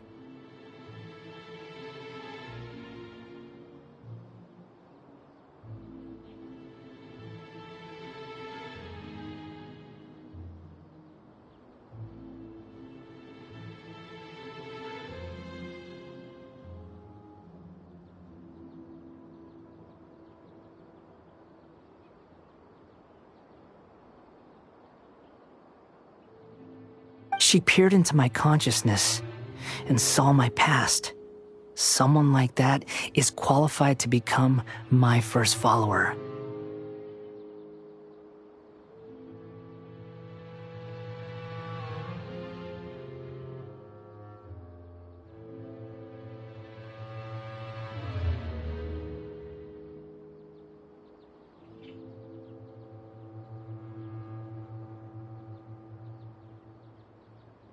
All gods need followers. So Hypatia has been chosen. Her appearance heralds my imminent arrival at the throne of divinity, while her worship shall become my glory.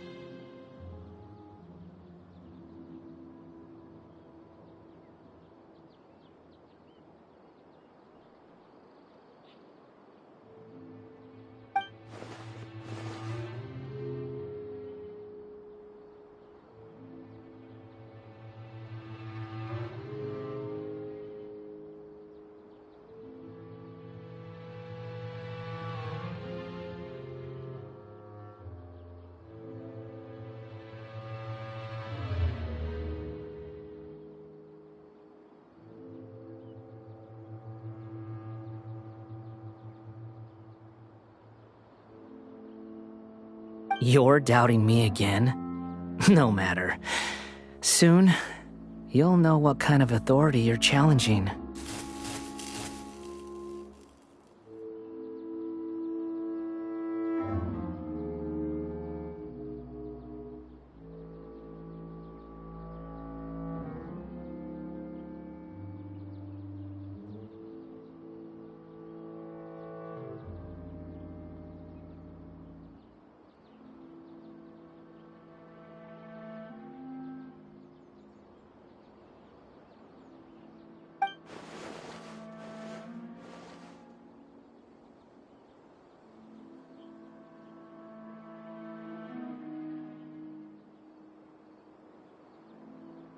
Who wants to hurt my devout follower?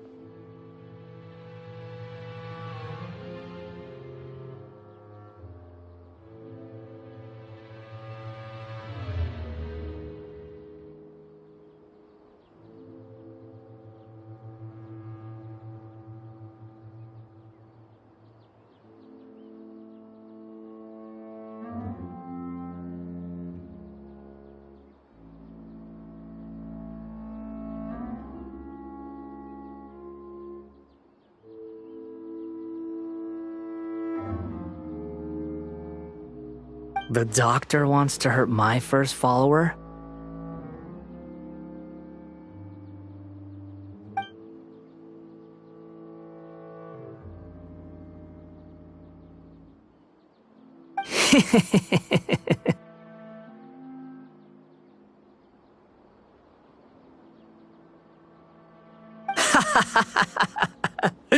How very amusing. Has anyone ever told you that you're not good at sowing discord?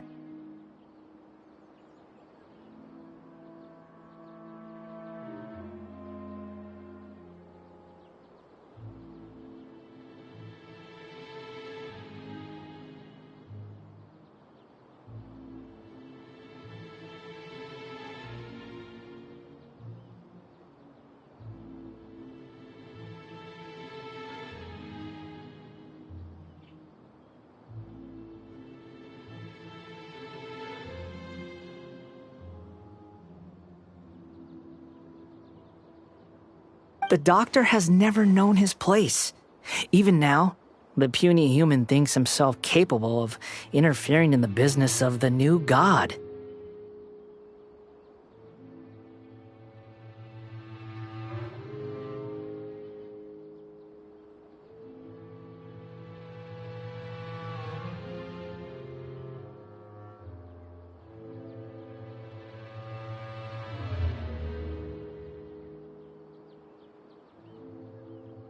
You're still too naive if you think a few words will be enough to convince me to destroy the doctor. But I'm willing to give you a gift, just like my expression of affection towards Hypatia.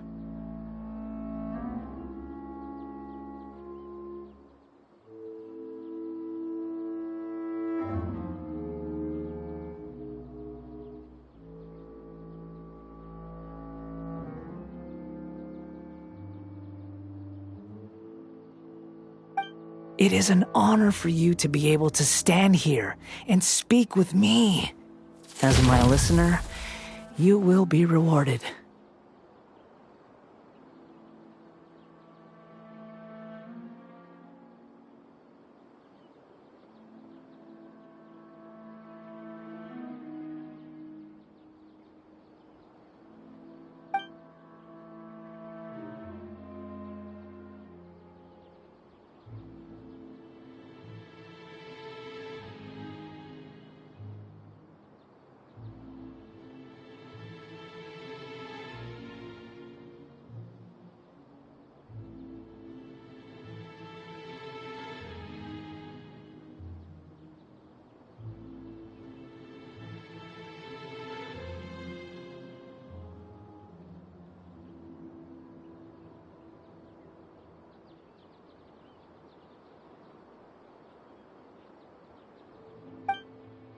Both good things and bad things can be called gifts. After all, gods have never needed to be reasonable.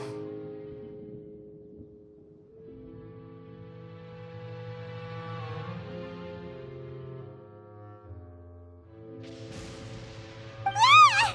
Paimon hears thunder!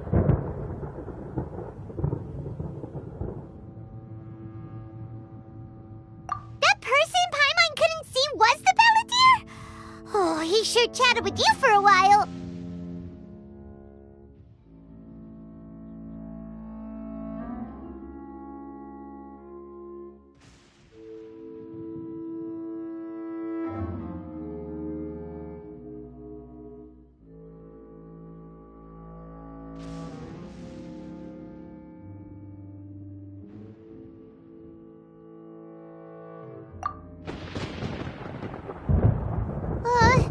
Where is the storm headed?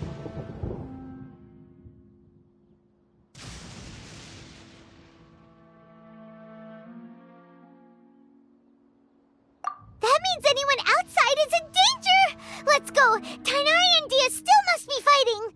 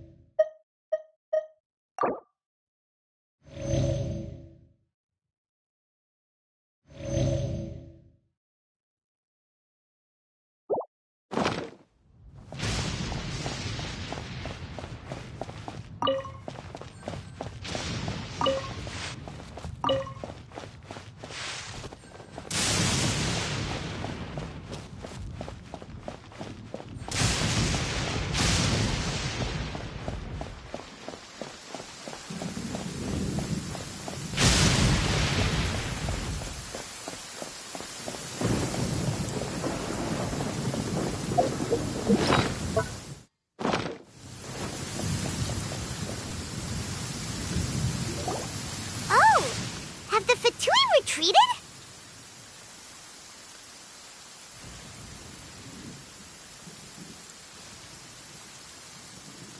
Hey! What happened to you?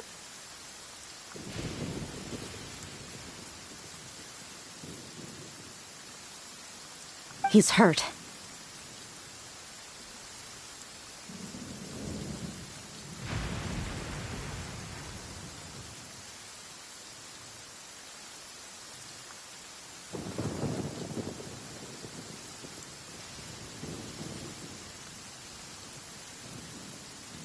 I'm fine.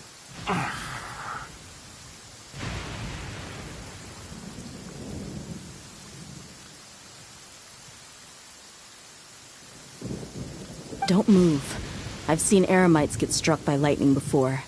You need to rest. Struck by lightning?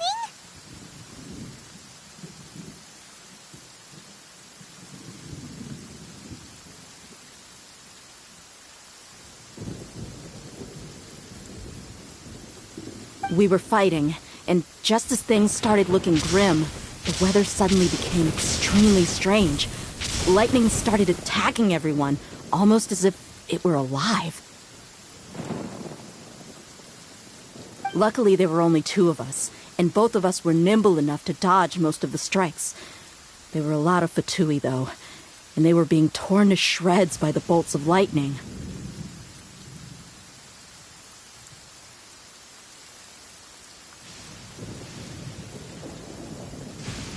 With that, all the Fatui soldiers were forced to retreat.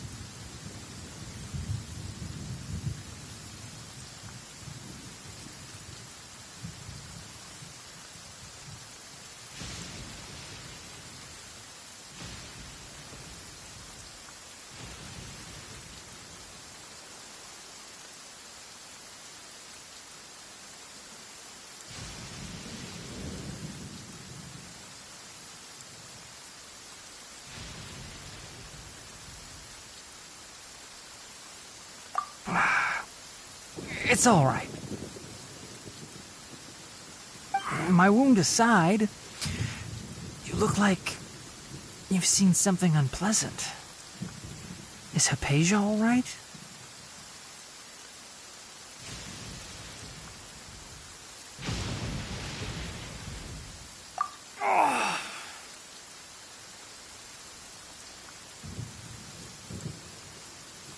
Hey, didn't I tell you not to move?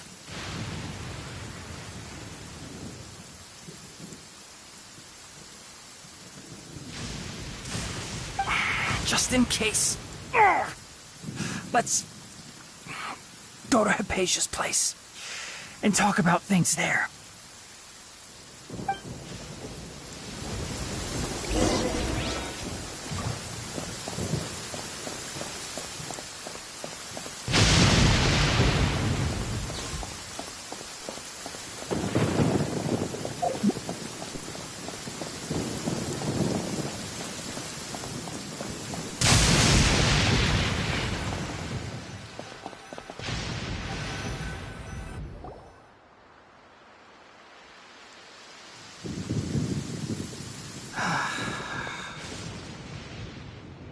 Thank goodness she's fine. Hey, how about taking care of yourself first? I understand my condition. The wound is not fatal. I'll be all right.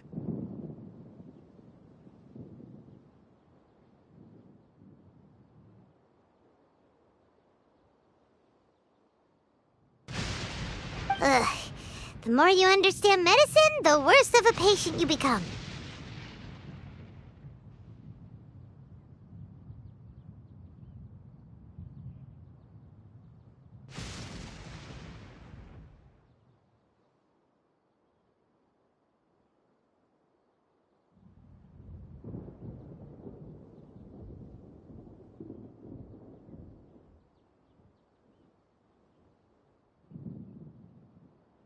I know. They always think they can push through the pain.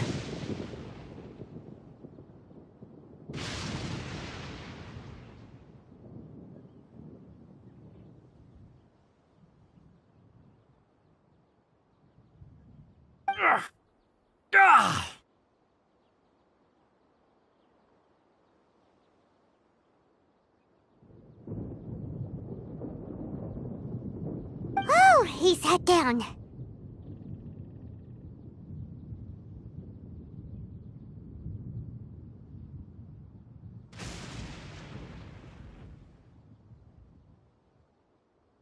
Let me rest for a bit.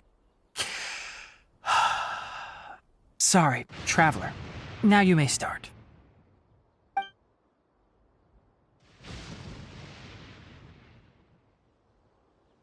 So that's what you were talking to the balladeer about? Oh, Paimon can't believe what he's thinking. The Academia's God creation plan. How ridiculous.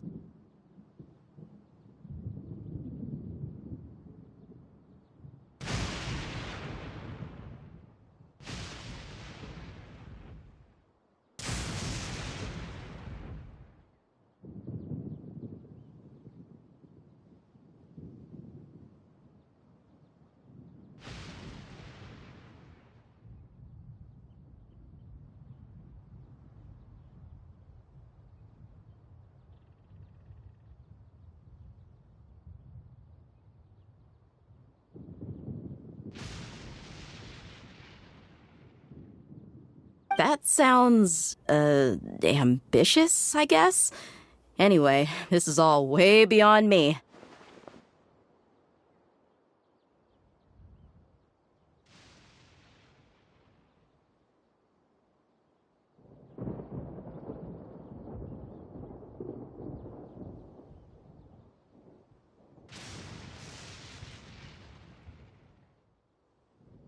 As long as I can enjoy every day with a drink in my hand, tasty food in my stomach, and a good night's rest, that's enough. I'll only work when I have to. I must be the least ambitious person who's ever set foot in Party's DI.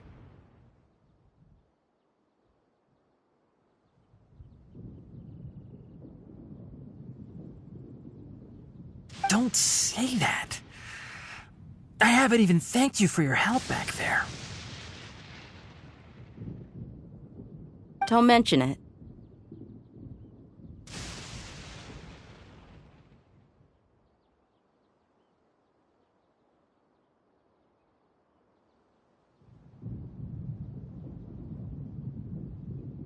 Well, if nothing else, all this proves that the doctor really did have some urgent matter to attend to and left Sumeru in a hurry.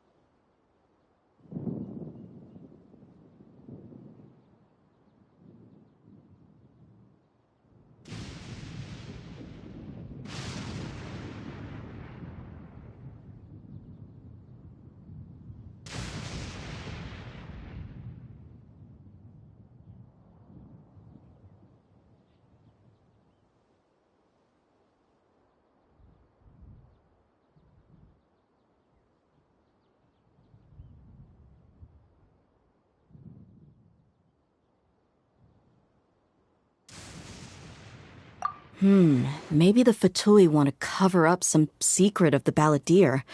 Is that why they tried to seize Hypatia?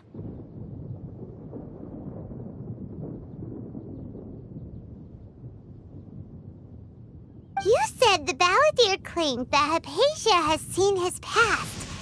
So, what could be there?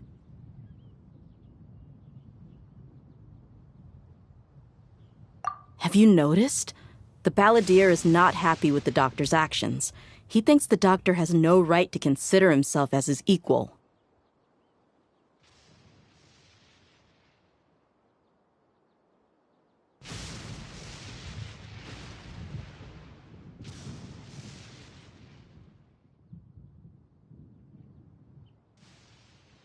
So, if the doctor was to show up again, would the Balladeer zap him with lightning?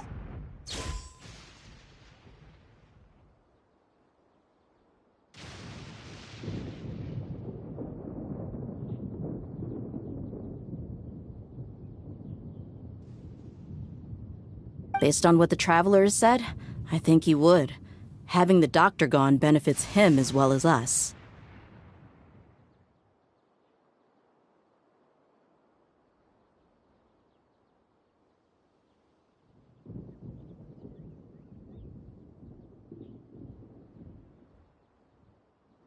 In other words, we've successfully completed this stage of the plan.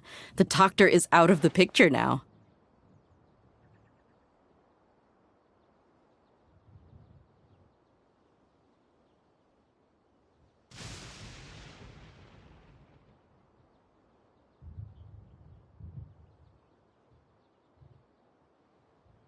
Yay! That's a big accomplishment!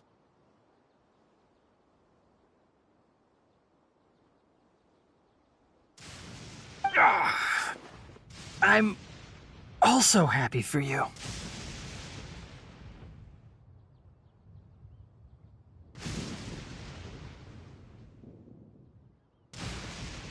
Thank you for the help, Tainari. Make sure you rest up for now.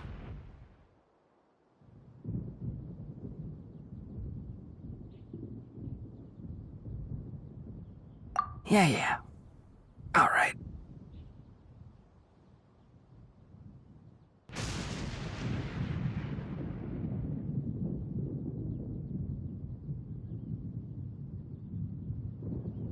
Okay, that wraps things up for us here at Party's DI. Traveler, it's about time we rendezvous with the others at the Grand Bazaar. Let's continue to keep a low profile. You can head there once you're ready.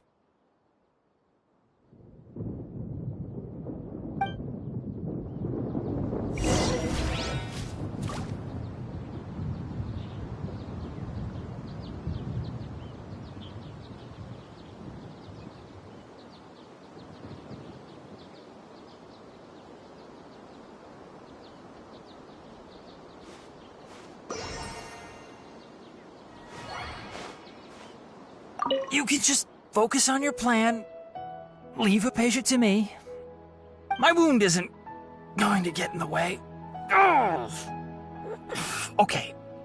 Guess I'll sit still for a little while longer.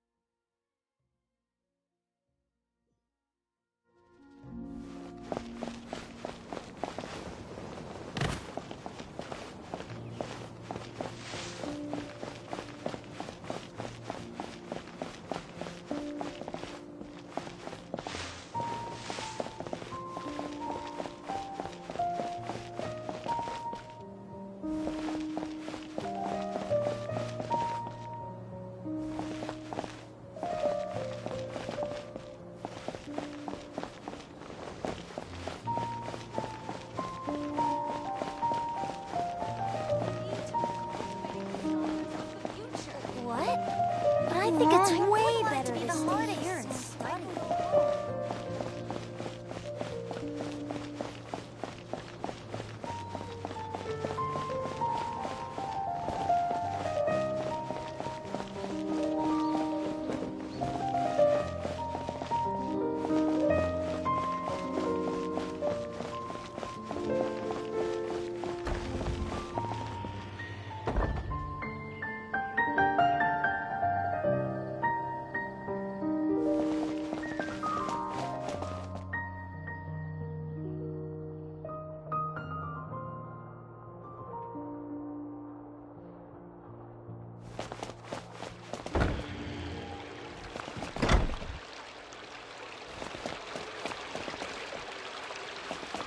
Those closed-door research projects are a complete waste of money.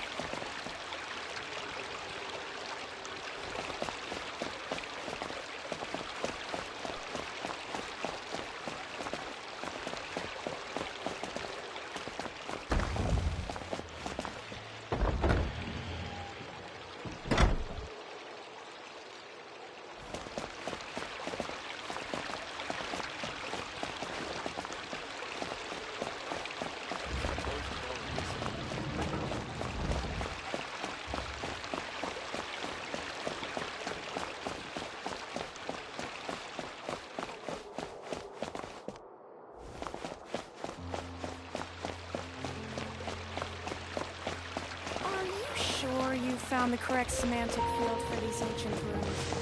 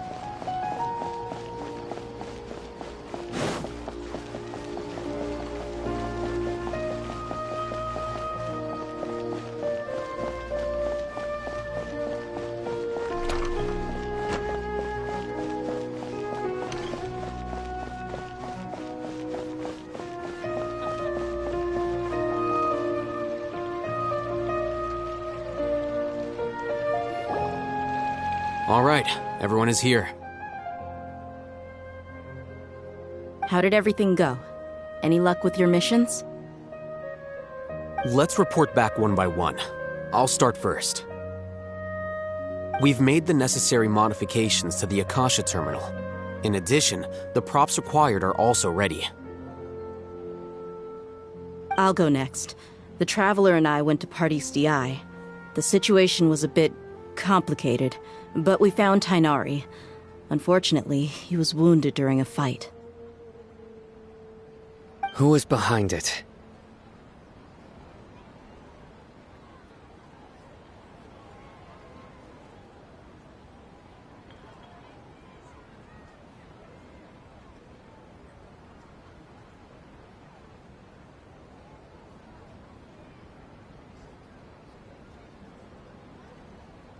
Well, that's the tough part.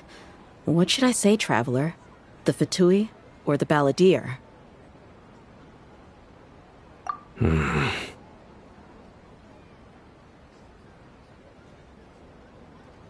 After some back and forth, we confirmed that the doctor has left Sumeru by boat.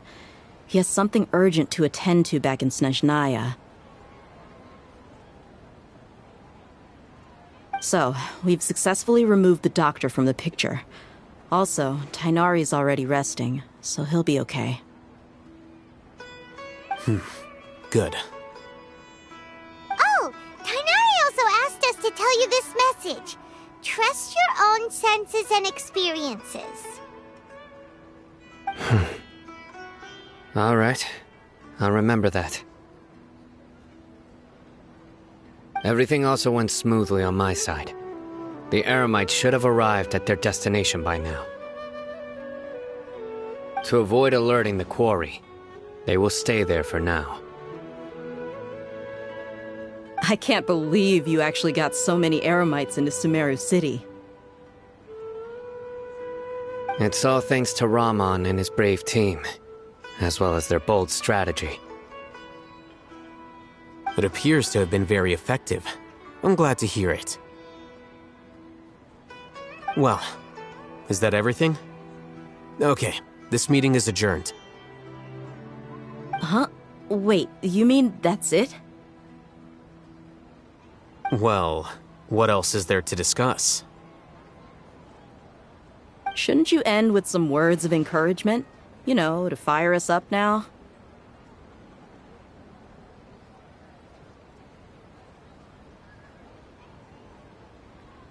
Personally, I'd rather we all go home and get some rest.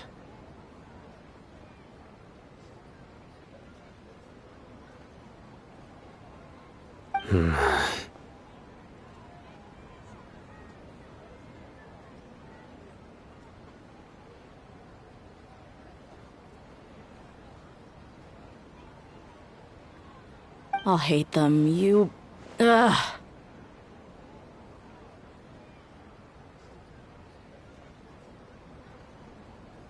Oh, and if you wanted someone to say something to that effect, then I must reiterate that I'm here to strategize and not to lead.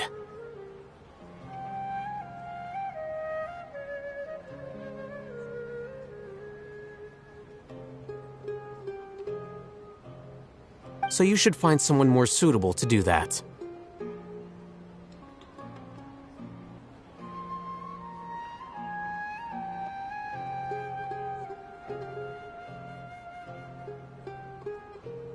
But I thought all of you academia big shots were great speakers.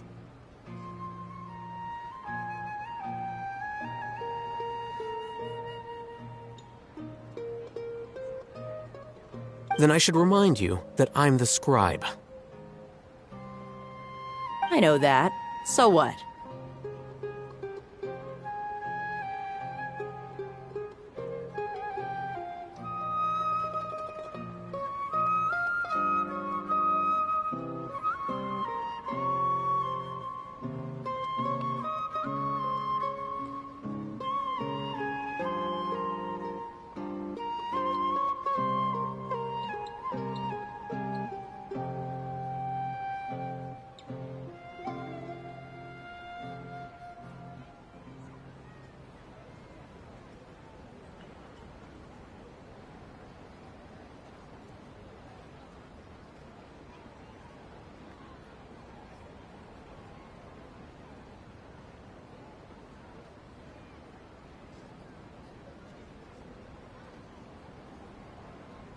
A scribe is responsible for recording meetings, not speaking. Fine, whatever.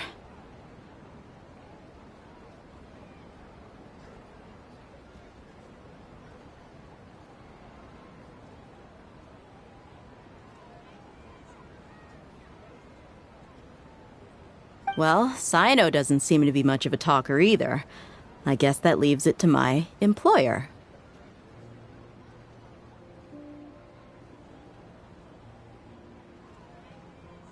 Employer?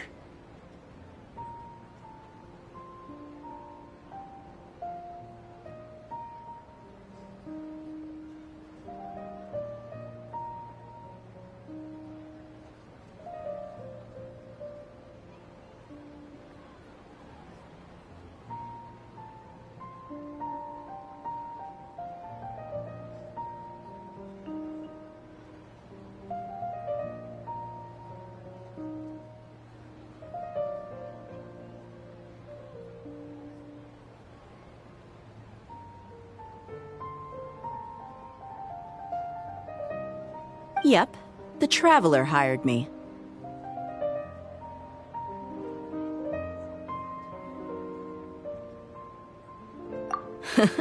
That's right. So come on, boss. What do you have to say for the team?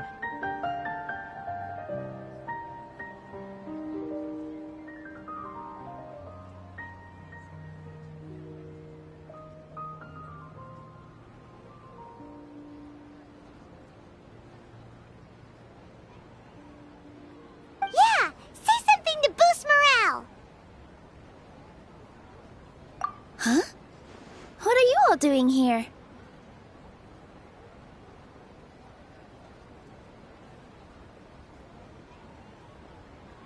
Oh, it's Nilu!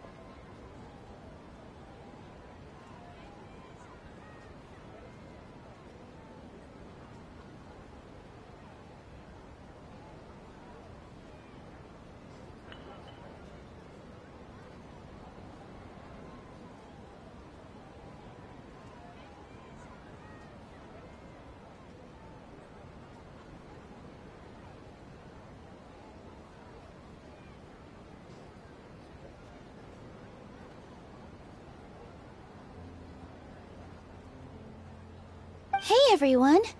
I'm not disturbing you, am I?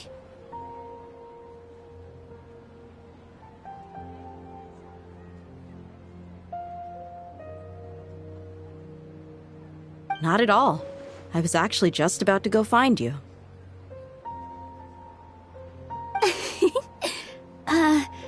Judging from the group and all your serious faces, you were discussing something important, weren't you? But you also look like you're up to no good. Seems pretty interesting.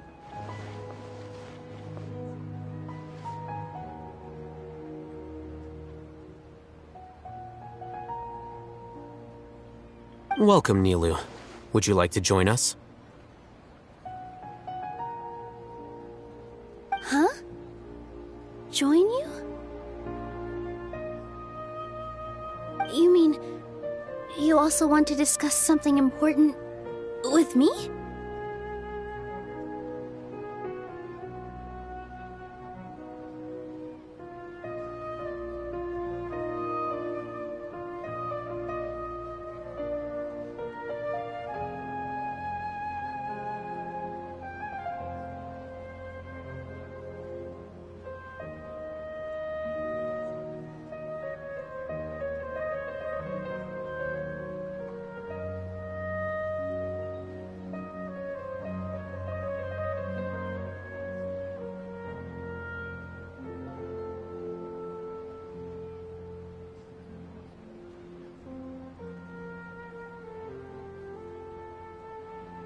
Yes. Something very important.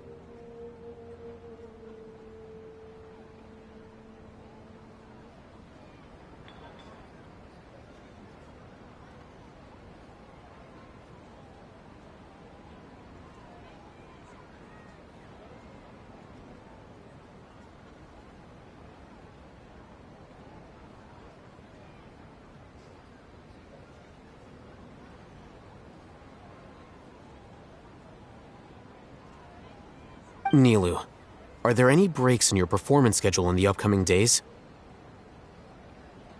Huh? Wait, you're seriously inviting me?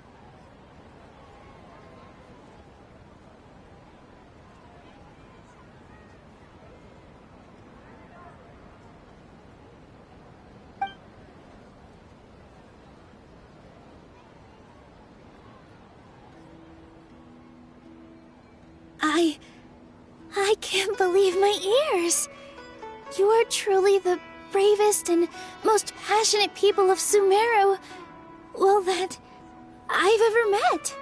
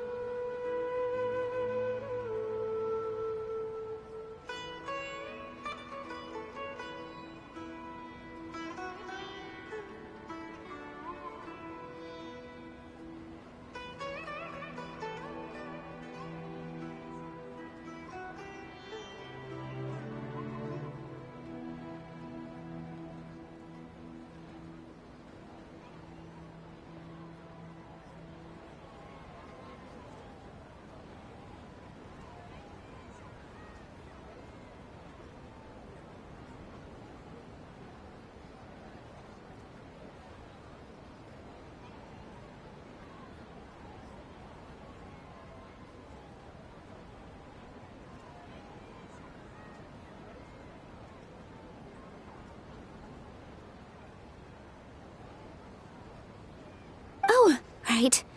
The Traveler and Paimon are not from Sumeru, but you are awesome as well.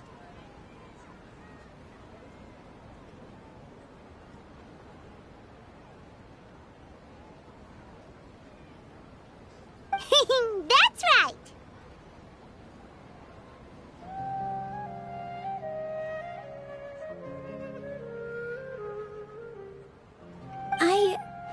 I must admit that I'm a little scared.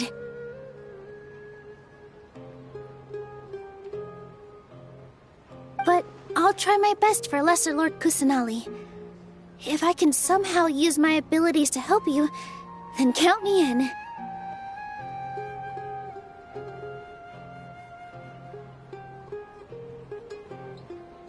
Remember, believe in yourself.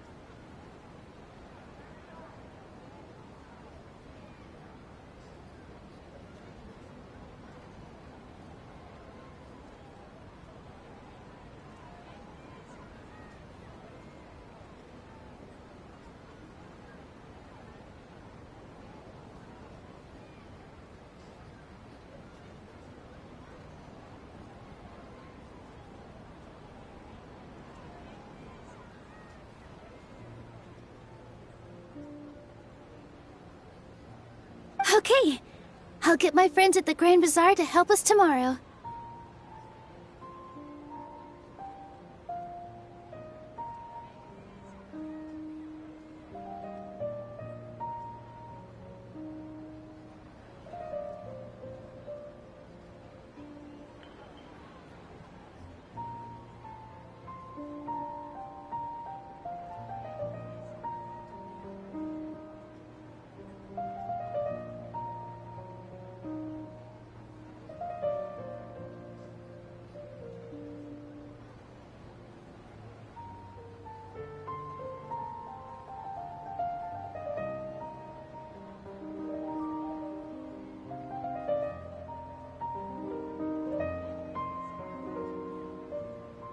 Just remember not to say too much.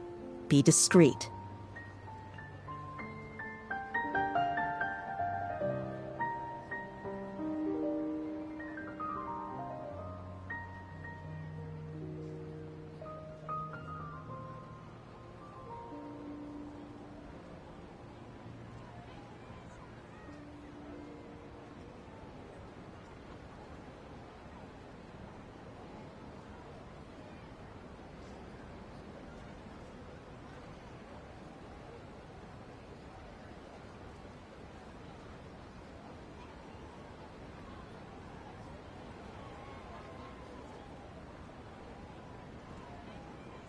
Yep, you got it.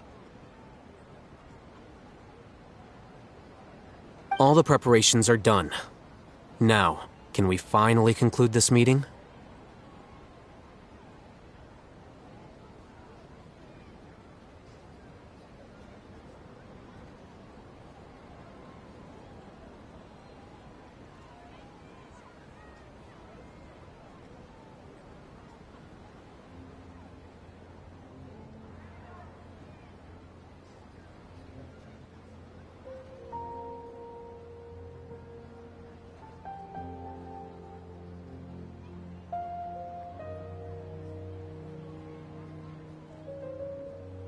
So, have you thought up what you'd like to say, boss?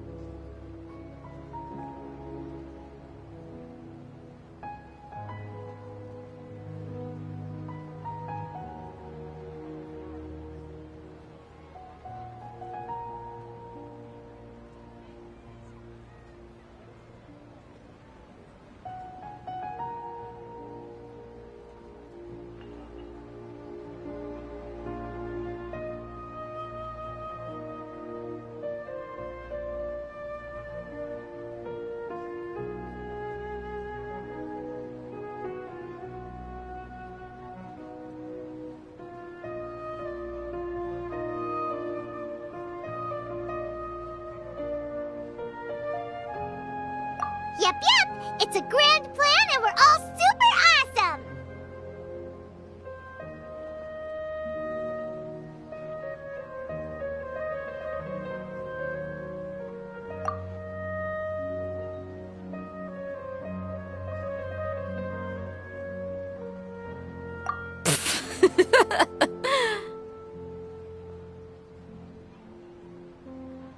Well said. A good night's rest before an operation can be the difference between success and failure.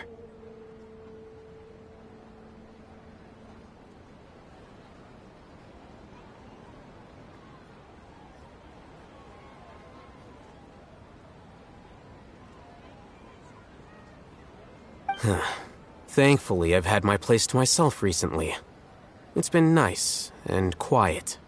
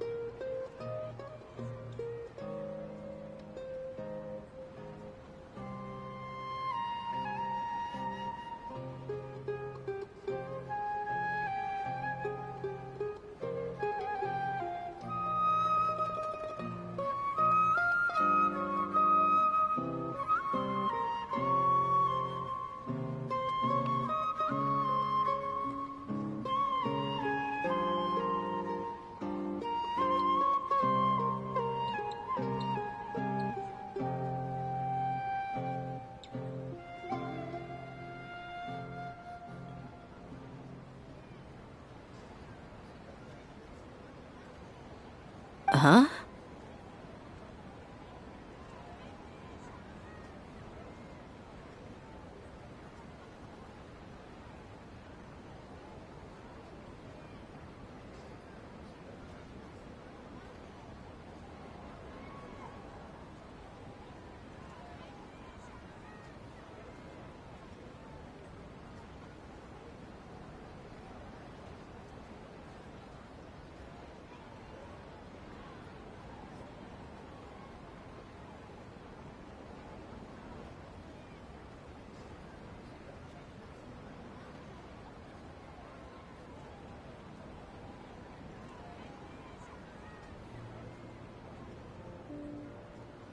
Oh, nothing.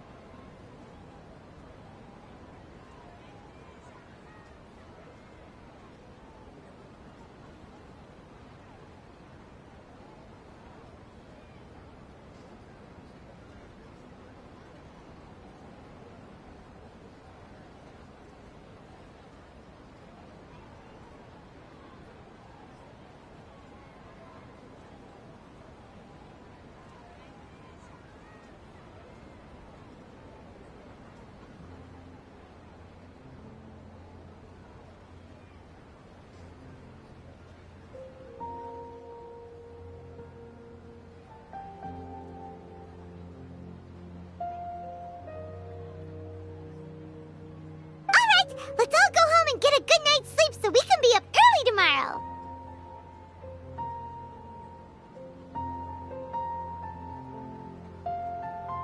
Okay, so I guess that means it's time to say goodnight now.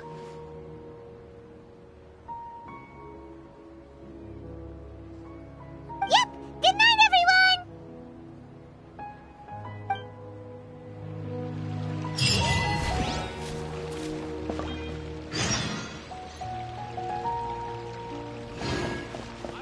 Great food and great drinks that everyone can enjoy.